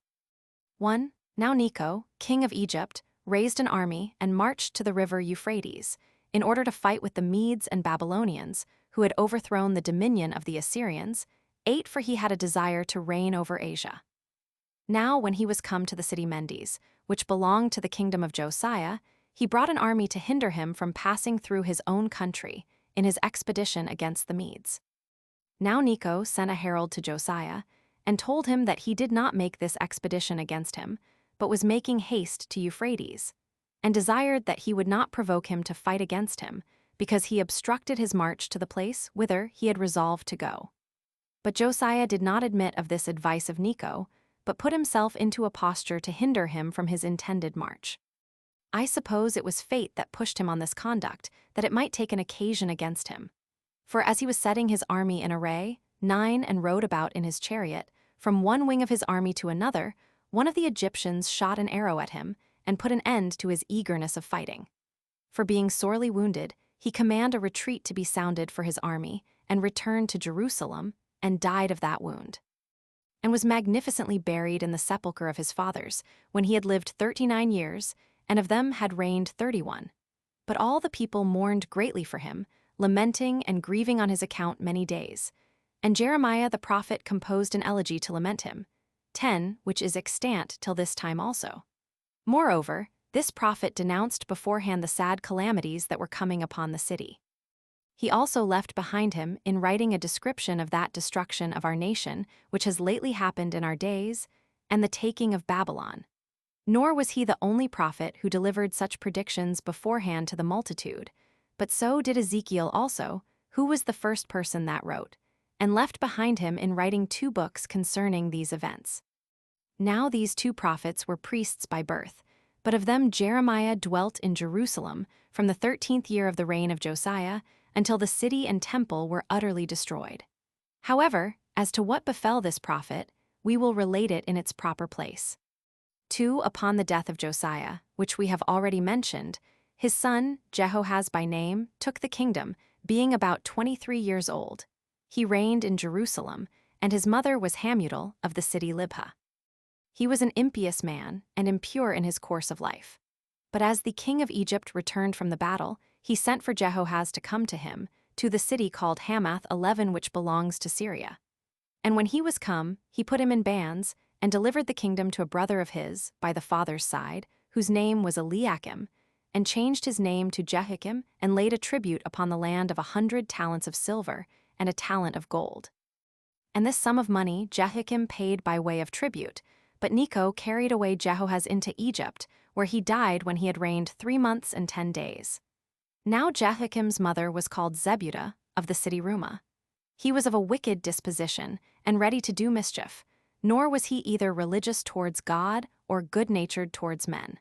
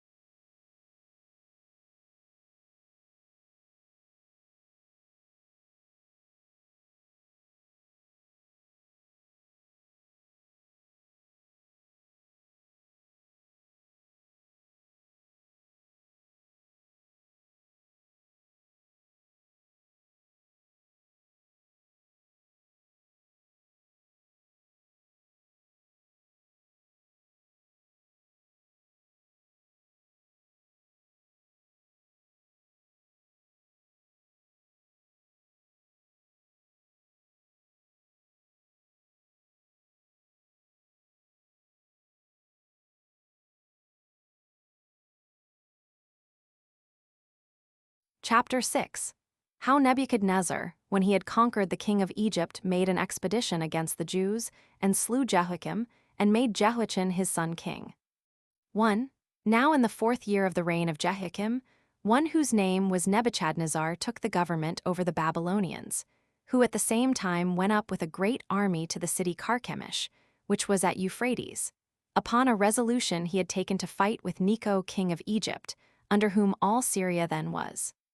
And when Necho understood the intention of the king of Babylon, and that this expedition was made against him, he did not despise his attempt, but made haste with a great band of men to Euphrates to defend himself from Nebuchadnezzar. And when they had joined battle, he was beaten, and lost many 10,000s of his soldiers in the battle. So the king of Babylon passed over Euphrates and took all Syria, as far as Pelusium, excepting Judea. But when Nebuchadnezzar had already reigned 4 years, which was the 8th of Jehoiakim's government over the Hebrews, the king of Babylon made an expedition with mighty forces against the Jews, and required tribute of Jehoiakim, and threatened upon his refusal to make war against him. He was affrighted at his threatening, and bought his peace with money, and brought the tribute he was ordered to bring for 3 years. 2. But on the 3rd year, upon hearing that the king of the Babylonians made an expedition against the Egyptians, he did not pay his tribute, yet was he disappointed of his hope, for the Egyptians durst not fight at this time. And indeed the prophet Jeremiah foretold every day how vainly they relied on their hopes from Egypt, and how the city would be overthrown by the king of Babylon, and Jehoiakim the king would be subdued by him. But what he thus spake proved to be of no advantage to them, because there were none that should escape. For both the multitude and the rulers, when they heard him, had no concern about what they heard. But being displeased at what was said, as if the prophet were a diviner against the king, they accused Jeremiah, and bringing him before the court, they required that a sentence and a punishment might be given against him. Now all the rest gave their votes for his condemnation, but the elders refused, who prudently sent away the prophet from the court of, and persuaded the rest to do Jeremiah no harm. For they said that he was not the only person who foretold what would come to the city, but that Micah signified the same before him, as well as many others, none of which suffered anything of the kings that then reigned, but were honored as the prophets of God. So they mollified the multitude with these words, and delivered Jeremiah from the punishment to which he was condemned. Now when this prophet had written all his prophecies, and the people were fasting, and assembled at the temple, on the 9th month of the 5th year of Jehoiakim, he read the book he had composed of his predictions of what was to befall the city, and the temple, and the multitude. And when the rulers heard of it, they took the book from him, and bid him and Baruch the scribe to go their ways, lest they should be discovered by one or other. But they carried the book, and gave it to the king. So he gave order in the presence of his friends that his scribe should take it and read it. When the king heard what it contained, he was angry and tore it, and cast it into the fire, where it was consumed. He also commanded that they should seek for Jeremiah and Baruch the scribe and bring them to him, that they might be punished. However, they escaped his anger. 3. Now, a little time afterwards, the king of Babylon made an expedition against Jehoiakim, whom he received, and this out of fear of the foregoing predictions of this prophet, as supposing he should suffer nothing that was terrible, because he neither shut the gates, nor fought against him. Yet when he was come into the city, he did not observe the covenants he had made, but he slew such as were in the flower of their age, and such as were of the greatest dignity, together with their king Jehoiakim, whom he commanded to be thrown before the walls without any burial, and made his son Jehoiachin king of the country and of the city. He also took the principal persons in dignity for captives, 3,000 in number, and led them away to Babylon. Among which was the prophet Ezekiel, who was then but young, and this was the end of King Jehoiakim, when he had lived 36 years, and of them reigned 11. But Jehoiachin succeeded him in the kingdom, whose mother's name was Nehushta. She was a citizen of Jerusalem. He reigned 3 months and 10 days.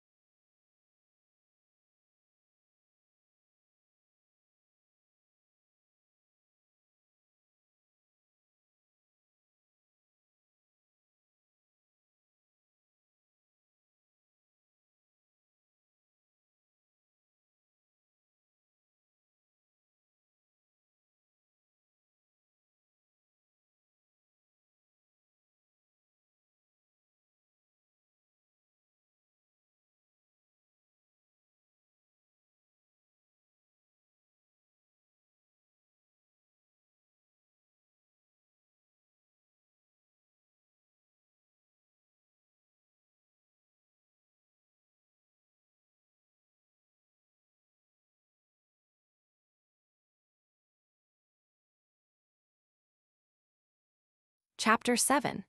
That the king of Babylon repented of making Jehoiachin king and took him away to Babylon and delivered the kingdom to Zedekiah. This king would not believe what was predicted by Jeremiah and Ezekiel, but joined himself to the Egyptians, who, when they came into Judea, were vanquished by the king of Babylon, as also what befell Jeremiah. 1. But a terror seized on the king of Babylon, who had given the kingdom to Jehoiachin, and that immediately. He was afraid that he should bear him a grudge because of his killing his father, and thereupon should make the country revolt from him. Wherefore he sent an army and besieged Jehoiachin in Jerusalem. But because he was of a gentle and just disposition, he did not desire to see the city endangered on his account, but he took his mother and kindred, and delivered them to the commanders sent by the king of Babylon, and accepted of their oaths that neither should they suffer any harm, nor the city. Which agreement they did not observe for a single year, for the king of Babylon did not keep it, but gave orders to his generals to take all that were in the city captives, both the youth and the handicraftsmen, and bring them bound to him. Their number was 10,832, as also Jehoiachin and his mother and friends. And when these were brought to him, he kept them in custody and appointed Jehoiachin's uncle, Zedekiah, to be king, and made him take an oath that he would certainly keep the kingdom for him and make no innovation, nor have any league of friendship with the Egyptians. 2. Now Zedekiah was 21 years old when he took the government, and had the same mother with his brother Jehoiakim, but was a despiser of justice and of his duty, for truly those of the same age with him were wicked about him, and the whole multitude did what unjust and insolent things they pleased. For which reason the prophet Jeremiah came often to him, and protested to him, and insisted that he must leave off his impieties and transgressions, and take care of what was right, and neither give ear to the rulers, nor give credit to their false prophets, who deluded them, as if the king of Babylon would make no more war against them, and as if the Egyptians would make war against him, and conquer him, since what they said was not true, and the events would not prove such as they expected. Now as to Zedekiah himself, while he heard the prophet speak, he believed him and agreed to everything as true, and supposed it was for his advantage. But then his friends perverted him, and dissuaded him from what the prophet advised, and obliged him to do what they pleased. Ezekiel also foretold in Babylon what calamities were coming upon the people, which when he heard, he sent accounts of them unto Jerusalem. But Zedekiah did not believe their prophecies, for the reason following. It happened that the two prophets agreed with one another in what they said, as in all other things, that the city should be taken, and Zedekiah himself should be taken captive. But Ezekiel disagreed with him, and said that Zedekiah should not see Babylon, while Jeremiah said to him that the king of Babylon should carry him away thither in bonds. 3. Now when Zedekiah had preserved the league of mutual assistance he had made with the Babylonians for 8 years, he brake it, and revolted to the Egyptians in hopes, by their assistance, of overcoming the Babylonians. When the king of Babylon knew this, he made war against him. He laid his country waste, and took his fortified towns, and came to the city Jerusalem itself to besiege it. But when the king of Egypt heard what circumstances Zedekiah his ally was in, he took a great army with him, and came into Judea as if he would raise the siege. Upon which the king of Babylon departed from Jerusalem, and met the Egyptians, and joined battle with them, and beat them. And when he had put them to flight, he pursued them, and drove them out of all Syria. Now as soon as the king of Babylon was departed from Jerusalem, the false prophets deceived Zedekiah, and said that the king of Babylon would not any more make war against him or his people, nor remove them out of their own country into Babylon, and that those then in captivity would return, with all those vessels of the temple, of which the king of Babylon had despoiled that temple. But Jeremiah came among them, and prophesied what contradicted those predictions, and what proved to be true, that they did ill and deluded the king. That the Egyptians would be of no advantage to them, but that the king of Babylon would renew the war against Jerusalem, and besiege it again, and would destroy the people by famine, and carry away those that remained into captivity, and would take away what they had as spoils, and would carry off those riches that were in the temple. Nay, that besides this he would burn it and utterly overthrow the city, and that they should serve him and his posterity 70 years, that then the Persians and the Medes should put an end to their servitude and overthrow the Babylonians, and that we shall be dismissed and return to this land and rebuild the temple and restore Jerusalem." When Jeremiah said this, the greater part believed him, but the rulers and those that were wicked despised him as one disordered in his senses. Now he had resolved to go elsewhere, to his own country, which was called Anathoth, and was 20 furlongs distant from Jerusalem. 12 And as he was going, one of the rulers met him, and seized upon him, and accused him falsely, as though he were going as a deserter to the Babylonians. But Jeremiah said that he accused him falsely, and added that he was only going to his own country. But the other would not believe him, but seized upon him, and led him away to the rulers, and laid an accusation against him, under whom he endured all sorts of torments and tortures, and was reserved to be punished. And this was the condition he was in for some time, while he suffered what I have already described unjustly. 4.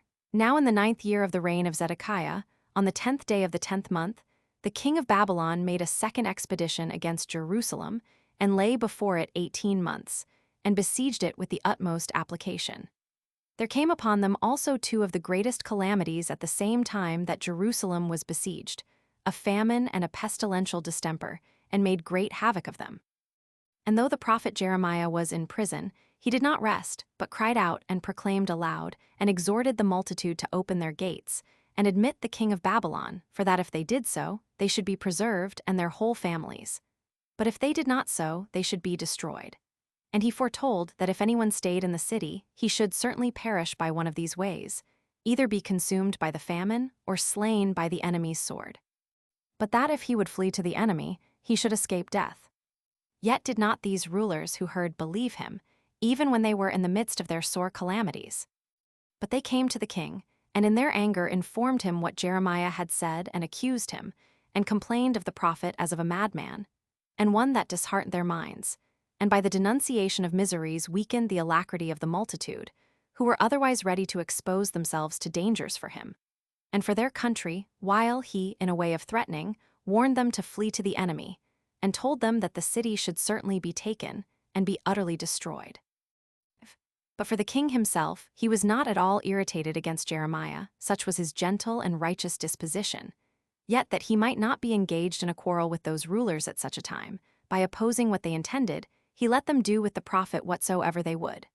Whereupon, when the king had granted them such a permission, they presently came into the prison and took him, and let him down with a cord into a pit full of mire, that he might be suffocated and die of himself. So he stood up to the neck in the mire which was all about him, and so continued. But there was one of the king's servants, who was in esteem with him, an Ethiopian by descent, who told the king what a state the prophet was in, and said that his friends and his rulers had done evil in putting the prophet into the mire, and by that means contriving against him that he should suffer a death more bitter than that by his bonds only. When the king heard this, he repented of his having delivered up the prophet to the rulers, and bid the Ethiopian take 30 men of the king's guards, and cords with them, and whatsoever else they understood to be necessary for the prophet's preservation, and to draw him up immediately. So the Ethiopian took the men he was ordered to take, and drew up the prophet out of the mire, and left him at liberty. 6. But when the king had sent to call him privately, and inquired what he could say to him from God, which might be suitable to his present circumstances, and desired him to inform him of it, Jeremiah replied, that he had somewhat to say. But he said withal, he should not be believed, nor, if he admonished them, should be hearkened to. For, said he, thy friends have determined to destroy me, as though I had been guilty of some wickedness. And where are now those men who deceived us, and said that the king of Babylon would not come and fight against us any more? But I am afraid now to speak the truth, lest thou shouldst condemn me to die. And when the king had assured him upon oath that he would neither himself put him to death, nor deliver him up to the rulers, he became bold upon that assurance that was given him, and gave him this advice, that he should deliver the city up to the Babylonians. And he said that it was God who prophesied this by him, that he must do so if he would be preserved, and escape out of the danger he was in, and that then neither should the city fall to the ground, nor should the temple be burned. But that he would be the cause of these miseries coming upon the citizens, and of the calamity that would befall his whole house. When the king heard this, he said that he would willingly do what he persuaded him to, and what he declared would be to his advantage, but that he was afraid of those of his own country that had fallen away to the Babylonians, lest he should be accused by them to the king of Babylon and be punished. But the prophet encouraged him and said he had no cause to fear such punishment, for that he should not have the experience of any misfortune, if he would deliver all up to the Babylonians, neither himself, nor his children, nor his wives, and that the temple should then continue unhurt.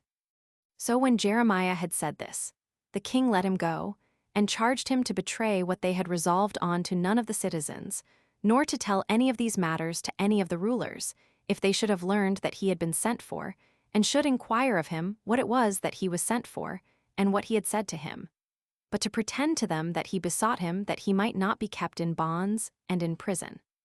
And indeed he said so to them, for they came to the prophet and asked him what advice it was that he came to give the king relating to them. And thus I have finished what concerns this matter.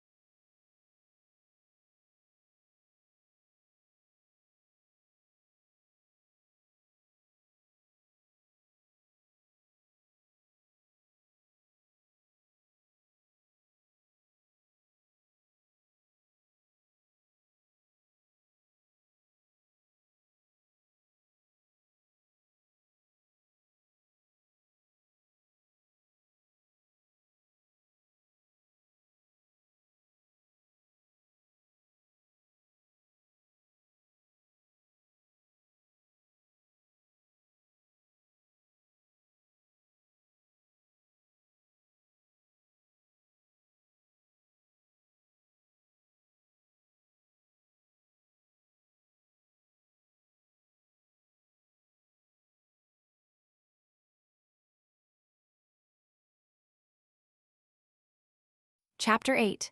How the king of Babylon took Jerusalem and burnt the temple and removed the people of Jerusalem and Zedekiah to Babylon, as also who they were that had succeeded in the high priesthood under the kings. 1. Now the king of Babylon was very intent and earnest upon the siege of Jerusalem, and he erected towers upon great banks of earth, and from them repelled those that stood upon the walls. He also made a great number of such banks round about the whole city, whose height was equal to those walls. However, those that were within bore the siege with courage and alacrity, for they were not discouraged, either by the famine or by the pestilential distemper, but were of cheerful minds in the prosecution of the war, although those miseries within oppressed them also, and they did not suffer themselves to be terrified, either by the contrivances of the enemy or by their engines of war, but contrived still different engines to oppose all the other withal. Till indeed there seemed to be an entire struggle between the Babylonians and the people of Jerusalem, which had the greater sagacity and skill. The former party supposing they should be thereby too hard for the other, for the destruction of the city. The latter placing their hopes of deliverance in nothing else, but in persevering in such inventions in opposition to the other, as might demonstrate the enemy's engines were useless to them. And this siege they endured for 18 months, until they were destroyed by the famine, and by the darts which the enemy threw at them from the towers. 2. Now the city was taken on the 9th day of the 4th month, in the 11th year of the reign of Zedekiah. They were indeed only generals of the king of Babylon, to whom Nebuchadnezzar committed the care of the siege, for he abode himself in the city of Riblah. The names of these generals who ravaged and subdued Jerusalem, if anyone desire to know them, were these: Nergal-Sharezer, Samgar-Nebo, Rabsaris, Sorsechem, and Rabmag.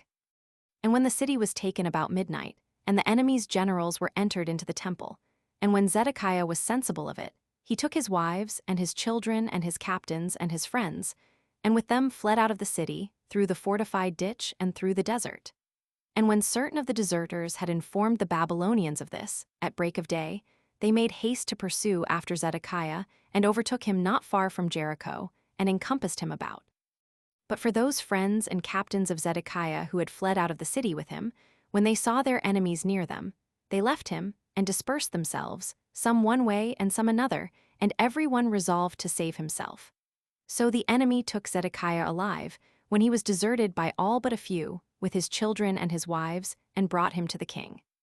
When he was come, Nebuchadnezzar began to call him a wicked wretch and a covenant breaker, and one that had forgotten his former words, when he promised to keep the country for him.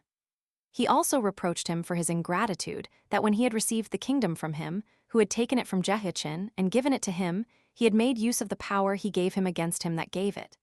But, said he, God is great, who hated that conduct of thine, and hath brought thee under us. And when he had used these words to Zedekiah, he commanded his sons and his friends to be slain, while Zedekiah and the rest of the captains looked on. After which he put out the eyes of Zedekiah, and bound him, and carried him to Babylon. And these things happened to him, 13 as Jeremiah and Ezekiel had foretold to him, that he should be caught and brought before the king of Babylon, and should speak to him face to face, and should see his eyes with his own eyes, and thus far did Jeremiah prophesy. But he was also made blind, and brought to Babylon, but did not see it, according to the prediction of Ezekiel.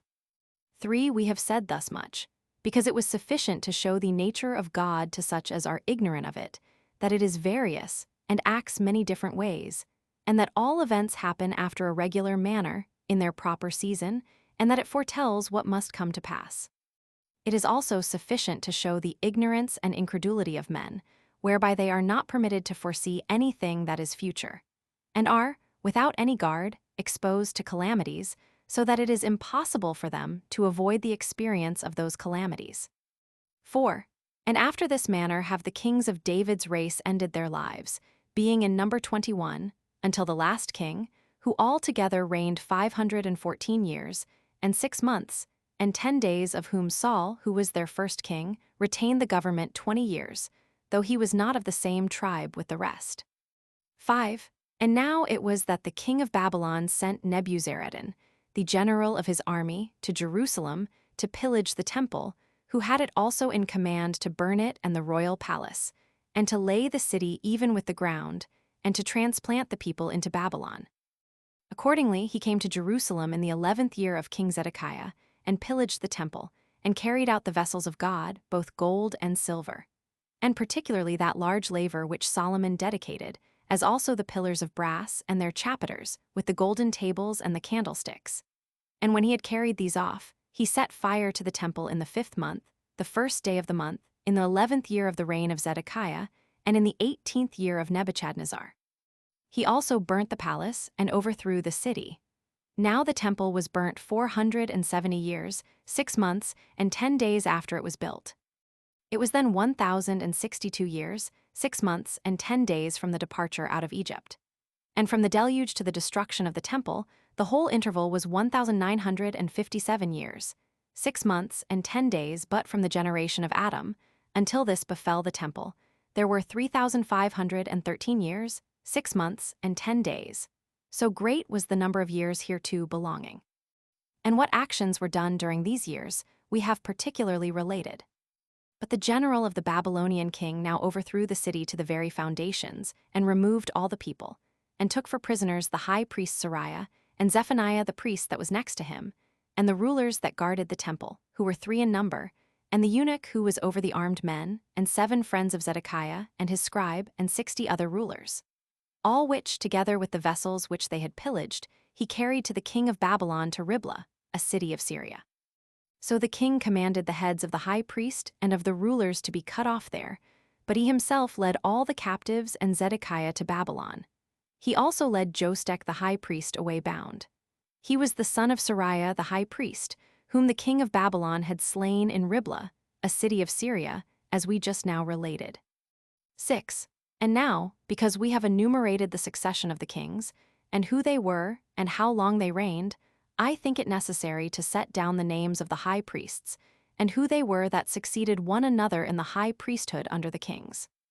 The first high priest then at the temple which Solomon built was Zadok. After him, his son Achimas received that dignity. After Achimas was Azarias. His son was Joram, and Joram's son was Isis. After him was Axiramas. His son was Phidens, and Phidias' son was Sudias, and Sudias' son was Julius, and Julius' son was Jotham, and Jotham's son was Urias, and Urias' son was Nereas, and Nereus's son was Odias, and his son was Salamis, and Salamis's son was Elshaz, and his son was Sarias, 14, and his son was Jostek, who was carried captive to Babylon. All these received the high priesthood by succession, the sons from their father. 7. When the king was come to Babylon, he kept Zedekiah in prison until he died, and buried him magnificently, and dedicated the vessels he had pillaged out of the temple of Jerusalem to his own gods, and planted the people in the country of Babylon, but freed the high priest from his bonds.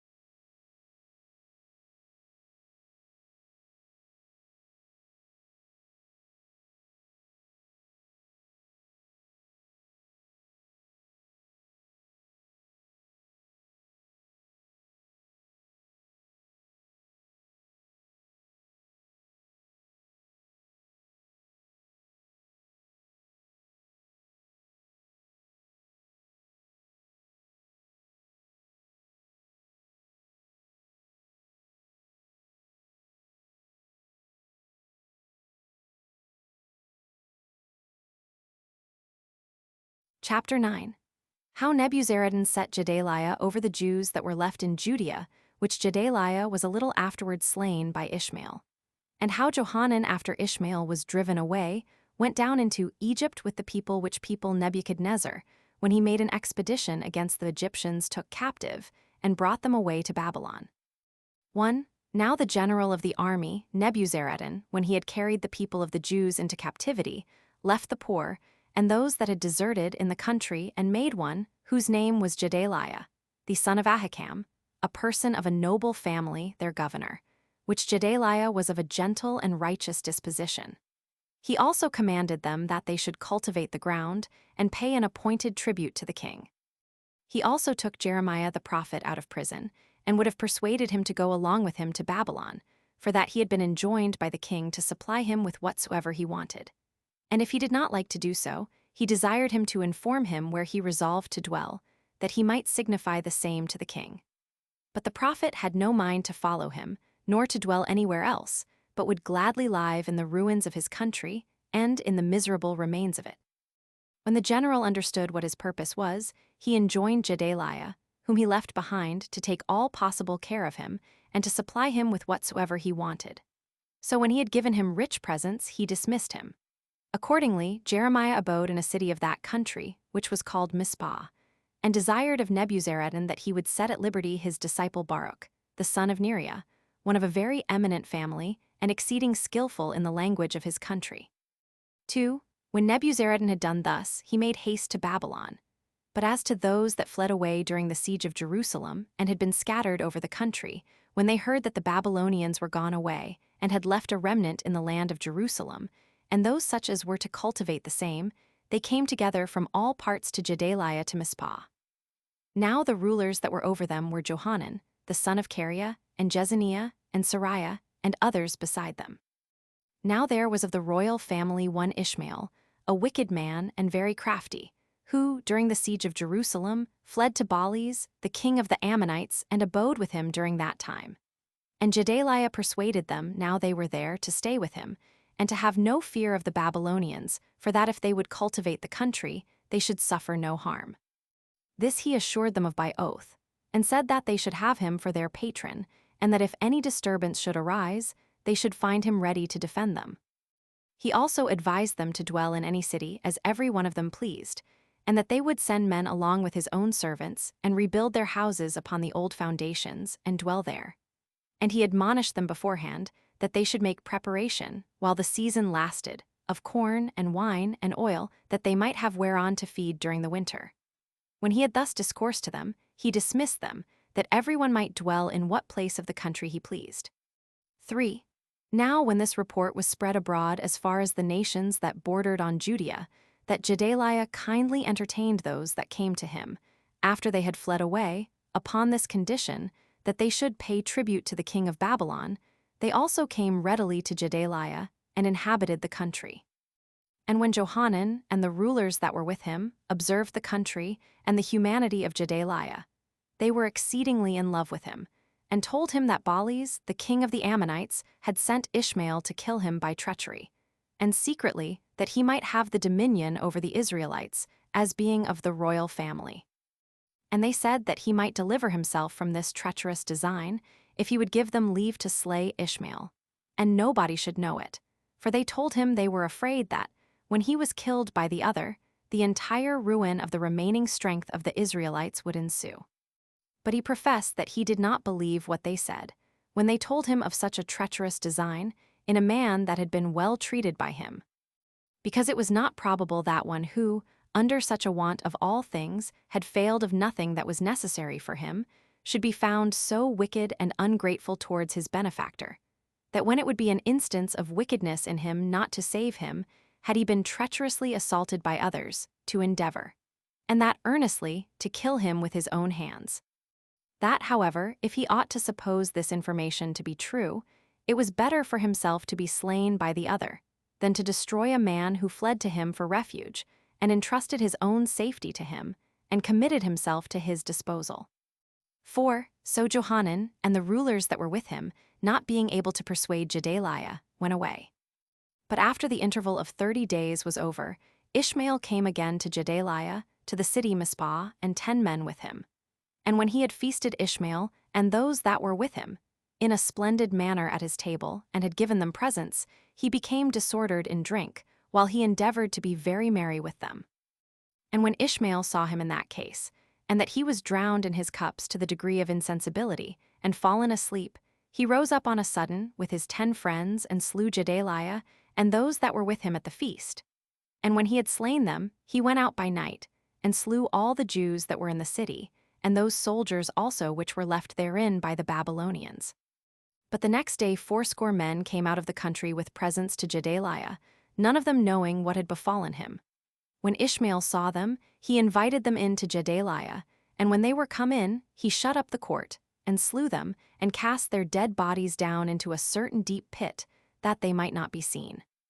But of these 80 men Ishmael spared those that entreated him not to kill them, till they had delivered up to him what riches they had concealed in the fields, consisting of their furniture and garments and corn.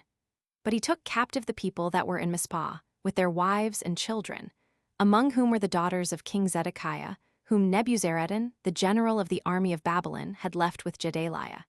And when he had done this, he came to the king of the Ammonites. 5. But when Johanan and the rulers with him heard of what was done at Mizpah by Ishmael, and of the death of Gedaliah, they had indignation at it, and every one of them took his own armed men, and came suddenly to fight with Ishmael, and overtook him at the fountain in Hebron. And when those that were carried away captives by Ishmael saw Johanan and the rulers, they were very glad, and looked upon them as coming to their assistance. So they left him that had carried them captives, and came over to Johanan. Then Ishmael, with 8 men, fled to the king of the Ammonites. But Johanan took those whom he had rescued out of the hands of Ishmael, and the eunuchs and their wives and children, and came to a certain place called Mandra, and there they abode that day. For they had determined to remove from thence and go into Egypt out of fear, lest the Babylonians should slay them, in case they continued in the country, and that out of anger at the slaughter of Gedaliah, who had been by them set over it for governor. 6. Now while they were under this deliberation, Johanan, the son of Kareah, and the rulers that were with him, came to Jeremiah the prophet, and desired that he would pray to God, that because they were at an utter loss about what they ought to do, he would discover it to them, and they sware that they would do whatsoever Jeremiah should say to them. And when the prophet said he would be their intercessor with God, it came to pass that after 10 days God appeared to him, and said that he should inform Johanan and the other rulers and all the people, that he would be with them while they continued in that country, and take care of them, and keep them from being hurt by the Babylonians, of whom they were afraid. but that he would desert them if they went into Egypt, and, out of this wrath against them, would inflict the same punishments upon them which they knew their brethren had already endured. So when the prophet had informed Johanan and the people that God had foretold these things, he was not believed, when he said that God commanded them to continue in the country. But they imagined that he said so to gratify Baruch, his own disciple, and belied God, and that he persuaded them to stay there, that they might be destroyed by the Babylonians. Accordingly, both the people and Johanan disobeyed the counsel of God, which he gave them by the prophet, and removed into Egypt, and carried Jeremiah and Barnch along with him. 7 And when they were there, God signified to the prophet that the king of Babylon was about making an expedition against the Egyptians, and commanded him to foretell to the people that Egypt should be taken, and the king of Babylon should slay some of them, and should take others captive, and bring them to Babylon, which things came to pass accordingly. For on the 5th year after the destruction of Jerusalem, which was the 23rd of the reign of Nebuchadnezzar, he made an expedition against Celesyria. And when he had possessed himself of it, he made war against the Ammonites and Moabites.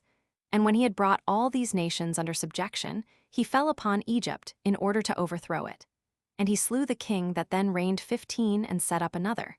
And he took those Jews that were their captives and led them away to Babylon. And such was the end of the nation of the Hebrews, as it hath been delivered down to us, it having twice gone beyond Euphrates.